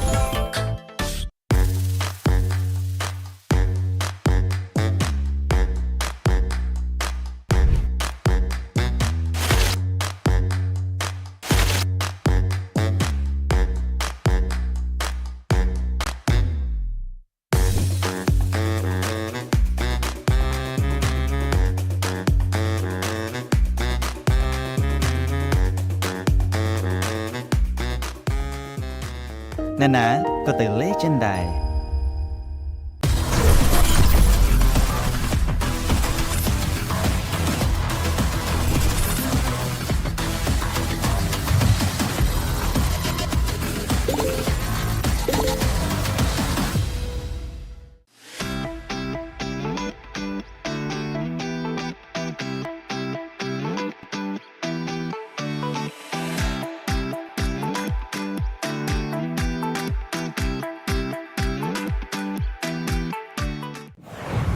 Welcome to MCGG Rising Stars.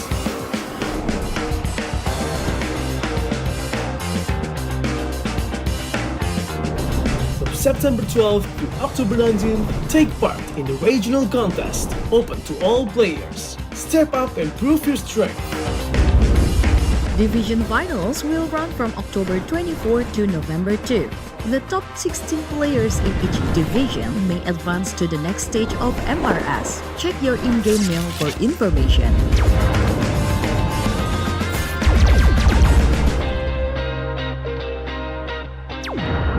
The S3 Finals group stage kicks off from November 8 to November 9. The top 6 players from each group will qualify for the S3 Finals semi-finals.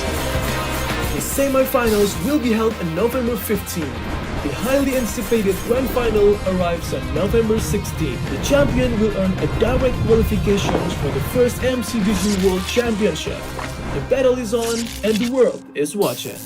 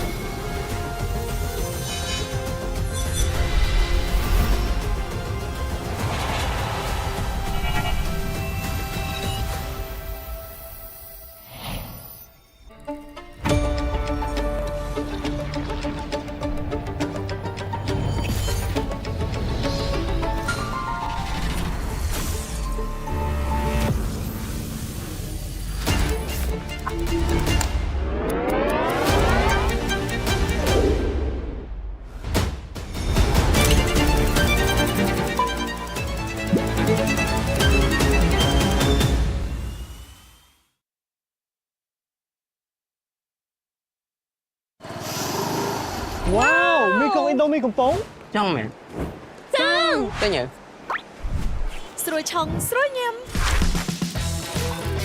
ឥណ្ឌូមីកំប៉ុងរសជាតិឆ្ងាញ់គ្មានពីរញ៉ាំហើយចង់ញ៉ាំទៀត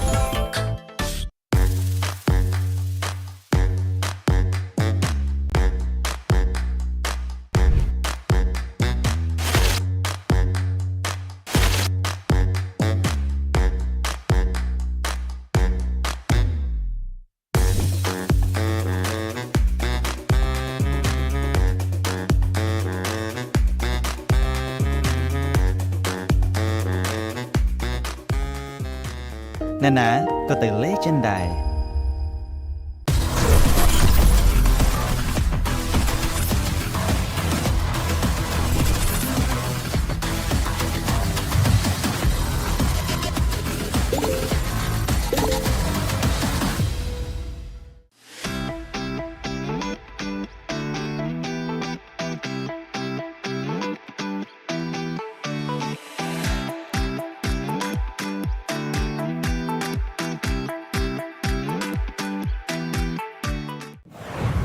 Welcome to MCGG Rising Stars.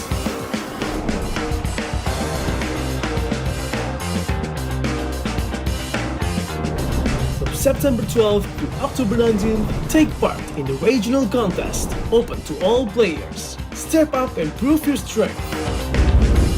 Division finals will run from October 24 to November 2. The top 16 players in each division may advance to the next stage of MRS. Check your in-game mail for information.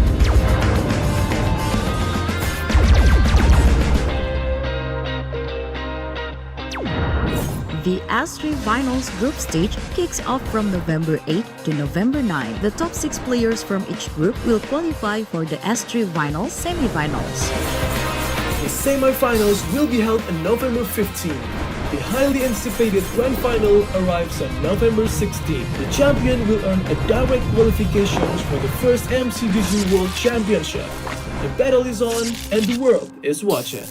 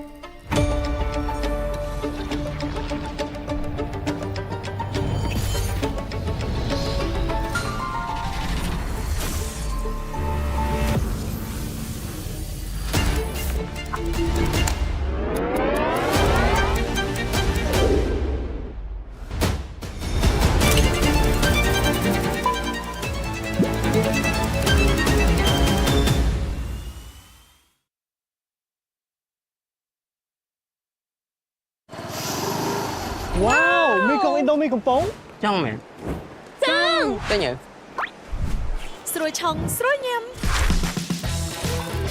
ឥណ្ឌូមីកំប៉ុងរសជាតិឆ្ងាញ់គ្មានពីរញ៉ាំហើយចង់ញ៉ាំទៀត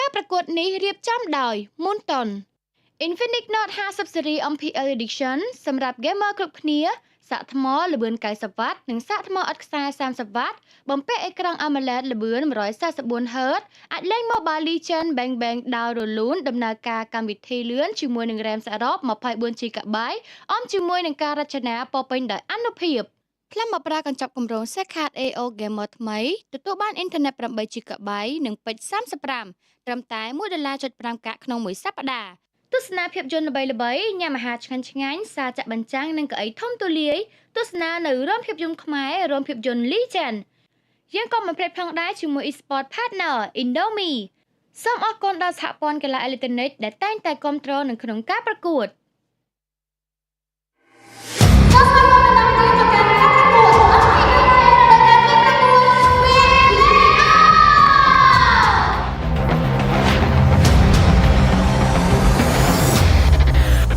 បើម៉ែបើនេះជាមួយនឹងការឌីលេទៅលើឡបភ្លាមបងបងជាមួយនឹងពេលមុនគ្នាមកជាមួយការគប់ថែមទូថែបងជាងអ៊ីស៊ូជាមួយនឹងកូសេជាមួយការបើបងជាមួយដល់ណាត់អត់មានជាមួយនឹងទីម៉េចបាយផ្ទះនោះទេយកដល់បងឃ្លៀអាស៊ីរ៉ាហ្វលលងបាត់ហើយសោះជាម្ដាយក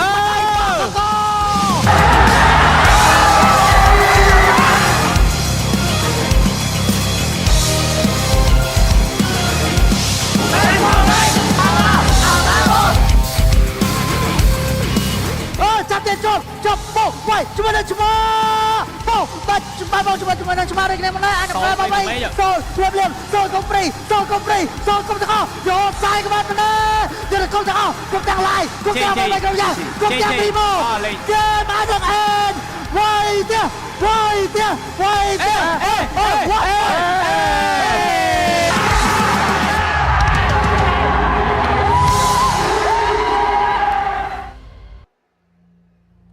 វិលត្រឡប់សាច់ថ្មីជាមួយនឹងការប្រកួត MPL KH រដូវកាលទី9 វគ្គ Play-off ជាមួយនឹងថ្ងៃទី2ក៏ដូចជាគូទី2ជំនួបរវាង Team Make ប្រប៉ាជាមួយនឹង CU Gaming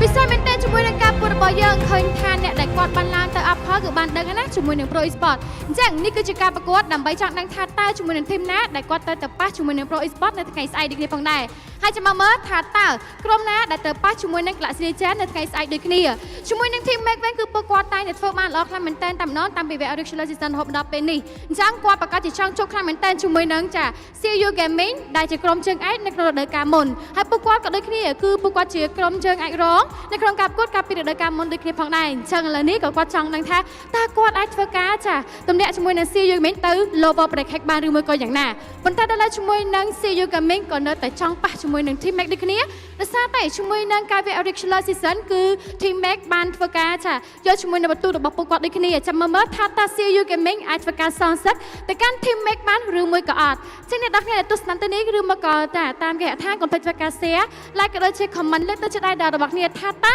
CU Gaming ឬមួយក៏ Team Make ដែលធ្វើបានល្អនៅក្នុងថ្ងៃនេះផងដែរតោះយើងក៏អាចខាត់ពេលទេសូមផ្ដល់ទូទីនេះជូនដល់ caster របស់យើងទាំងអស់គ្នា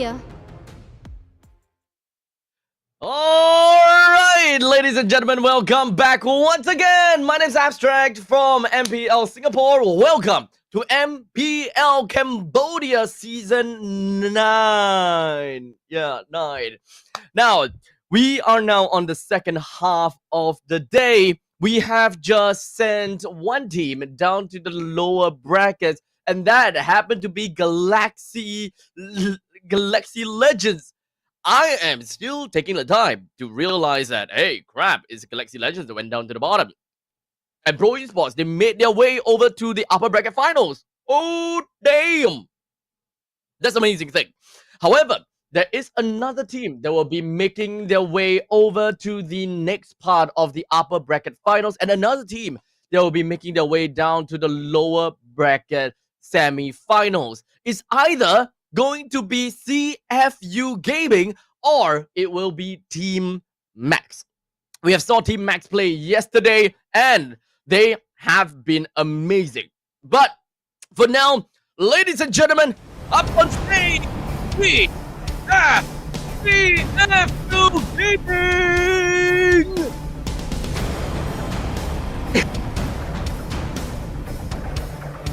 They have been waiting at the apex for the longest time ever. The shark resolved for anything to, of course, save their hunger. They are hungry for more. And then on the opposite side, Team Max. Coming up on top, got the game against Valhalla. It wasn't an easy game. Went all the way down to all 5 games. It's not a situation that they want to be at if it's going up against CFU. And dividing up the stage, the masterminds behind all these draft and strategy. From CFU Gaming, we got Team Ego as well as Hansi. And of course, when it comes down to Team Max, Steel Baby and Tosh. A quick fist bump will send the players and the coaches on their way to prepare themselves for this match. Representing CFU Gaming, we have Sing, Wadu, Boxy CCCC, Detective, and my GOAT, Opie. Opie is now on the mid lane. I remember him back when he was playing the XP. His Benedetta caught my eye, and I've always looked up to him ever since then. And of course, I gotta have to put him on the main lines and say that Opie is the one that you gotta have a look out for. This guy will do whatever it takes to ensure that he will be able to play in the early stages of the game and really assist the team. And on the other side, Team Max, we have Lei, King Ares, Cypher, Sakzu, and Bimo the Key. I gotta have to say that for the side of Cypher, he has been showing dominance when it comes down to his roaming potential in yesterday's games. And it's not exactly the kind of roamer that you will want to mess around with. Team Max, as long as they're given the opportunity to roam free, they will roam hard. As such, we pull up the head-to-head statistics between these two teams. With CFU Gaming, their hunger is, of course, never to be sated. With 11.77 average KDA, that is some crazy KDA that they have gotten for themselves. At least average every game, they have at least 12 kills. That's kind of crazy if you ask me. With higher DPM, GPM, and match win rate all the way through, going up against all the other teams in the regular seasons, CFU Gaming, without a doubt, is one of the main top dogs. And of course, with the fact that they have been winning seasons by seasons, they are your back-to-back champions. We put our coaches against one another with Steel Baby as well as Team Ego. So far, I am not a very big fan of Steel Baby's way of drafting.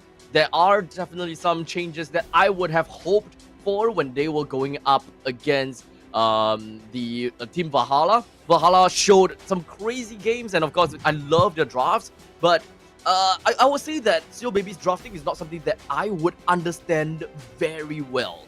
So it would require the teams, and as long as the teams understands what Steel Baby is trying to do and what is exactly their idea of going into the game, then that is the way to go. Team Ego representing China as well is actually together with CFU now. That is something that we gotta have to remember, right? As you pit the head-to-head between Sing as well as Lei.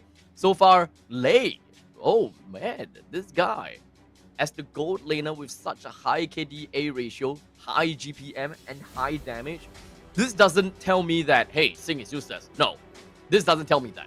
It tells me that all the other 4 players, they are so independent and they are so good in their early game. They literally only need Sing to be a siege minion. They just need him to help them win the game, close out the game, and destroy our turret. So we very likely we are looking at the roaming trio. The roaming trio of CFU. Whenever we have maybe OP, for example, I think that OP is probably the one that I personally will want to really look out for. You know, we've got OP, Boxy, CCCC, and Detective. How many C's are there? 1, 2, 3, 4. Boxy, CCCC. Boxy, CCC. Okay. Challenge me. From this point on, I'm gonna say his exact full name, Boxy, CCCC. And I will make sure that it's always 4 C's. Well, of course, we're going to be jumping over to the draft very soon. And for those people that have just tuned in, welcome to MPL Cambodia Season 9. My name is Abstract, hailing all the way from MPL Singapore, your only caster for the entire week here in MPL Cambodia. Yesterday, we had the play-ins. Today, now, we're starting day 1 of playoffs. tomorrow is more of a tighter day because we have a total of 3 series to cast tomorrow, which will lead up to one grand finals best of 7 at the final day. I really like this host. The host has been consistently betting onto the underdogs, and I absolutely love that. Right, this reminds me of one of my other colleague in MPL SG as well, by the name of Vertigo. Always rooting for the underdog, and sometimes the underdog just wins, and we're just like, oh, what the hell? But everyone have got their eyes on the CFU. CFU undoubtedly the champions, undoubtedly the reigning, the undying sovereign here in MPL Cambodia. We gotta have to agree that CFU is gonna be the top dog, and they are the Titans, the Megalodon. They're not a shark, they're a Megalodon. And Team Max, they have to find a way to maximize the potential to literally just harpoon this Megalodon down. It's not easy, man. Not easy, man. We're gonna have to look out for them. 1 minute until draft pick. And ladies and gentlemen, remember, I am at every single, okay, not every single, but I'm currently at the Mobile Legends Bang Bang YouTube channel and the MLBB Esports YouTube channel. And technically also part, I also have one tap on the Merkel stream as well. So if you guys have got anything that you'd like to say about the stream, about the draft, anything that you want to say, please feel free to use the live chat. I would love to understand what do you have in mind when it comes down to how well the drafting is, who do you think is a better team, or who do you think has the better opportunity to win, all the kind of jazz. Throw it out over the live chat. Let me understand what you guys are feeling about this game, you know? You guys are my partner of today. I may not have a partner casting with me, but at least I will have you guys as my partner. But before we jump into the game, I would like to take this opportunity to talk about our official mobile gaming partner, Infinix. And when would you ever see a mobile game partner that will have an MPL edition phone? No? Never? No? Oh yes, there's one. Infinix, the GT30 Pro is right on the hands of everyone, and of course rather on the table as well. But what I want to talk about is the Infinix Note 50 series. That's the one with the MPL edition. It has lightning fast 90 watts wired fast charging, and if you're not really into, you know, fast charging and that kind of stuff, which you're weird if you don't look for 90 watts fast charging, you do have 30 watts wireless charging. So if you're more of the go compact kind of person, then hey, you got a 30-watt wireless charging that will work for your Infinix Note 50 series. And to ensure crisp display with an ultra-smooth 144Hz AMOLED display. Alright? This gives you full, fluid, immersive MLBB experience all the way through. And in order for you to really make full use of this immersive screen, 144Hz AMOLED display, you need to be able to multitask well, right? You need to multitask. Once you go in the game, you die, you switch on, you switch over, go to a stream, watch MLBB competitive gameplay, watch Merkel with his live stream or all that kind of jazz. You need strong RAM. As such, the Infinix Note 50 series MPL edition does have the 24 gigs of total RAM. This is not the phone, it's a bloody weapon. And in fact, it's a weapon that we want, and it's a weapon that we need to harpoon down the Megalodon. To maximize the potential of Team Max, we're going into game number 1 between Team Max and CFU Gaming. We'll start things off with the band, with Boxia, Arlot, Fanny, and Lancelot. So far, we don't have a lot of, if not, we don't have any bans onto Gato Kacha. We don't have any bans onto what was that again? Yi Sun Shin, all that kind of jazz. We don't see those bans just yet, even though they have really high pick rates. And perhaps even chip, right? We don't have any chip bans or whatnot. We're just gonna left down with Timego. What are we looking out for when it comes down to bans? So far, I don't remember seeing them banning too much of mage heroes. Yi, Fasa, Jusin, all the kind of jazz, right? Has mostly been leaked out. They call me a hero because I saved my nation Go, from falling Eugene. apart.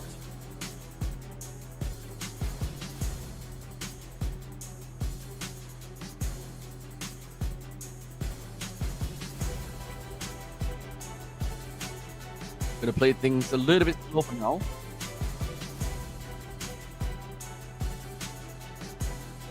Lei right now, I think, honestly, CC, Gatokacha, all of these are very much possible to be priority.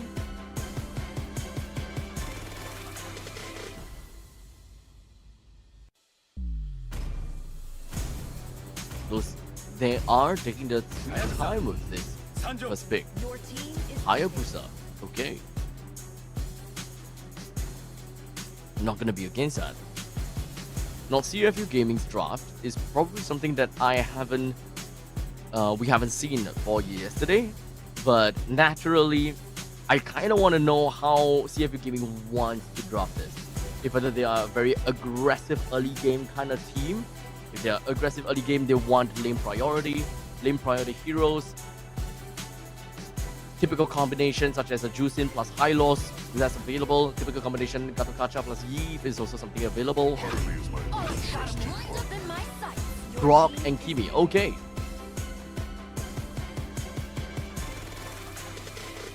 Can I just say that I absolutely love the typeface of the heroes? You know, that coach words, the names of the names of the heroes. I love that typeface.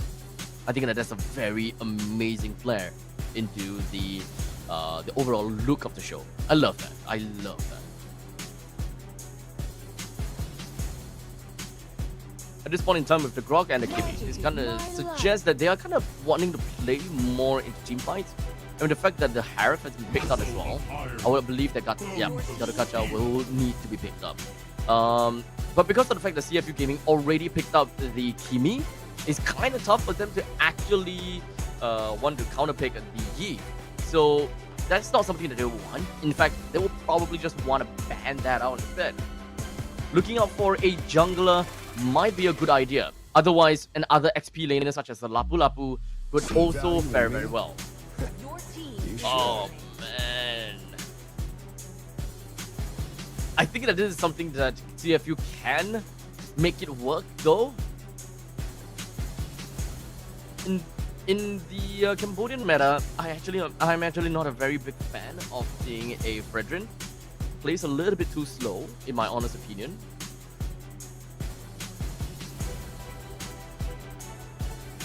Oh, that's interesting statistics.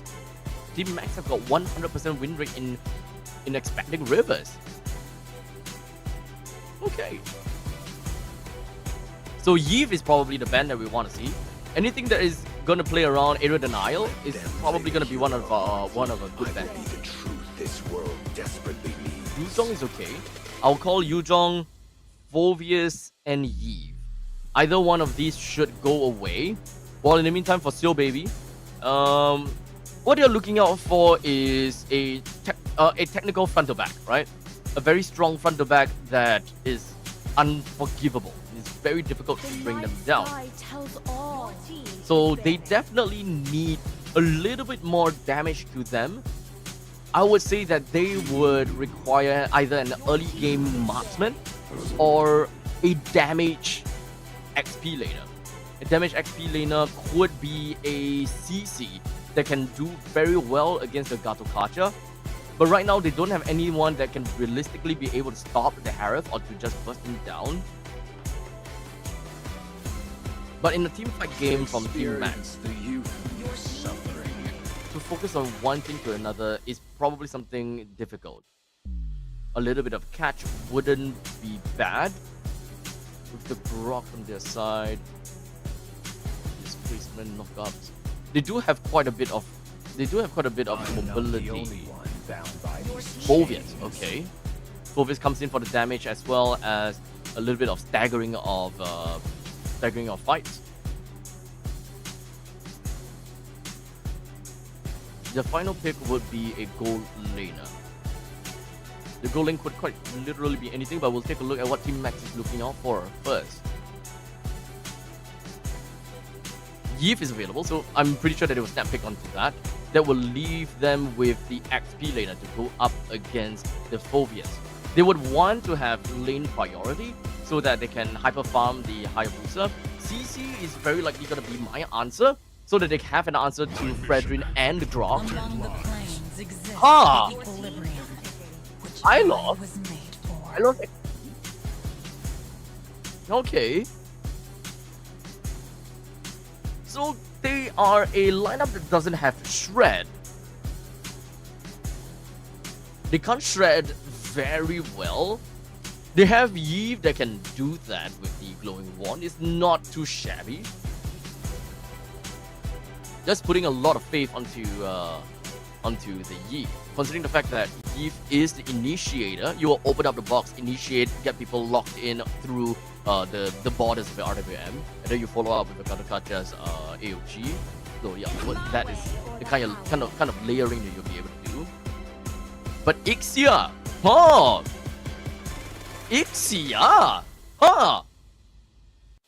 very team fight oriented. They want to go tit for tat against Team Max's team fight. But my problem would be that Ixia will be pretty far behind. He will be pretty far behind of the team fight, and that is actually an avenue for Hayabusa to go in for a free assassination. I'm not too sure if whether this is gonna do too much, but I'm gonna be looking out for them. I'm literally gonna be looking out for them. Sakzu, I think his early game is going to be the one that paces the game. He consistently takes very good note of neutral objectives, and he mostly is able to take neutral objectives extremely well. I have quite a bit of respect over the Team Max, and I would want to see them to be able to play a very good game against CFU Gaming. Ladies and gentlemen, let's go right in to game number 1 between CFU Gaming versus Team Max. We start things off, of course. We talk about lane priority. With lane priority in the middle lane, we always talk about middle lane first. With the Grok plus the Kimi versus the Yves plus Gadokacha, I will always say that Yves plus Gadokacha is the one that have better lane priority, way better poke, and they don't even have to stay in lane for all that long. They can prepare themselves and, of course, position themselves in a way whereby they drop the Void Crystal, and as well as the punch from the Gadokacha, and the wave just clears itself naturally. You don't even need to auto attack or anything. You just throw it down and prepare to walk away.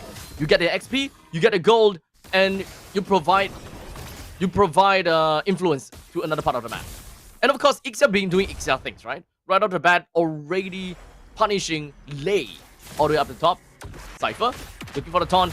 He already wasted a flicker onto the side of Sing. This might actually do pretty well, but not quite enough as Lei was a little bit far behind. Box CCCC is still in here, but I think they should be more or less okay.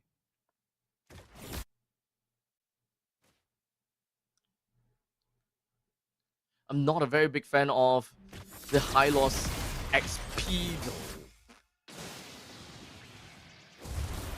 I do want to see Team Max actually prove me wrong about this as to how they want to play this high loss XP. He doesn't have a lot of potential, or he doesn't have a lot of utility that he can give, and you're not going to use the Glorious Pathway to initiate in the battles anyways. You do have people to key with the RWM to start things up, and of course come up with a follow-up with the AOG, which is something that we'll see right about now. No AOG as of yet, but the RWM will be keeping a couple of them right inside of the box. But in the end, Sakzu, as I mentioned, you will always be able to take the neutral objective very well. Cypher will go down. It's a 1-for-2 trade. Detective and Wadu has already been taken down. Opid goes down to People the Key as he flickers on forward with a single Void Blast. And the next one is almost Box CCCC. Oh, with a sliver.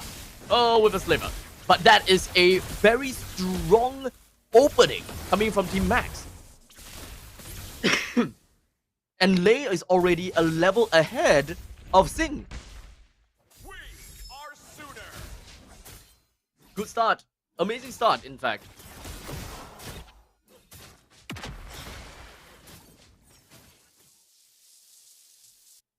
I would say that Team Max, their composition is... I think the only thing that kind of tosses me off is really the high loss. I feel that the high loss is forced for that double revitalize. I feel that they are forcing the double revitalize in this composition. But in the meantime, it is mostly about the wombo combo Unga Bunga coming in from the Harif plus the Gatokacha plus the Yi. This is something that you will always see that dominates very well in team fights. You box people up, they are stuck inside the box, continue, and you stack onto more of these crowd control while your Harif is completely free and open to just dance right inside the summon force.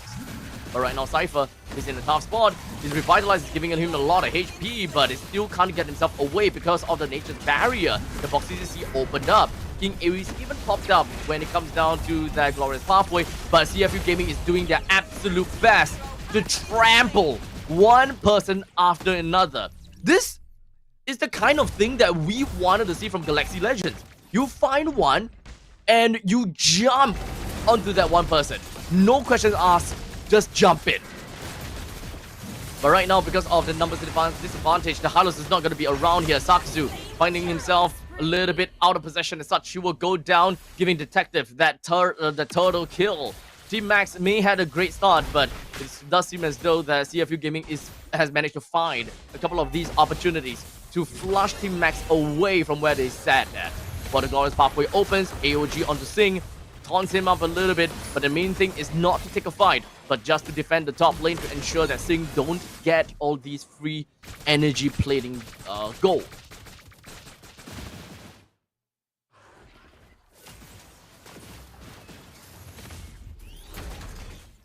This front-to-back game from CFU is all about trampling.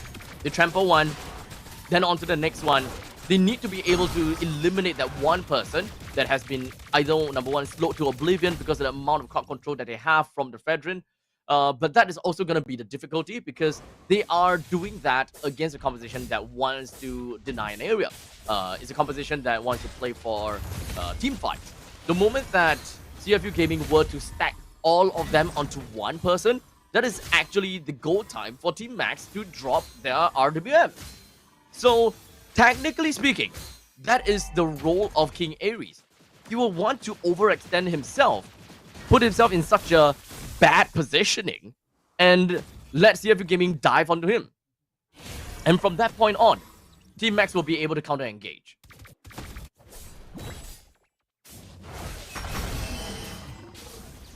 It's a steal. Detective stole that right under the nose of Sakzu.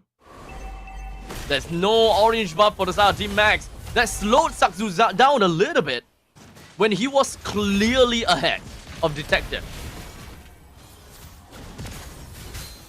But perhaps we'll see a little bit more from here. A good amount of stuns. This is just literally CFU Gaming one after another. Opens up the RWM as Ixia literally opens up. Did quite a number over to Bimo the Key. But that is the answer that they have against the Ixia. Oh, sorry, they have the answer that they have against the RWM. Because Ixia's ultimate is actually out of range to the RWM. So the moment that Sing realizes, hey, RWM is popped, they're just gonna open it. The full barrage has got amazing, amazing range. That will force Bimo the Key out of his RWM. You don't even need a Gatokacha to force a, what's that called? Force a taunt onto Bimo the Key.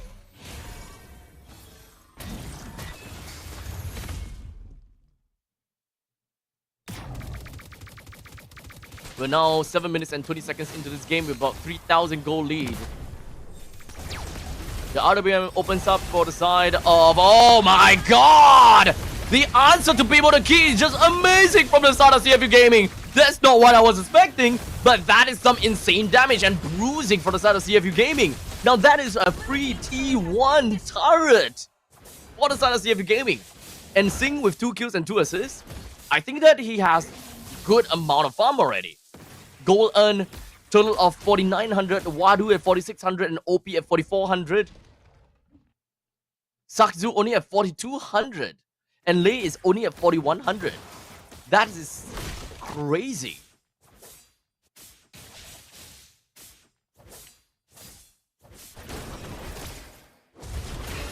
But now, King Ares opens up with the glorious pathway. Clears up the siege minion just nicely. But Bimo the Key focuses on the Zing right underneath the RWM. They have the opportunity to just back off now that they have managed to bring the goal laner out. Now that the pause one is out, they do have a little bit more space to breathe. The Feather of Heaven is collected from the side of lane. King Ares is currently in a bad spot, but he's pretty tanky after all, so it's not too bad for him per se.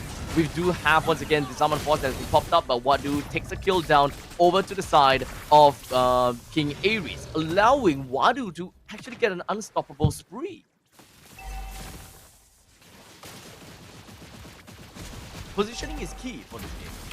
CFU Gaming, I think that as long as Singh has got good positioning, he will be unstoppable.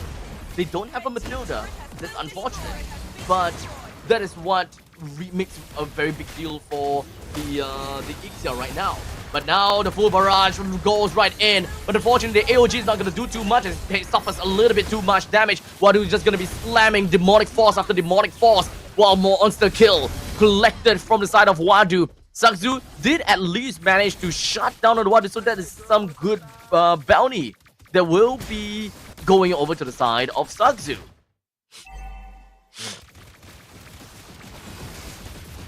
Now with Lord available, a completely free Lord. Detective is playing this pretty darn well. The slowness doesn't feel like anything in this game.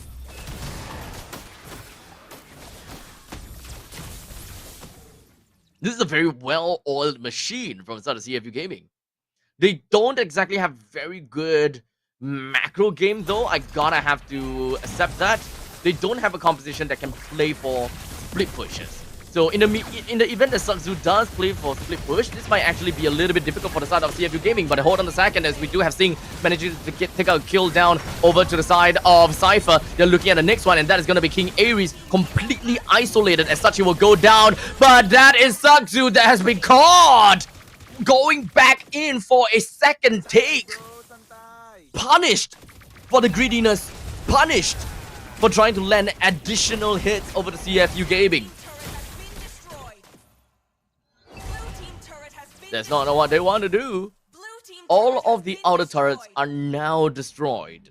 We have the Holy Defense that is still available at the top lane and the bottom lane. The bottom lane's Holy Defense will go down right about now and take a big chunk off of the Lord's HP. But they should be able to do quite a number to this middle lane T1. I don't think that they can take it down though, but that is a good immobilized flicker from the side of OP. He ensures that he's not going to be in the area of the AOG, but the full barrage just deals enough to really put a number down onto Cypher. The defense game from Team Max is lacking due to the massive amount of gold that they are lacking. This Sea Helmet will make things worse as a tectonic charge! Let us right down the lane as well as BMO, but it's not quite enough to execute them at this point in time. The main thing that CFU Gaming did is take the Q1 turret in the middle lane, or rather P3 turret down in the middle lane. That's more than enough for the Ogi Shadow kill. Flashes down, OP goes taken down, and Stower Box CCC. However, Sakzu will sacrifice his own life. That is going to be a 2-for-2 trade. CFU now makes their way down to the bottom lane because of the single lone Siege Minion that marches right in. So 2 free turret for the side of CFU Gaming, while in the meantime, Singh picks up a kill onto Cypher again. This Ixia paying dividends, and now the RWM opens up. Lei drops down the Zaman Force and will dispatch Singh with no questions asked at all, claiming a double kill after putting Wadu down as well.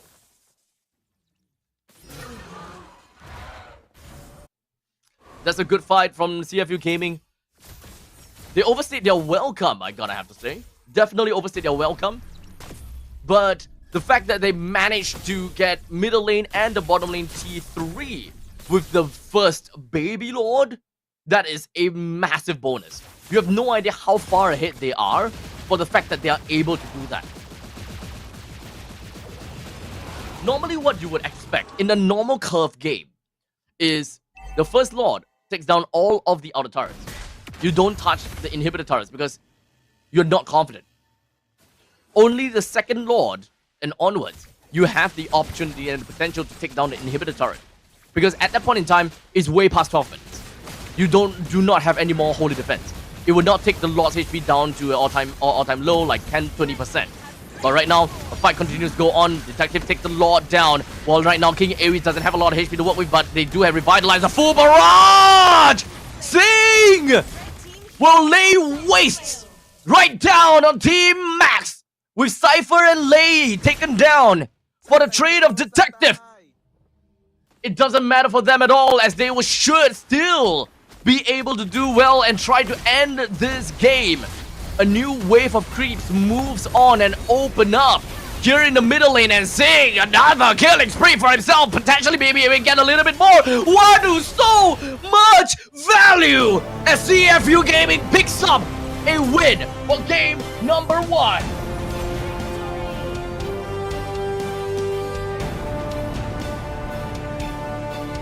A dominating performance coming in for the side of CFU Gaming. Played to the absolute T. I gotta have to say, CFU Gaming is just a different beast altogether, right? In most cases, whenever we look at Fredrin, we'll be like, okay, that's a very slow hero. Okay, that's gonna be a little bit of a problem. But no, that's not the case for CFU. They know when is their pulse spike. And in fact, I think that Sing's statistics, when we looked at their head-to-head, that doesn't answer anything.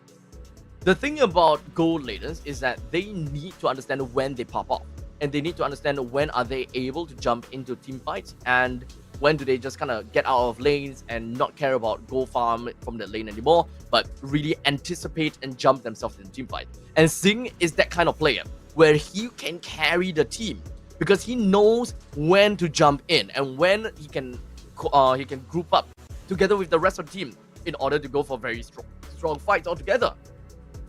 I'm not too sure whether that was Sing's call, but basically if there is someone that is coordinating Sing and telling Sing, hey, you are good enough. You are good enough, you can come in the fight. And whoever that person is, does a very good job. But we also cannot undermine the pressure that Wadu is able to bring out in this game as the Phoveus, the MVP of CFU Gaming. Most of the time, we see Phoveus as a cockroach. A very annoying hero that just deals some damage and just keeps on bouncing and ping-ponging damage time and time again. But Wadu is different. He's doing a very good job in this game, and I really want to see a lot more from him.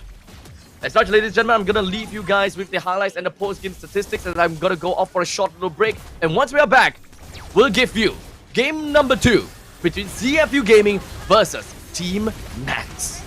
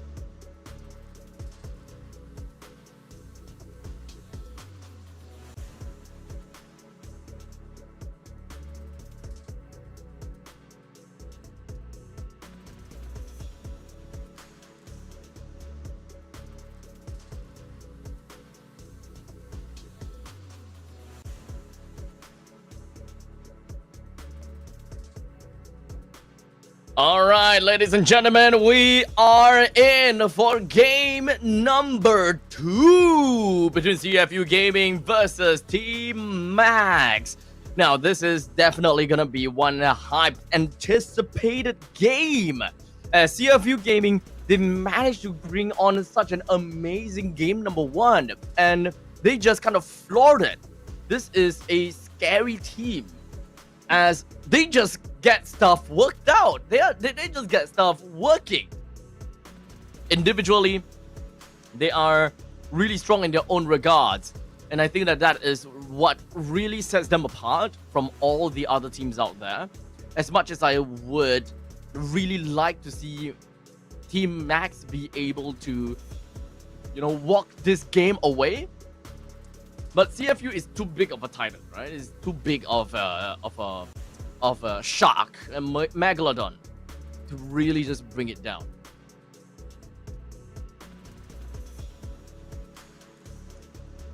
It's kind of tough. I gotta say, it's really difficult. But regardless, I'm gonna have to take this moment in time and give a huge shout out over to our official telecom partner, Cellcard, as you will be able to level up your game with Cellcard's official MLBB gaming bundle. In this gaming bundle, you'll be able to enjoy unlimited and worry-free Mobile Legends Bang Bang gameplay and receive valuable in-game currency. It's an all-in-one package. The monthly MLBB bundle provides 235 diamonds for just $6. And activation is just as simple as activating through the Cellcard app, or perhaps just dialing into a very specific number. You guys should be able to search that up pretty effectively. And in fact, for all the MPL attendees, they can actually subscribe to the MLBB bundle and present it at the Cellcard booth at MPL Cambodia to claim an exclusive gift and a legendary AO skin. The complete package for anyone that is watching MPL KH in the hall itself. But everyone else in the live chat, I would assume that you guys are not Cambodians and you guys are from all over the world, Philippines, Malaysia, Indonesia, Singapore, so on and so forth. Just give them a heads up, and of course give them a huge shout out as well. As MPL Cambodia, this is pretty amazing production thus far. I absolutely love what they have got in place. Great production. I love the overlays, the graphics, the stage, the players, the crowd. Damn. But anyways, for everyone that just came into the stream, welcome to MPL Cambodia Season 9. I'm currently live here at MPL BB Esports, as well as Mobile Legends Bang Bang YouTube channel, watching the live chat at the same time, as I am currently solo casting. So if there's anything that you guys have to say, if there's anything that you guys want to say in the chat, please feel free, slap it on there. I'll be happy to kind of read that and see what you guys have got to say. As we go on to game number 2 between CFU versus Team Max. Right into broken walls. We'll talk about the band in a short bit later on. Let's go through the chat a little bit. We do have a couple of I'm too soft. No way am I soft. No way am I soft. Come to Casa MPL Cambodia. To be fair, I did have my opportunity at MSC 2023 that was held in Cambodia. That was an amazing experience, if I may say. In fact, I will show you guys. What my souvenir is on the final day. I'll show you guys my souvenir because one of the hosts of MPL, not MPL, the MSC 2023 actually did give us something, and I'll show you guys. I'll show you guys on the final day. I will wear that and have fun with that. It might make me a little bit hot over here, but I'm just gonna crank down the air condition so that I don't sweat that badly. So now we're done with the banning phase. And Ruby Kakna, Grok, and Lancelot. Hayabusa, Gatakacha, they are all available. Yi Sun-Jin as well, so that is going to be an instant pick from the side from the Megalodon.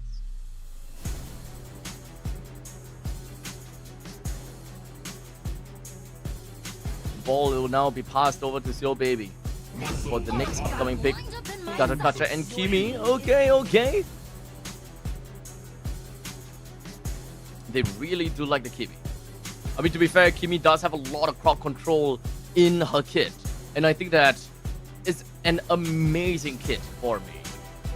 So just like that, 4 layers of crowd control just from these two, right? AOG, Taunt, Immobilize, and Displacement. Oh, we haven't seen Kalia in a long time. So having the Kalia as well as the Yi, we do have the pick-off and team fight that can kind of work in our favor for now. Hayabusa joins in the fray for Team Max. I think Burst Hero right now is pretty important for CFU Gaming in order to utilize the Tsunami Slam as much as possible. So if this is going to be a roam Kalia, it moves together with Yi. The roaming trio is more or less settled already. The ones that will generally want to get out of lanes very often is going to be the side lane XP. And this is a composition that can actually play double fighter. So I would suggest having a Yuzhong for themselves. Yuzhong is good. Unfortunately, Esmeralda has been taken away. I don't believe that they would want to play a Uranus for this one. Let them play the hero.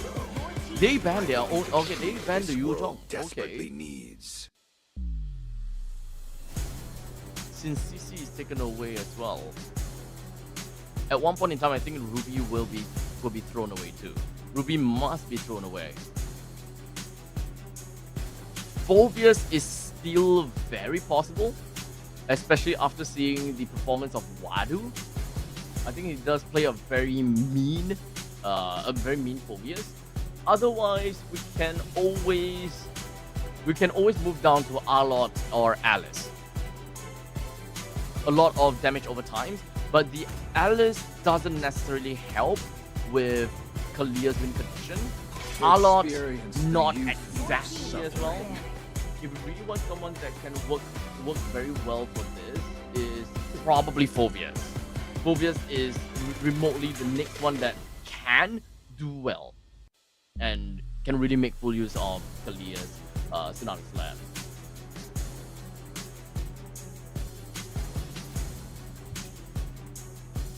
We could see a Bane though. Oh, Xbox! Oh, Xbox might be good for CFU actually. We've got a Roma. Still Baby has to pick up one of the side laners. If they are deciding to go for what? A high loss side lane? To be fair, Kalia can actually go XP too. Laku, okay. I expected that. There's no way the CFU game is gonna have 3 Laku for themselves. So now they have 2 options, right?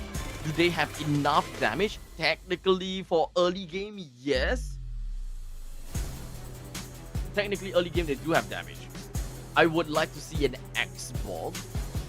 And for gold lane, Yuzhong is taken out. Alice and Xbox would probably be my answer. I will choose my own path. Okay, Arlott. Despair that I see. Natan! So they are actually gonna go for marksman here. So Natan does make full use of the Tsunami Slam. So I'm actually okay with that. Arlott is just gonna be a setup tool for the team. So at least they did manage to check out one of the boxes, and that is a hero that can make full use of Tsunami Slam. So that is a win condition that we can see, and that's a win condition that can work.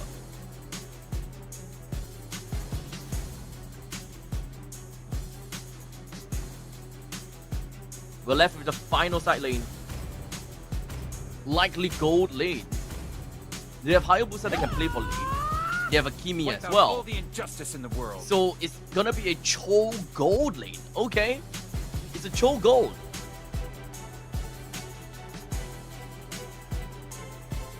I can appreciate that.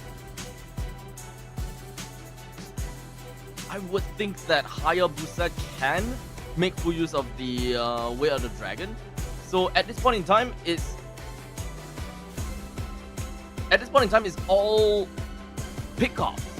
This is a game of pickoffs. Whoever is able to get a decent pickoff is probably going to be the one that will move on forward.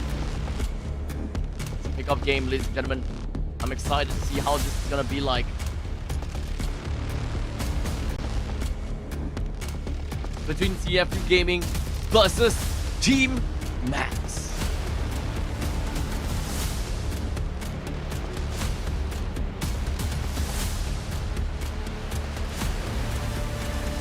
So it does seem like Elden Lord Taobao actually got that pick right. Not too sure whether that was his prediction or not, but that was the right prediction. The Arlot did came out for CFU indeed. So here we go, ladies and gentlemen, into the Land of Dawn. We go with both of the junglers that will be starting at the purple buff right off the bat. We'll talk about lane priority right off the bat as well. It is understandably a okay, it's a Kalia plus the Yi versus a Gatokacha plus Kibi. Honestly, I think the Gatokacha plus Kimi is the one that has the lane priority right now, but this is massive amount of damage coming in already. Trade between the two. It is the Kalia for a Gatokacha. So, pause 5 for pause 5. So, the difference is, OP got a kill from CFU, and Sakzu got a kill for Team Max. So, it's working in favor for Team Max right now. It's good for Team Max. More farm, more kills over to Sakzu, the better it is. Roll out. Very passive play from King Ares. I don't have to talk too much about the XP lane because just from that situation, you know who has the lane priority.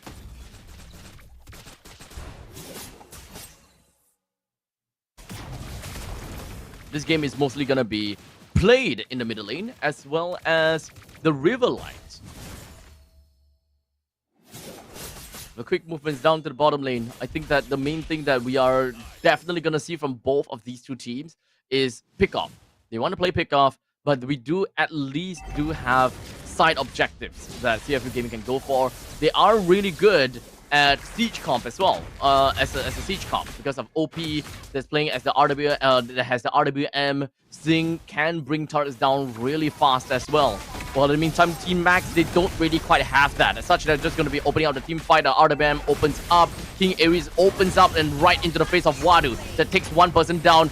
Detective will go down as well. Sakzu picks up the turtle and a double kill credited over to Sakzu. A great opening fight for Team Max.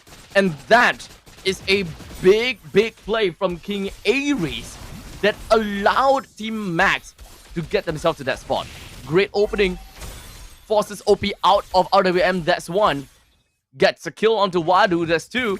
And brought Detective to such a low amount of HP just from the fact that he opened up that bottom bush. That bottom bush was so important.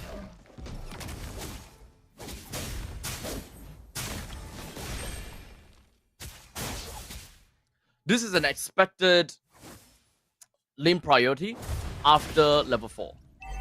What Lapu Lapu just have such a strong priority the moment that he reaches level 4.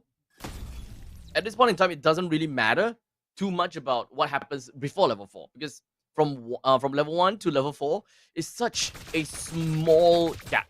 It's such a small difference. There's not much that you can do against your opponents just by winning it that 1 or 2 lanes. All you gotta do is just hide behind, hide on the turret, get your level 4, and absolutely crap on your opponents shortly after that.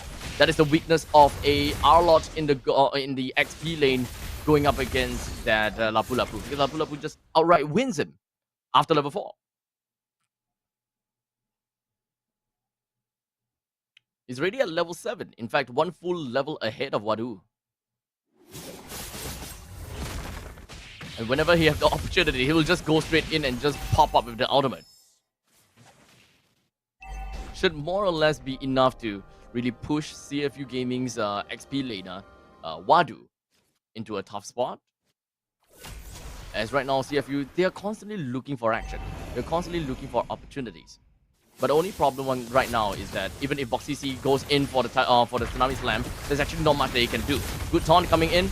That is going to be a Tsunami Slam. There we go. Just going to be pulling King Ares right in. And that is going to be the final slash coming for the side of Wadu that will be able to get a kill down to King Ares as well. Detective gets himself running away with a single dash off the glaive. OP is still going to be fine right now. But Wadu picks up a double kill on the Bimo Key at the sacrifice of his own life. Is a 2-for-3 trade. Massive amount of value credited over to the side of CFU Gaming. Despite all of that, Xing took the opportunity to go all the way down, take some of those energy shields, and that is big gold. So Team Max, I think that at the end of the previous fight, they had 1,500 gold. And right after Xing's fight at the bottom lane resolves, the gold advantage just changed to 1,000. So it's fair to say that Xing has got like 500 gold from that moment in time. But hold on a second, here we go, up to the top lane, Bimo picks down the kill, down onto the turtle once again, pretty darn fast, while the next one is just going to be looking out for a kill down on the OP, and he will go down indeed into the hands of Bimo 2.2 thousand gold right now, Boxy, CCC, and OP. Now, both of them is dead. Unfortunately, for CFU Gaming, whatever that they tried to recuperate, they have lost it almost immediately. Currently at 2,500 gold, make that 3,000 gold in favor for Team Max. Looking to clear up the waves even more. And looking to bring down the T1 turret in the middle lane too. Bimo Key not quite there to be able to bring it down just yet, but he did quite a number, and I think that is more than enough. Looking for something here. Snipes onto Cypher. Slows him down for a bit with the Void Crystal, but forces a taunt on Cypher. It's gonna be safe and sound for now. But back onto stalemate. 3,000 gold in favor for Team Max. King Ares opens up, goes for the stun, not gonna land. Mountain Shocker opens up and sees Team Max, but there's the RWM that has been popped up, but Team Max with a counter engage! Down over the CFU! Punish them for all that's good! OP is the only one that survived in that encounter. BoxCC and Detective and Wadu had to fall just from a single kill that they have gotten off of Satsu. That was bad value trading. Well, for the side of Team Max, they gained a lot from that one. They gained a heck lot from that one. Very good place from that.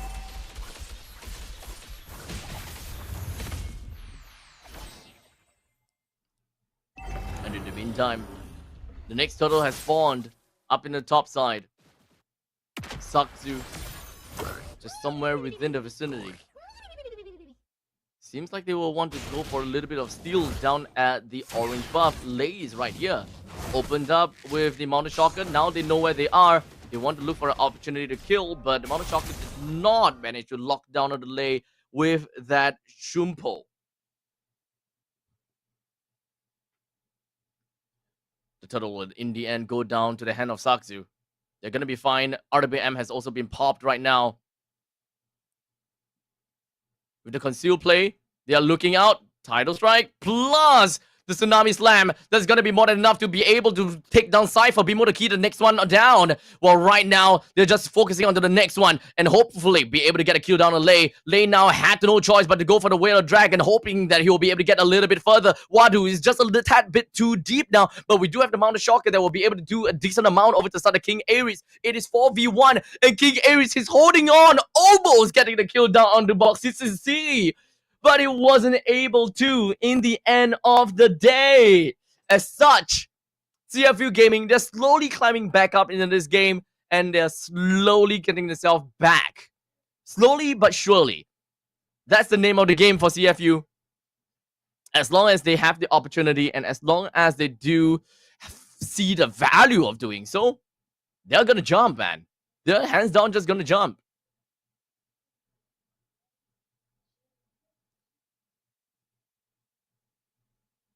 8 minutes in. CFU Gaming's lineup is a lineup that can definitely play into the late game. They're not too afraid about losing in the early stages. This 3,000 goal lead doesn't mean anything to Team CFU Gaming as of yet. Team Max, they're happy with it. But I can't help but say that they don't have what it takes to win late game. They absolutely do not. The only one that have got the late game insurance policy is the Hayabusa and the Kimi. But even Kimi herself is not someone that I will confidently say, hey, he's going to do so damn well in the late stages. He's more of a mid-game hero with good amount of utility in the late game. The Traction Pulse plus the Immobilize, more or less enough from a single person. But that's Conceal.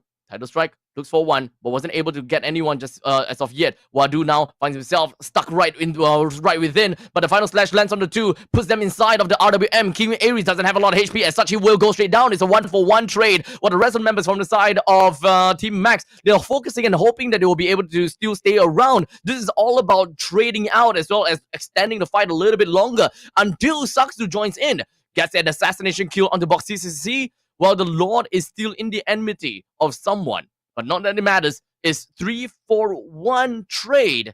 Saksu should be able to take this Lord down no problems, because Detective is currently at level 13 while Saksu is at level 14. Might want to go for kills. He does have the Ogi Shadow kill now. Splashes all the way through on the OP. The next one is Detective. Picks up for double kill. Cycled the two of them into oblivion.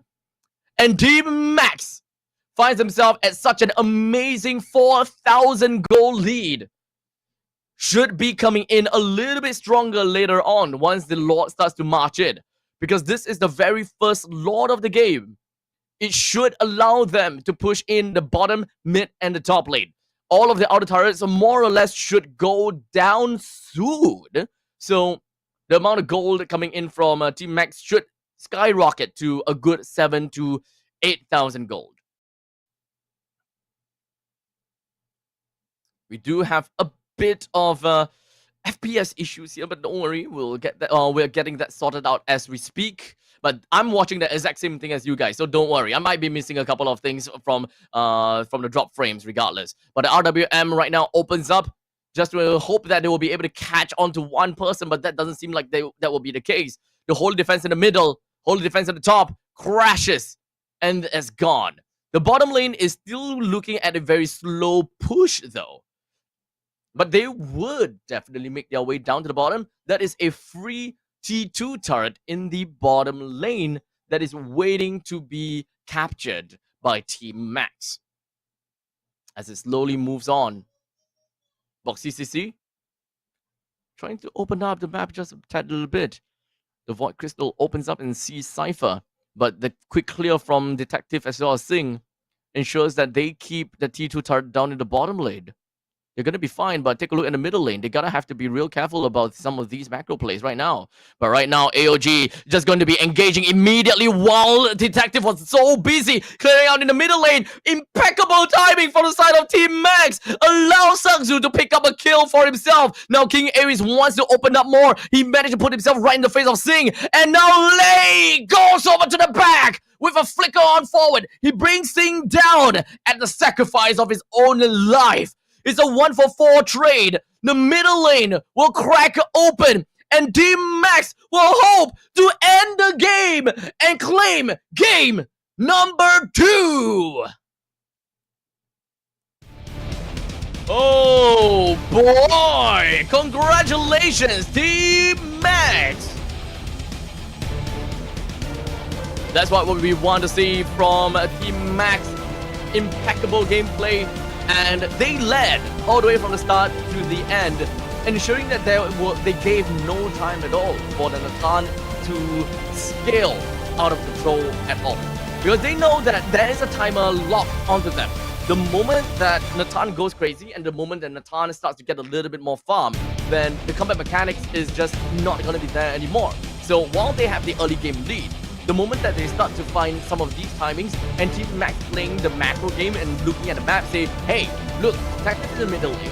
trying to clear the wave, this is actually a very good opportunity for us to jump in. And that's why I've always commented on Cypher. Cypher, even though he's playing as a Gatokacha, and AOG is actually a very, very long backswing animation, it takes time to actually land the AOG. But he will always look for the perfect opportunity that even if it's a long backswing, and even if you don't land the AOG directly on his opponents, it is used more as a zoning tool. And that zoned pretty darn well over to the rest of the members over to the side of CFU Gaming.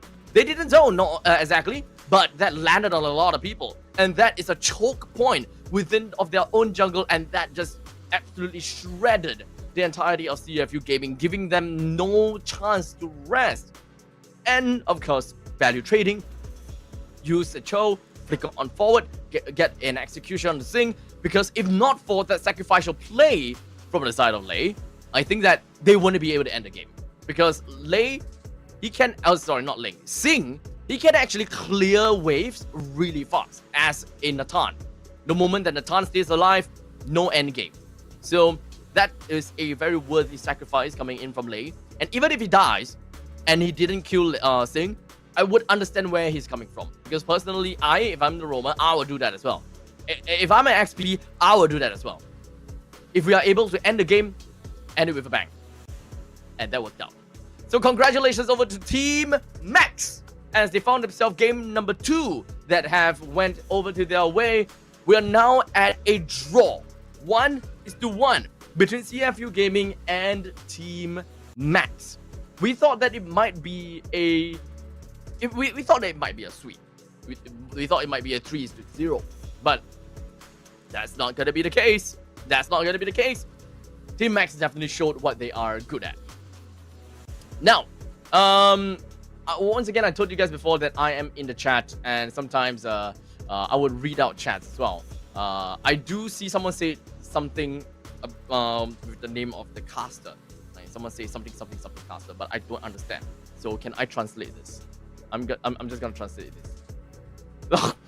Oh, that's what you meant.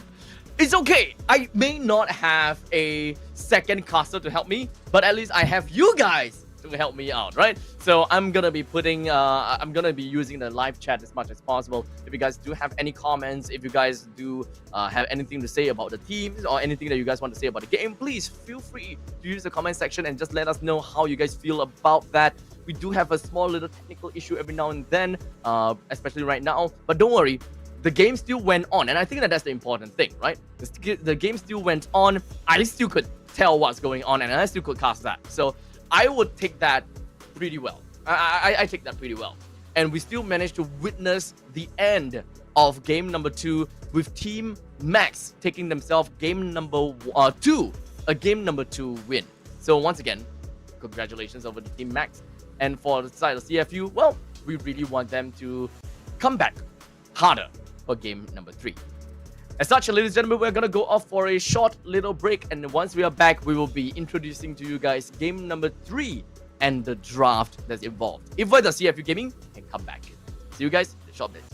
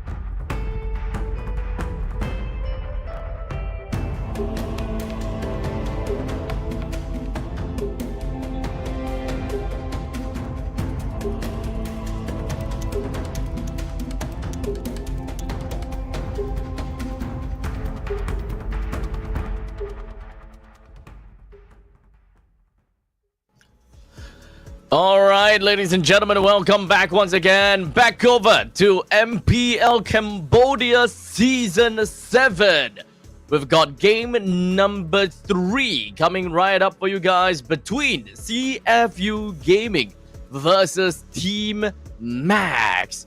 Game number 2 undoubtedly looked like a powerhouse coming in from Team Max. And it really seemed as though that, you know, CFU Gaming, even though they are at the top of the leaderboards, being back-to-back champions in Season 7 and Season 8, it does definitely seem as though they do have quite a bit of competition this year, as teams are really stepping up and really showing what they are capable of. It's not that big of a power level between the teams anymore. At this point in time, any team can make their way to the grand finals, and any team could very possibly get themselves the championship trophy. If whether they're gonna get that, that is undoubtedly gonna be the question that we have. Now, game number 3 will be in the presence of flying clouds, as we're gonna be jumping right in over to game number 3 between Team Max versus CFU for playoff day number 2. We're jumping in to the draft with Grok, Boxia, Arlot, Hayabusa, Lancelot, and the Fanny Band. Gatokacha, Yisun Shin. Oh, priority pick on the Kimi this time. I think that's pretty okay for now. Prior pick onto Kimi now. We have Gatokacha that can be picked. We have what else is there? Lancelot, no. Hayabusa, no.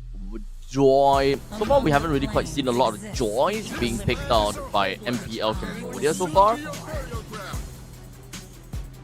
Interesting how Timego have decided to pick the Yi when the Gatokacha is actually gonna be available.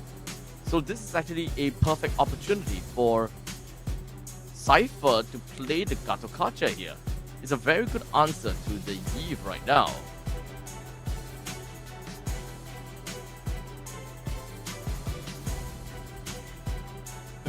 And from this point onwards, it's gonna be a Yi Sun-Shin, okay? So Yi Sun-Shin pick is understandable. It could be another jungler from Satimengo. And to be honest, this is a draft that we saw them picking a Fredrin for themselves in R3. That has happened before. Time to drop the beat of the flash. Oh, the point in time where I believe that that's not gonna happen. I've been asking for a Joy all these time, and now they give me a Joy when I said that, hey, they might not play Joy because I haven't seen the Joy all these times. Caster's Curse at this point in time. It really just falls on the Caster's Curse, really.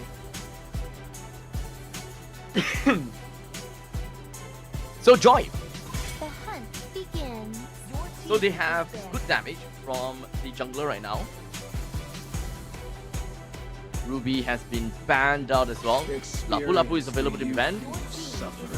Ranger.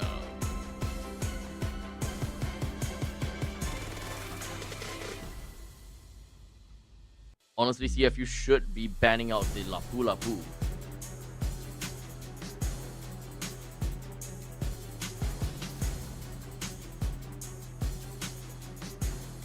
night sky tells all. Your team is banning. Esmeralda is a pretty decent ban considering the fact that they do have a joy. Good amount of shields coming in from the Lapu Lapu as well. Let's not forget about that. It's an understandable ban, but that means that they will be giving away the Lapu Lapu. This is a very divey composition, which would make sense why they would decide to go for that Ruby ban.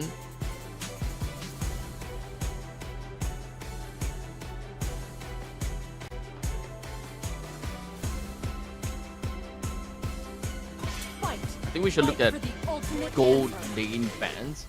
So far, they have been playing gold lane marksmen for CFU Gaming. So looking at this, they would want to go for a roam ban, roam pick. Roam's currently, I would say that Hylos is currently available. Kalia is also available.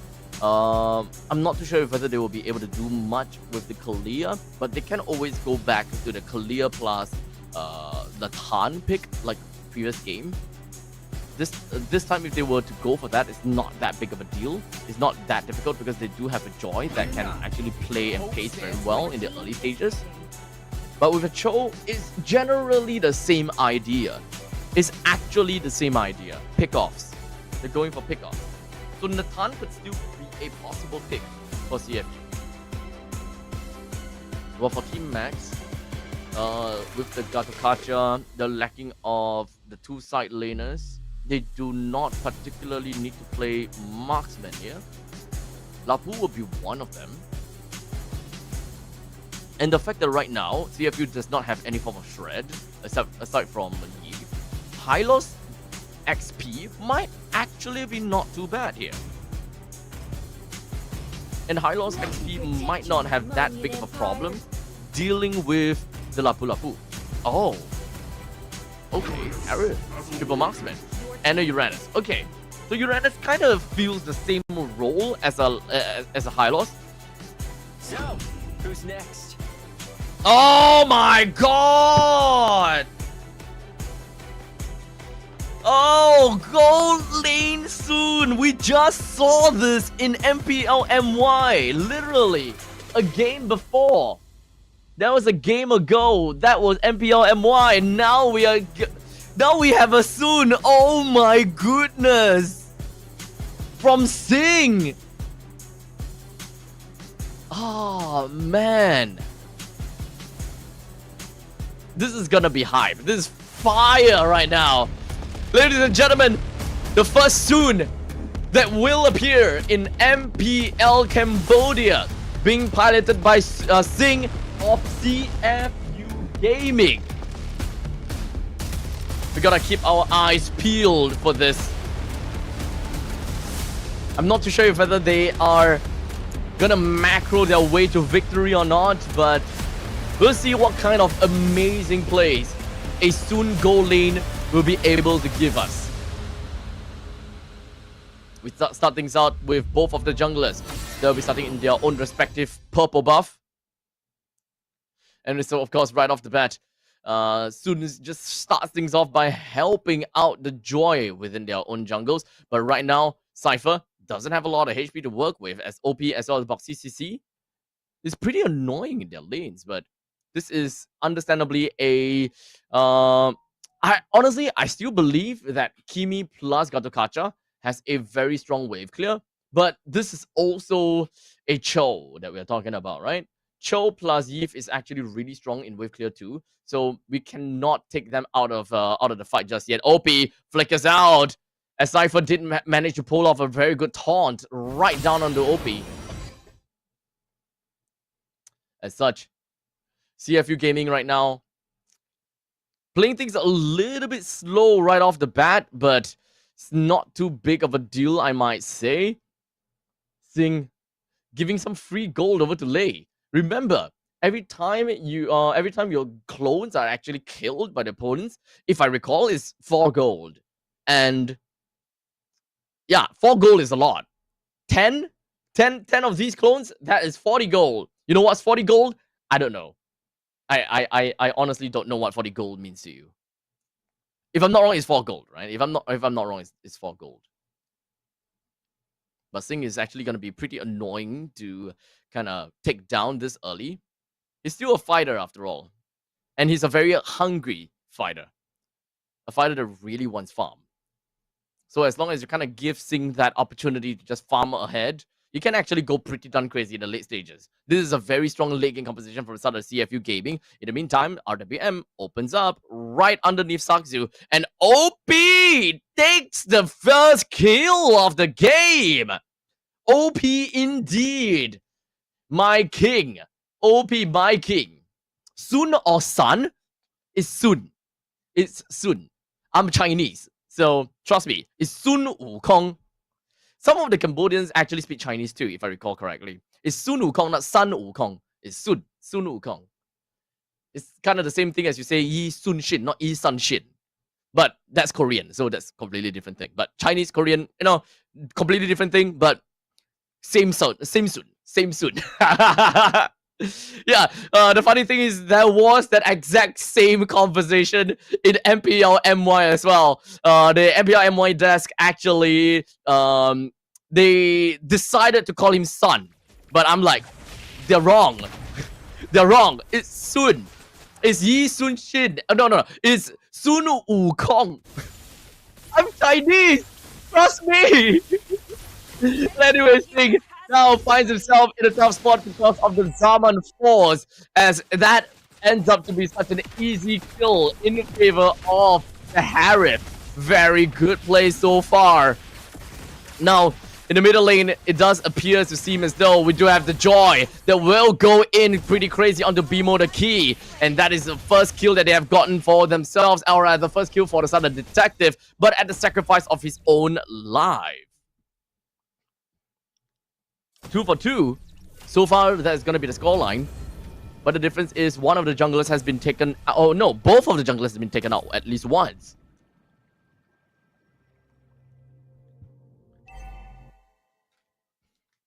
So we're not exactly looking at any form of disadvantage for any of these marksmen as of yet.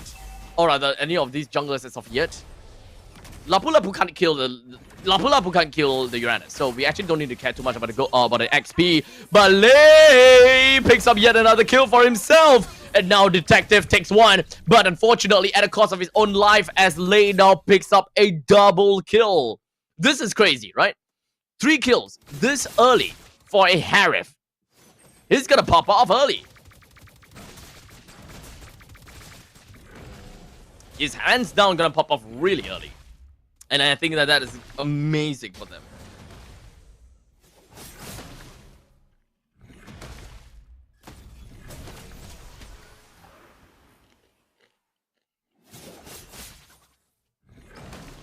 If the turtle currently now spawned, but doesn't seem like either one of these teams are actually too interested in getting a kill down on the turtle or just rushing the turtle down.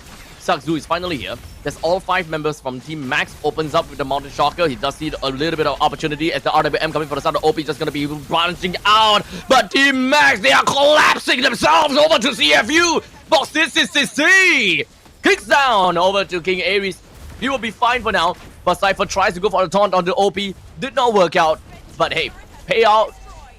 Team Max manages to get yet another turret in the middle lane. However, we have forgotten about Singh. This is an annoying hero. He will just split push for days. Don't worry, he will split push more. From this point onwards, he will just keep split pushing. Does he? I believe that he has a Wind Talker already. He should have Wind Talker right now. Once we have the item builds later on, we'll have a better idea. But oh, take a look at that. Crazy damage. The Mountain Shocker does well. Box CCC immobilized. Bimo the Key gets the kill. But Revenge Frag coming in from Wadu might be able to get a little bit more on Cypher as well. The stun goes down. OP, where's the Void Blast? There we go. Wadu picks up double. But Lei should be able... Oh, wait! The priority! The fight priority now doesn't go anywhere. And now Detective takes the kill! For Sakzu, Avengers for Lei. Detective, though, manages to get the bounty kill onto Lei for that 3 kills free that the Harris have. In the end of the entire thing, Team Max still have an advantage. Team Max still have an advantage with a total of 1400 gold advantage. That should be able to bring them to a pretty decent decent pace. While Wadu shuts down the Saksu. It's a very back and forth match, really. Team Max takes a kill, CFU takes a kill, this, that. A lot of kills that is just crediting to either one of these two teams. But by the end of the day, it's all about the goal leaders. If whether it's the Harif that will get the farm, or would it be the Sun that gets the farm?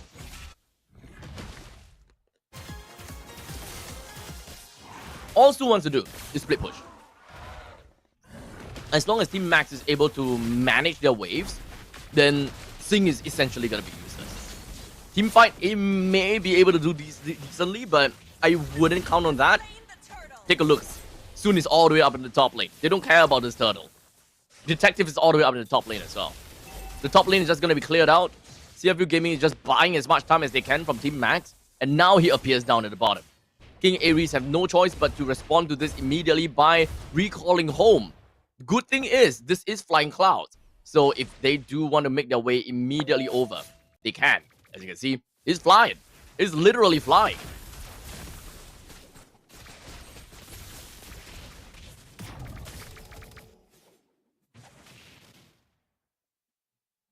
My only problem with Boxicity is that so far they don't really have a way to make use of the way of the dragon. Like, not much ways to use the way of the dragon. Most of the time is really going to be reliant on the detective, but he has to be prepared. He needs to be prepared with all of his dashes before actually going into the Rhythm of Joy.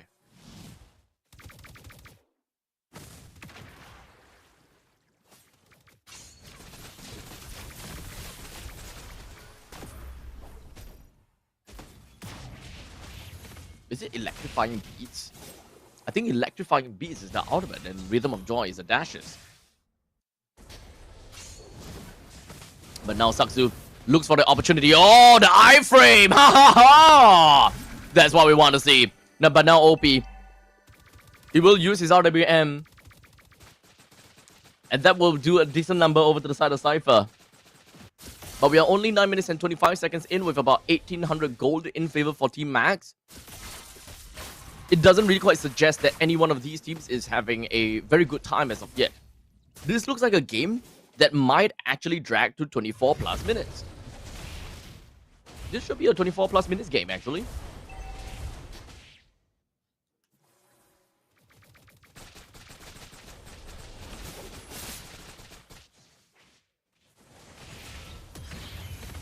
That's a kick. Not going to do too much at this point.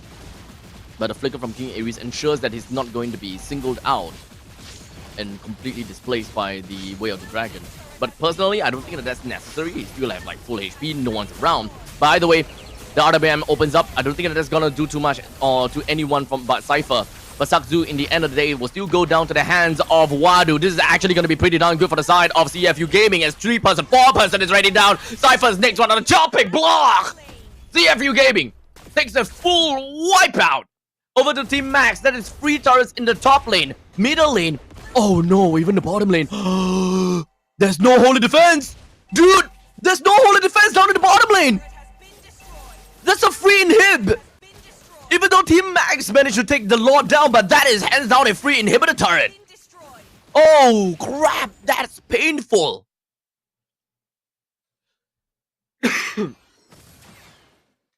Oh crap, that is painful.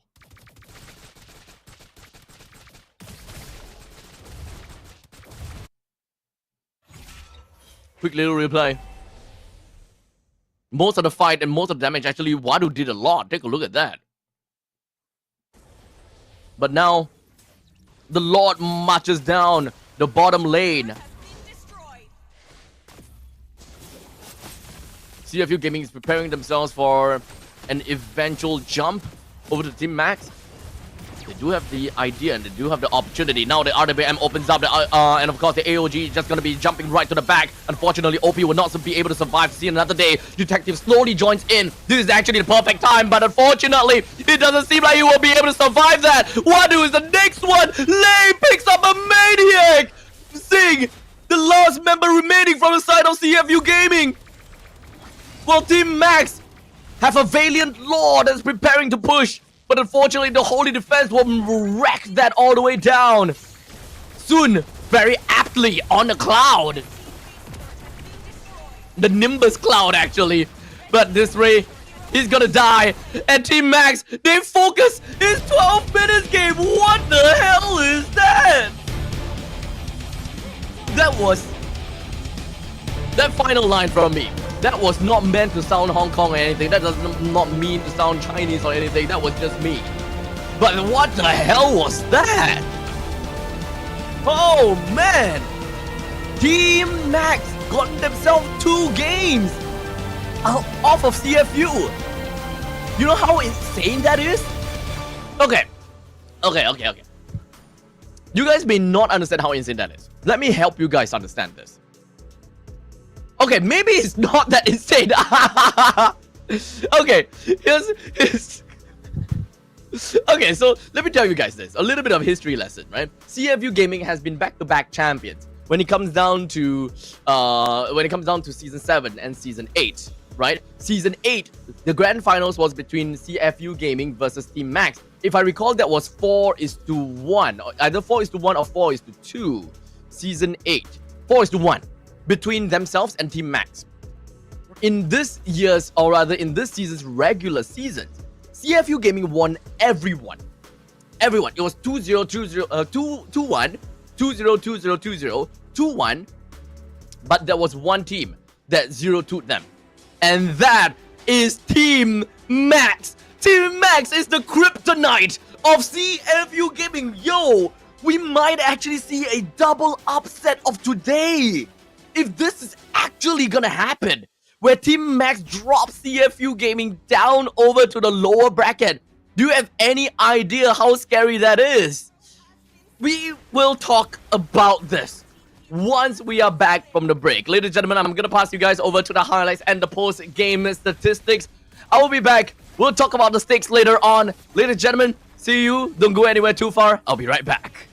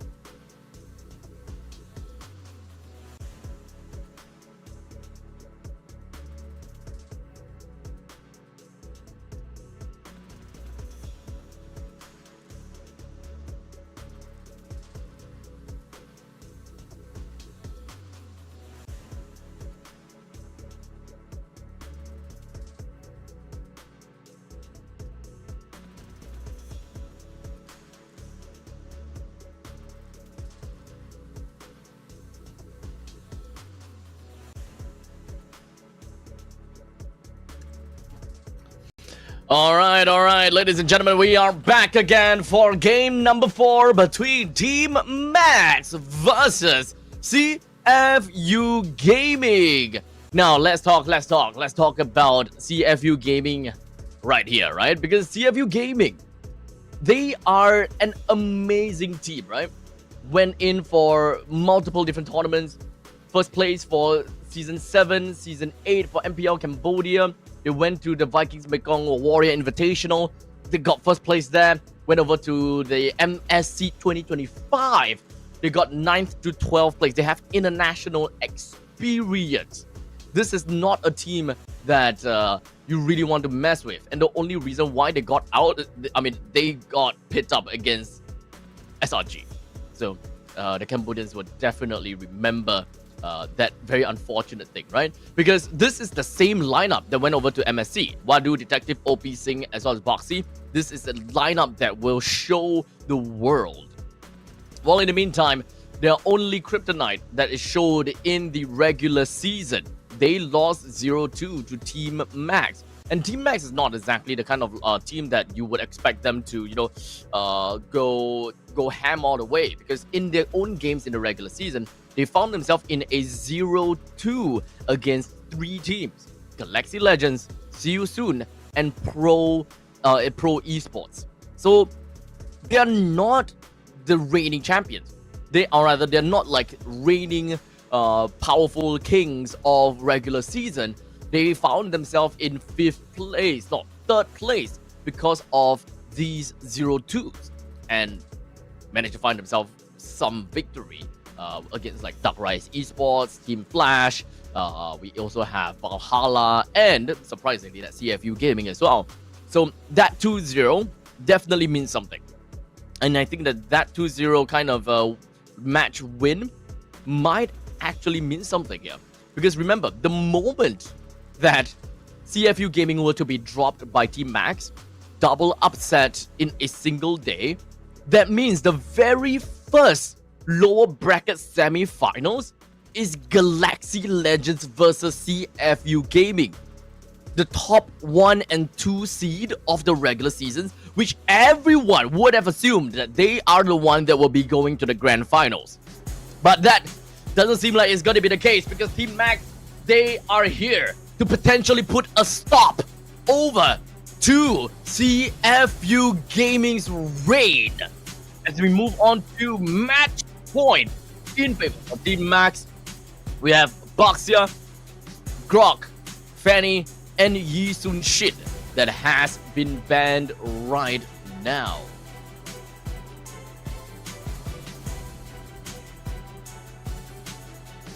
We're waiting for a couple of more bans to go. Alert has been thrown in. Lancelot, there we go. So Team Max may actually prioritize the Hayabusa here. Otherwise, the Hayabusa might have been stolen by Detective. Unless they might want to go for another kind of playstyle, another way to play, essentially.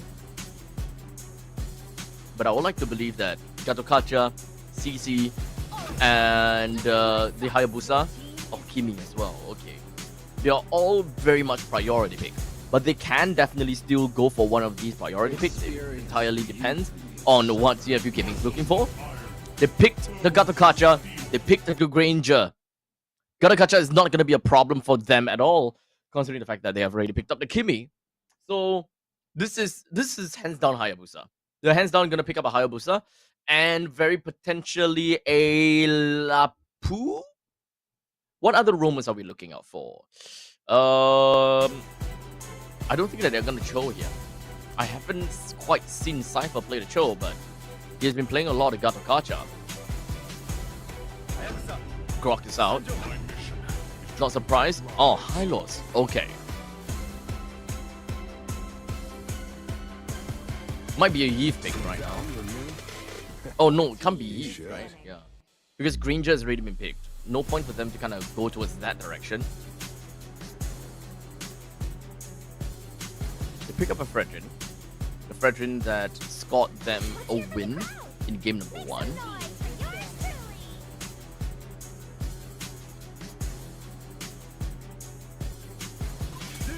land is our homeland, and it will soon be your burial ground.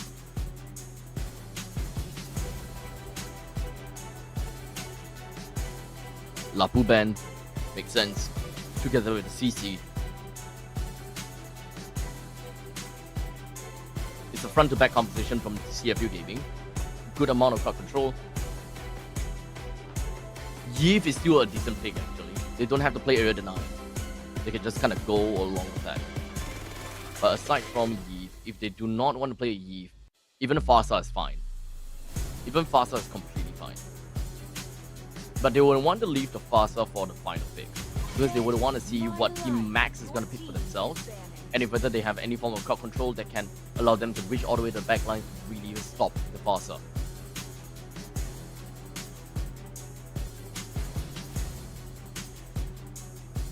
Otherwise, Jusin's fine. Jusin can be a really good answer to the Hylock too.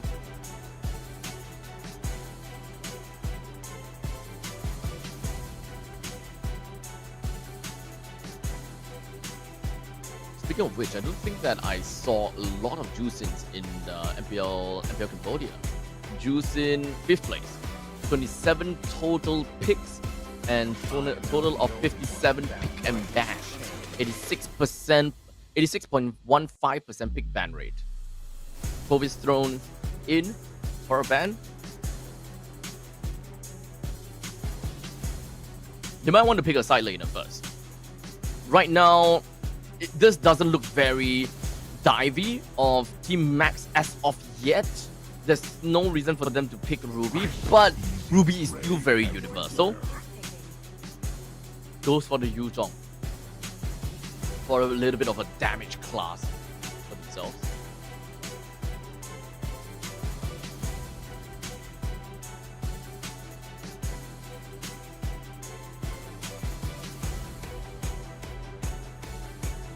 The problem is for Team Max, they don't even know what that mage is gonna be.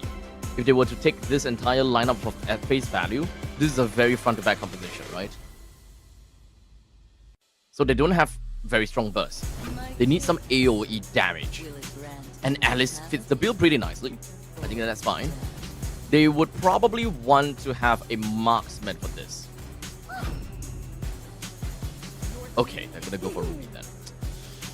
Okay, early game centric with late game insurance from the Hayabusa as well as the Kimi. Pretty divey. They can dive pretty well. Yeah, they are still gonna go for Eva. Okay, totally understand that. Totally understand that. They have a lot. In fact, the amount of mages that they can pick is anything. It can't go wrong. They all will work pretty well. So I gotta have to say, like, CFU Gaming, this lineup is pretty neat. I'm pretty okay with this lineup that they have gotten for themselves. I'm not too sure how to feel about Team Max.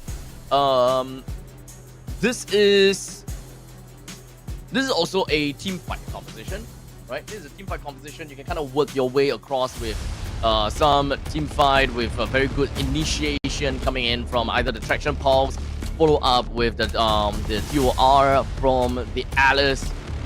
Ruby is a pretty good answer to some of these initiating games as well, right? You can even play someone, pull them all the way deep in. You even have got the Glorious Path to kind of work your way through. Just not exactly sure if whether they have enough shred to realistically be able to deal with Fredrin, Gatokacha, and the Yuzhong. So we'll see how that goes, and if whether Team Max will be able to get themselves the third win of this game against CFU and put a 3-1 scoreline in this series. CFU Gaming, they risk the tournament chance to go over to the grand finals in a smooth, easy way. As right now, this lineup needs to work out for them in order to get themselves into match point. To get themselves into match point, it would definitely put Team Max into a very tough mental state, and CFU Gaming getting back at Team Max again. Just one single game is all it requires for them to go into a hard reset to bring these series into a best of one.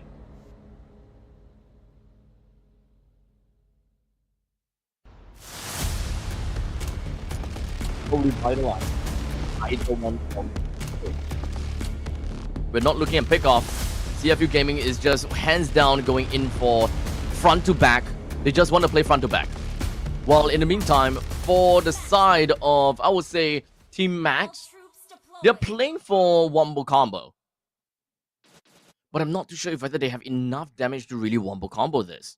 They don't have like a big ticket ultimate to just deal a massive amount of damage. I think it relies a lot on to be more the key to deal crazy damage in the later stages of the game. But I would still say it's kind of tough. At least we do have a very standard combo between the Hylos and the Kimi. The very standard combo that we use on the side.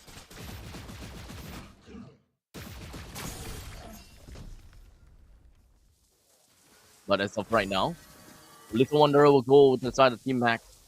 Not too big of a deal. Pression is a tad bit slow when it comes down to the rotation, but this is kind of normal to see. The opponent's purple buff is currently still available for the picking. So CFU Gaming, they just reached the purple buff, and technically speaking, the Hayabusa should be done with the purple buff very soon. They're also done with the beetle. Oh man. Lei might actually be in a pretty tough spot, right? Even though he does have Spell Vamp, but he needs a massive amount of creep waves to really Spell Vamp all of that. That's the fast clear. Movements from CFU all the way down to the bottom. 4 members! Damn! I don't see King Ares as that big of a deal. I don't think that he's that big of a deal, to be fairly honest. He's a good initiator. And he's also a very annoying hero that just wouldn't die. But we have a couple of that heroes from the side of Team Max. But now, Revitalize all the way onto Cypher. Does not have ultimate to get himself right out of dodge. As such, a free first kill for the side of CFU Gaming. They managed to zone mostly everyone from the side of Team Max away. Be able to keep with the Traction Pulse, but Sakzu is just nowhere around in order to go for a steal of the turtle. Detective found himself, level 4, re-engages. OP opens up the RWM, the TOR to connect down the Cypher as well as over to the side of Sakzu. But unfortunately, that's going to be 3 members down for the side of Team Max. CFU Gaming working out pretty darn well in a 5v4 fight. Sing, we can expect him to go a little bit crazy here. We can definitely expect him to go crazy. And this is why I do like CFU Gaming's lineup. They have a very solid frontliner, very solid way of snowballing. It's a very hard wall of a protect the president kind of game. They just need to throw everything and every farm over to the side of Sing. First item, we've got a Sky Piercer. He knows he's ahead. He knows he's ahead. He knows the team is ahead. Just go for the Sky Piercer, join in the team fight. CFU Gaming wants to end this game by 11 minutes. They need to find dividends in all of that, ASAP. So yep, hyper carry on to Sing. As much as possible to give middle lane and gold lane all to Sing. So that he will be able to pick up the Hunter Strike for the next item ASAP.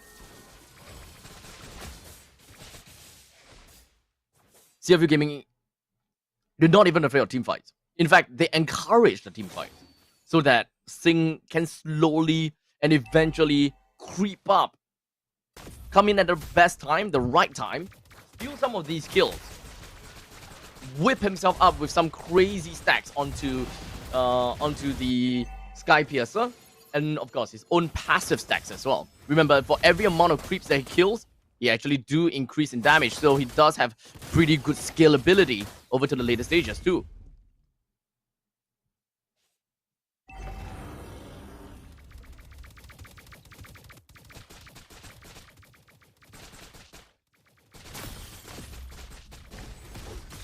Turtle currently available up in the top lane. Detective now finding himself having the enmity of the Turtle, but it doesn't seem like Team Max. Oh, okay, there we go. Sakzu is just around the vicinity. Unfortunately, OP no longer have the RWM to actually control the fight, but it's okay. Sakzu will go down after trying to go in to steal the Turtle. Now the AOG also lands right down, but it doesn't seem like Team Max will be able to run away from all of that. Cypher opens up with the glorious pathway that allows him to run right out of dodge. And Sing already picked up the Hunter Strike. 5 minutes Hunter Strike. He's crazy. Yeah, CFU Gaming, they are very ahead. They are so ahead.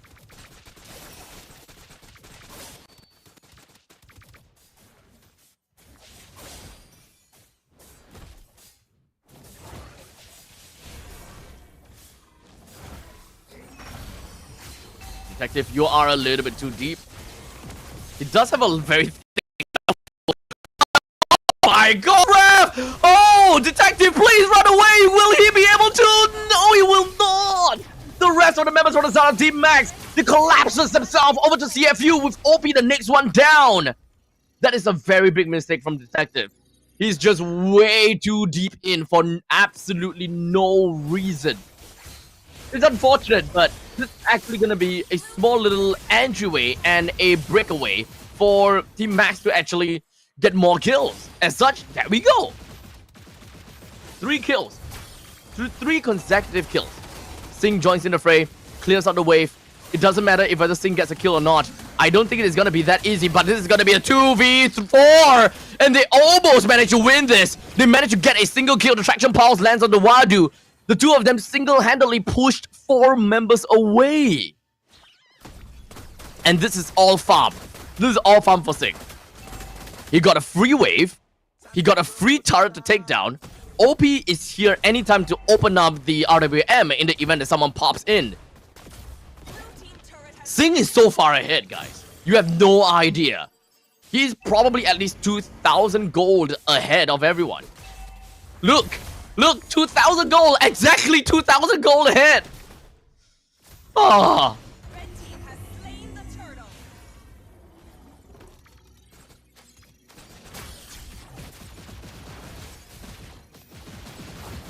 As such, Detective is still doing the same thing. But not too big of a deal.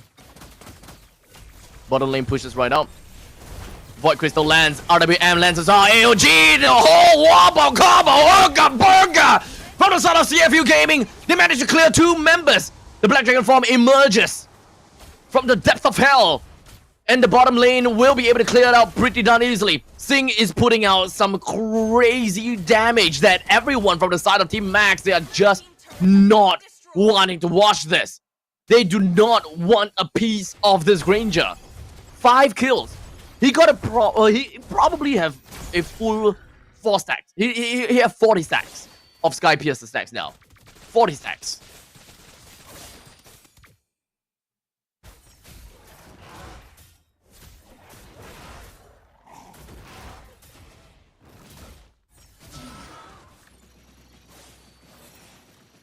Eight minutes into this game with a 6,000 gold lead from CFU. 7,000 gold with the Malefic Roar from Sing. He's gonna melt down all of these tanky heroes. Now OP opens up RWM together with the AOG from Boxy CC. It pushes the rest of Team Max away. That more or less allows them to take a free turret in the top lane and very potentially take the one in the middle lane as well. But they are just starving Team Max from any form of farm that Team Max will be so far behind while CFU Gaming just gets whatever that they can. So what works right now is honestly a really tough, it's gonna be really tough. Team Max right now, they need to play from behind. Sakzu is what, level 10? As opposed to Detective that is at level 12. It is not impossible for Sakzu to catch up though, but that will take some risks and that will take a little bit of yeah, it's risky. Side pushing, side lane pushing. He's probably the only one that can go for split pushes. And he should be able to get away from all of that as well. But unfortunately, King Ares finds himself completely cocked out. And Wadu comes all the way in. But it's not going to be part of the battle at all.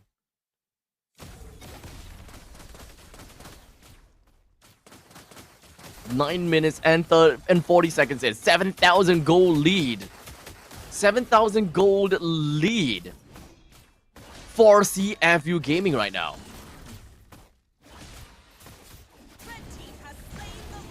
That's I think that's the end. They are too far ahead. CFU Gaming is way too far ahead. Cypher is not even tanky for what he's trying to do. What is that? Oh my god! 3 Death Sonata almost brings BMO the key down. That is just plain dirty.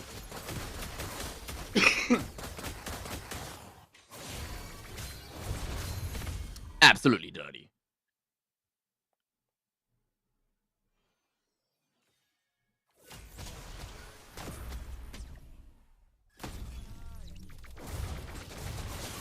But perhaps we might be able to see a little bit more. As now the Lord plunges his trident over to the mid lane turret T3. Team Max would not even defend this. But they need to find a way to bring down this Lord, no matter what. Do they have to shred? No, they don't. But they can still deal enough damage with the help of the turret, or rather the core. So the Lord is finally down, but at the cost of their own T3 turret on the top lane. They open up the RWM, that's going to be locking down the BMO the key as well as Cypher. He does have Revitalize, so he's going to be staying in the fight for a little while longer, while Wadu opens up with the Dragon Tail onto King Ares. Not quite enough to deal any damage to him at all just yet, but that is going to be a pretty good AOG one. In the meantime, the rest of the weapons coming from the side of the Team Max is just going to be flying up into the sky, and now the Ogi Shadow kill from the side of Sangsu. He wants to get a little bit more. He gets a kill out of the box, but CFU Gaming with 3 of them going up against another 3 from Team Max. They take down the T3 turret down the bottom lane. They came here and they got what they needed for sure. They came out with a bang and they've gotten what they needed. This Broken Walls map is going to CFU. This is too much for Team Max to climb away. This is way too much for Team Max to climb back. 642 stacks onto his passive and 70 stacks onto his Sky Piercer. Yeah, you're not getting out alive under the hands of Sing. No way.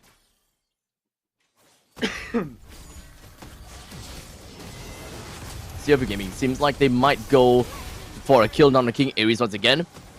That Death Sonata picked up the kill. That is 80 stacks onto that Sky Piercer already. Sing picks up yet another kill. He's maxed out, dude. CFU Gaming is completely maxed out. This guy is not stopping at Sing. He picks up a Savage, and that will equalize his game against Team Max.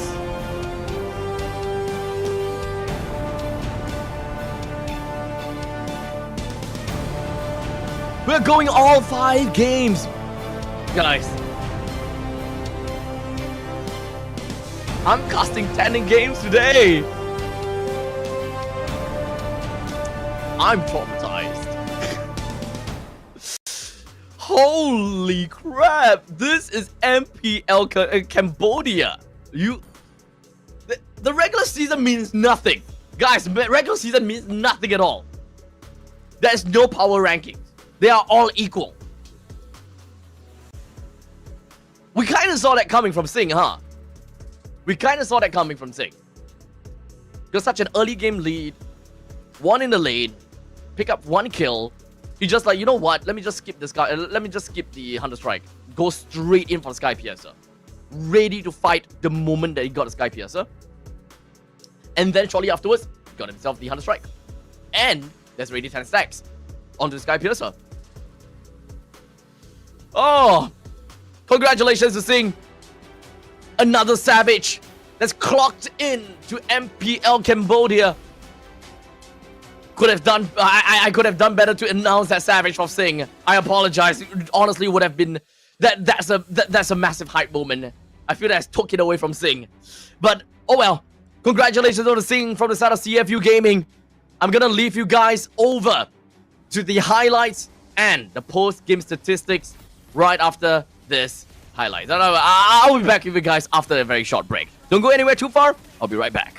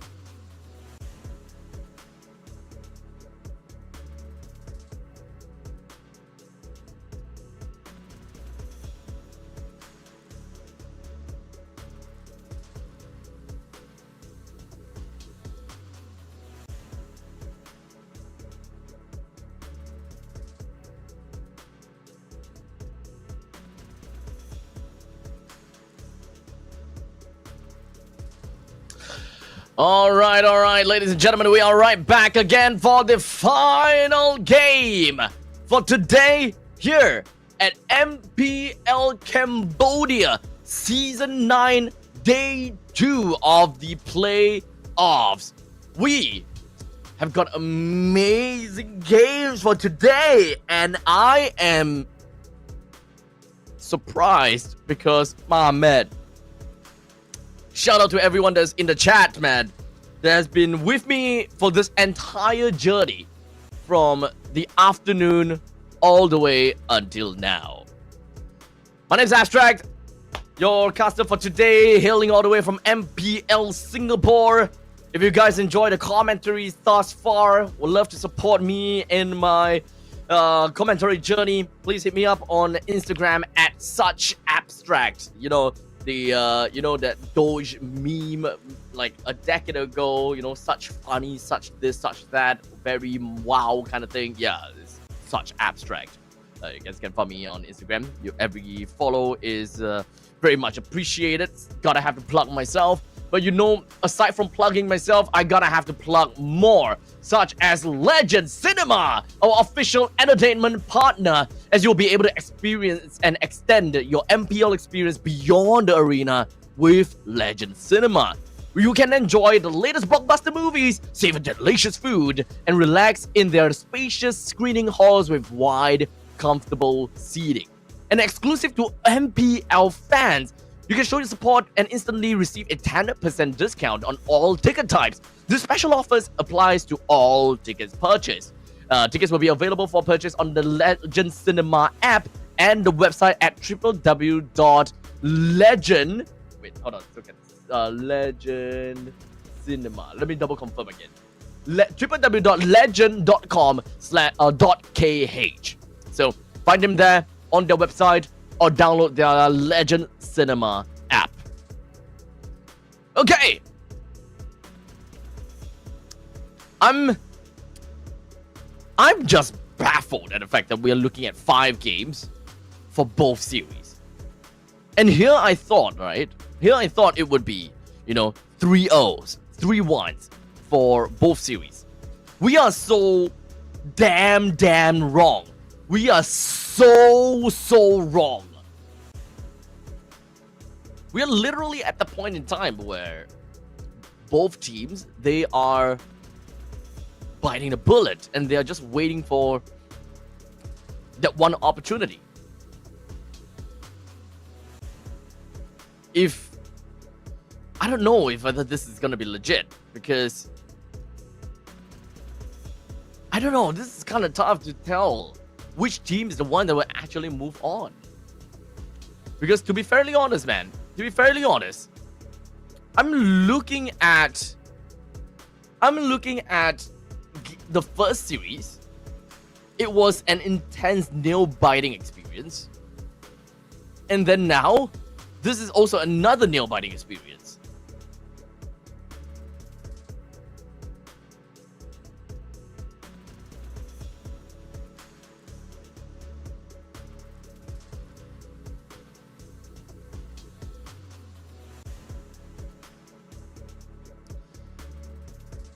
Right now, we are slowly advancing and waiting for us to head up into the drafting phase. And so far, both of these two teams, especially for CFU Gaming, I'll say, CFU Gaming, I cannot expect what the draft is gonna be. I cannot expect what kind of draft they're gonna bring out. It could go anywhere, it could go any way. As right about now, let's just jump right into the final game of today. Team Max versus CFU Gaming. Game number 5. The winner moves on over to the upper bracket finals to face off against the one team, Pro Esports. Pro Esports is waiting for them, and the losers heads down to the lower bracket semifinals to face off against Galaxy Legends. We have Buxia, Brock, Fredrin, Fanny, Lancelot, and Gatokacha that has been thrown into the banning pool we have got we do have Hayabusa, Kimi, Yi, that is open. Your team is picking. As such, this is gonna be a Kimi pick, Prio pick. CC is still available as well, but I don't remember or seeing CFU Gaming actually picking up a CC for themselves. Hayabusa might be the pick here.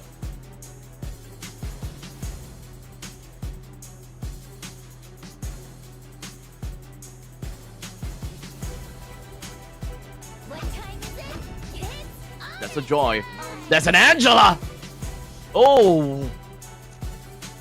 What a solid opening. So this does kind of seem like a hyper carry, hyper jungle kind of lineup coming in from CFU Gaming. I can expect that.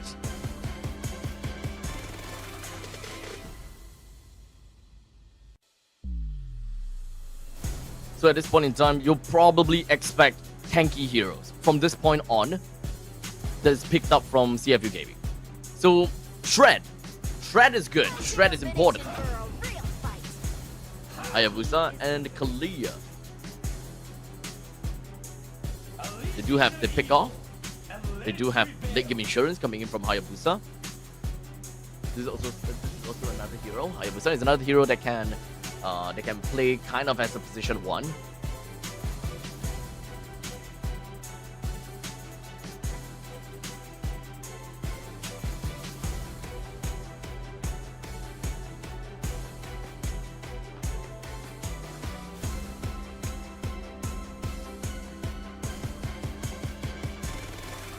Lafu is a pretty decent pick here. There we go.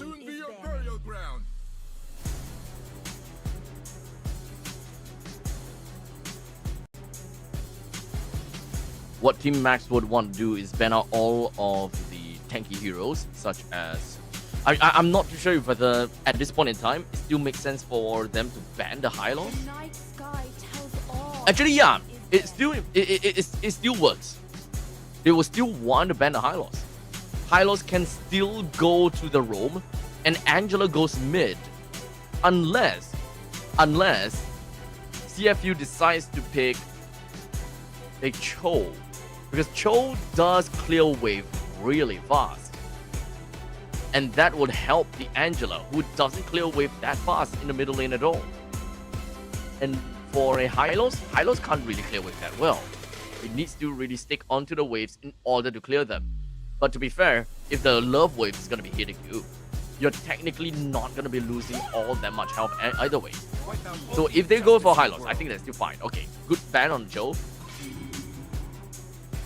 The main thing Max is that they need to remove roam heroes that can clear wave really well. And at this point in time, I think that most of them are already removed, right? Let's see. Garukacha is out. Grox is out already. Alice can't be. Esmeralda can't be. Cho is already removed. Hylos is still there. Khalid. Oh, there we go. Oh, okay, yeah, Khalid. Khalid, good ban. Wait, hold on a second. They actually go for Granger? This is not going to be hyper carry Joy at all. Hilda doesn't clear wave all that well. Matilda, no way. They're too squishy if they were to do that. Badang. I would say that Badang is a yes.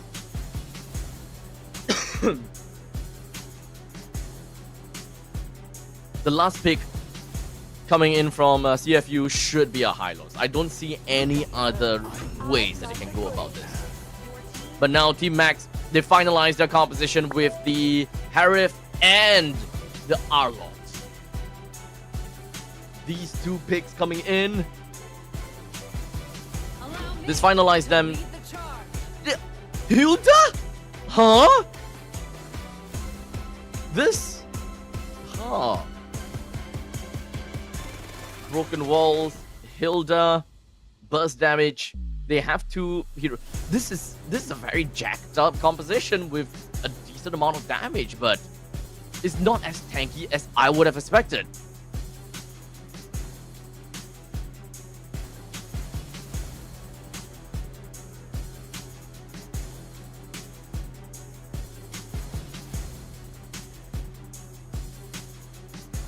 ladies and gentlemen. The final game of the day. And the coach are now making their way down the stage to make the final drop of the day. It's Team Max that stands at the apex. Pretty much waiting for CFU Gaming as the Megalodon ready to check down one of their opponents. Ladies and gentlemen, it's time as we head over to the land of Dawn to witness the team that will move on to the upper bracket finals.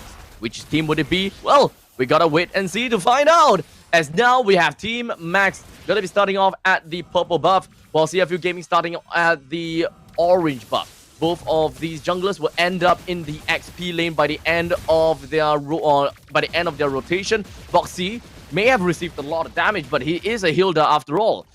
A couple of in and outs of the brushes is more or less going to be enough for him to reclaim all of the lost HP. A healer just don't die. A healer just restores HP like no tomorrow at all. Just gonna have fun about that, and we have fun with that.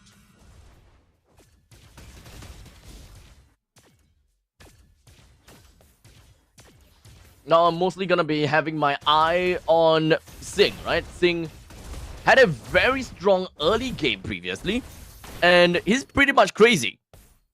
Got himself a Savage, and through that Savage, I think he's pretty confident with his ability with playing the Granger right now.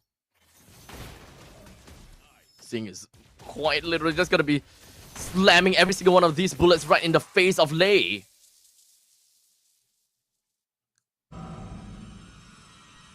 We'll talk about lane clear and talk about lane priority. I think honestly, without a doubt, CFU Gaming has got a weaker lane clear in their middle lane because of the fact that it is, after all, an Angela plus the Hilda. I'm not a very big fan of this draft, to be fairly honest with you, but I guess that they can make some miracles, and I think that they can do something over here. As now the rest of the members from the side of Team Max, they are literally just going to be jumping themselves around to Wadu.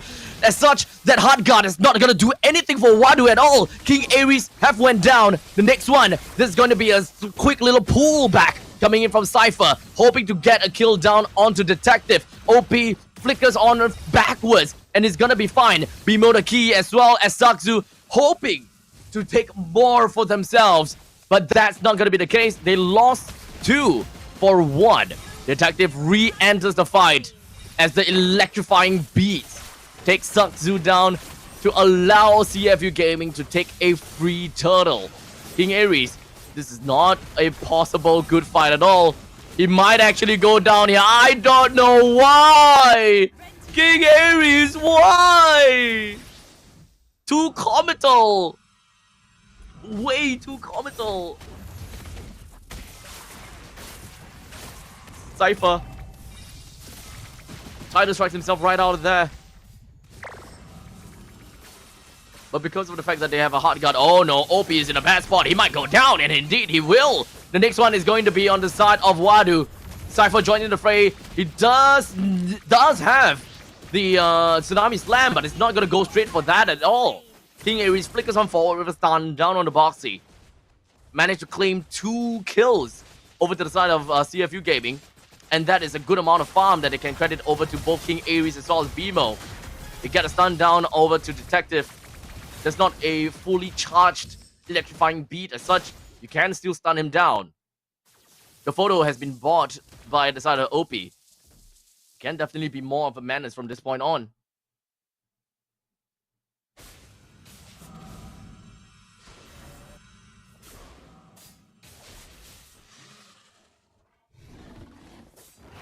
Sakzu at level 6. Just picked up his first item, and that is going to be the Hunter Strike. Sing has also picked up his Hunter Strike. So you can very clearly see the difference, right? The way that he played in the previous game versus the way he played in this game. He understands that the team is ahead. And he immediately made the rectifications to ensure that he will be able to continue and play around with that advantage. Now, they do not have any form of advantage. So he went to be a little bit more safer. Go for more utility and more strong and better wave clear, and that is going to be the Hunter Strike. Allows him to have more mobility to make his way down to the middle lane, clear more creep waves, get more farm in order to get himself the Hunter Strike a lot faster. And now in the middle lane, Nasila Boxy flickers on backwards. The hard guard is already going to be tagged down onto him. OP got out of the hard guard. Detective is going to be the next one onto the chopping block, but he's not going to be taken down as of yet. Detective focuses down onto the purple buff while the fight continues down for the side of Team Max. The Ogi Shadow kill is just going to be working onto Wadu and allows him to pick up that kill onto Wadu indeed. Cypher doesn't have a lot of HP to work with, but he still will be safe and sound. Detective looks for the electrifying beats, but doesn't have an additional dash to make it all the way to Cypher. As such, the fight resolves with only a single death over to the side of CFU Gaming. Massive value for Team Max. And Team Max, they will blitz down this turtle. Gave Sakzu that kill onto the turtle. And now Lei puts himself right in front of OP.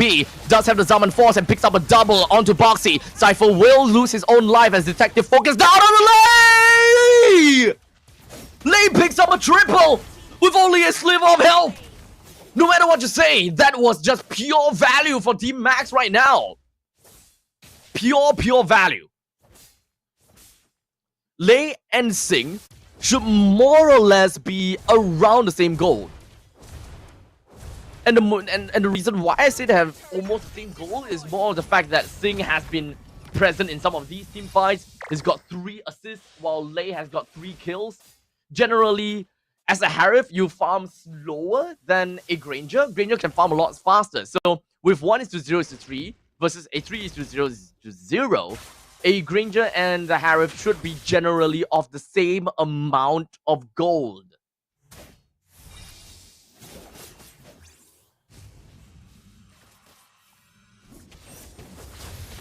You're looking out for Ares. Wadu, misclick there.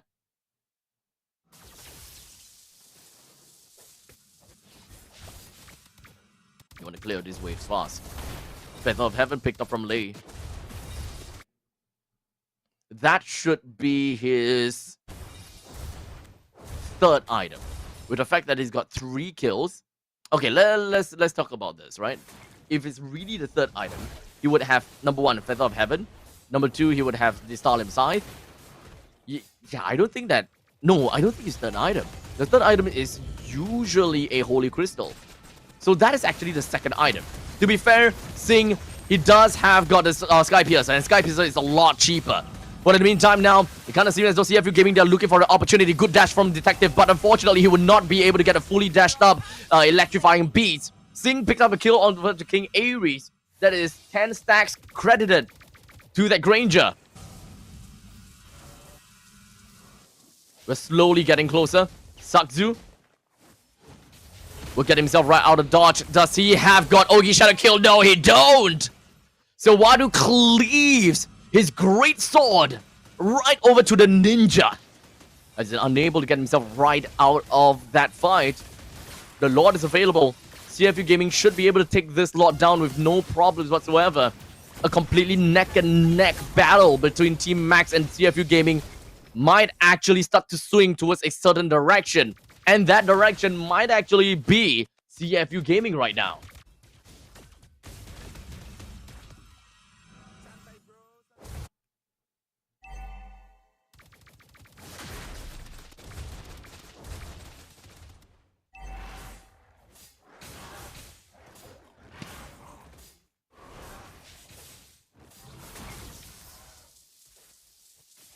The Lord now marches down to the bottom lane.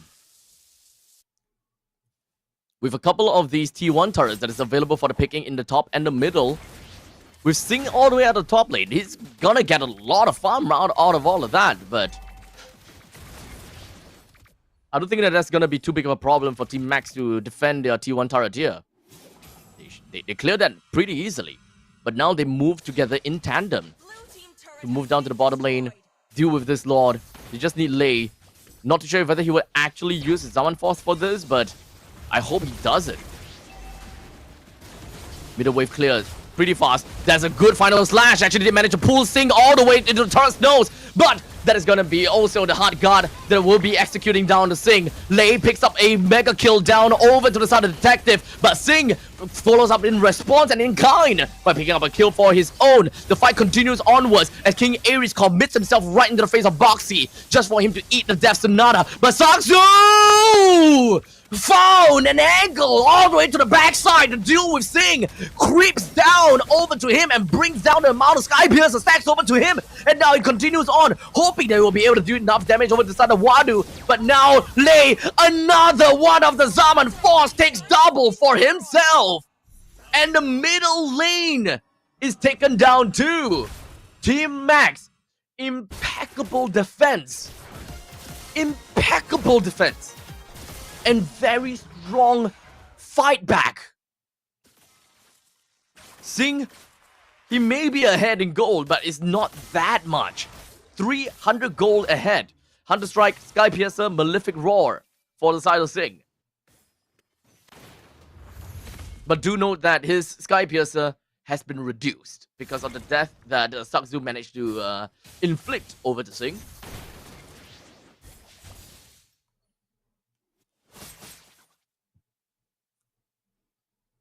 With a 5-man rotation. All the way down from the side of Team Max. They're looking for more opportunities to take some of these bounty off of these standing objectives. They may have lost the top lane. And I think that they are going to lose the Holy Defense as well. Oh no, they did not. Okay, they're fine. The Holy Defense is still going to be intact, but for another 40 seconds from now. The Holy Defense will go down in at 12 minutes mark. It's not going to be that big of an issue, to be fairly honest. So they didn't see the need to actually clear out the wave up to the top lane. Completely neck and neck in terms of economy. In terms of levels, it does seem like Saksu hit level 15, while Detective is only at level 14. So right now, CFU, they actually do have a disadvantage at that 50-50 Lord fight. And he's only halfway to level 15. It will take some time before he will eventually be able to do that. As such, the Lord is going to be looking right into Lei. Boxy flickers backwards. This might not be good as the Ogi Shadow Kill is just going to be activated. It's not going to be enough to get a kill down to Boxy just yet. But he's just going to be teleporting all the way backwards. And the rest of the members coming from the side of Team Back. They want to get back. People, the key has been caught by the side of Wadu. The rest of the members from the side of CFU Gaming, they will definitely want to collapse themselves down on Team Max. With 4 members down already. Double kill credited over to the side of Sing. CFU Gaming outright beat down over to Team Max. With that amazing fight, with about 20 seconds onto the cooldown, the death timer onto Team Max, they will want to bring down this T3 inhibitor in the top lane. Saksu, he needs to try to clear this house as much as possible with the Ogi Shadow Kill. Can he even do it? He cannot! CFU! They make their way over to the upper bracket final at this final moment. One fight is all it takes for the Megalodon to emerge victorious. To break the surface of the waters, launched up like a titan out of water. They chow down onto Team Max and sends them to the lower brackets. It is not the end of the journey for Team Max as of yet, as they're going to be facing off against Galaxy Legends next. They don't seem to have a very good track record against Galaxy Legends though, as we see in the regular seasons, but I have learned to not care about the regular seasons anymore. Every single one of these MPL Cambodian teams, they are a whole new beast coming into the playoffs. Congratulations once again to CFU Gaming. We're gonna be passing the time over to host, and that's the time for me, ladies and gentlemen. My name's Ashtrack coming in from MPL SG.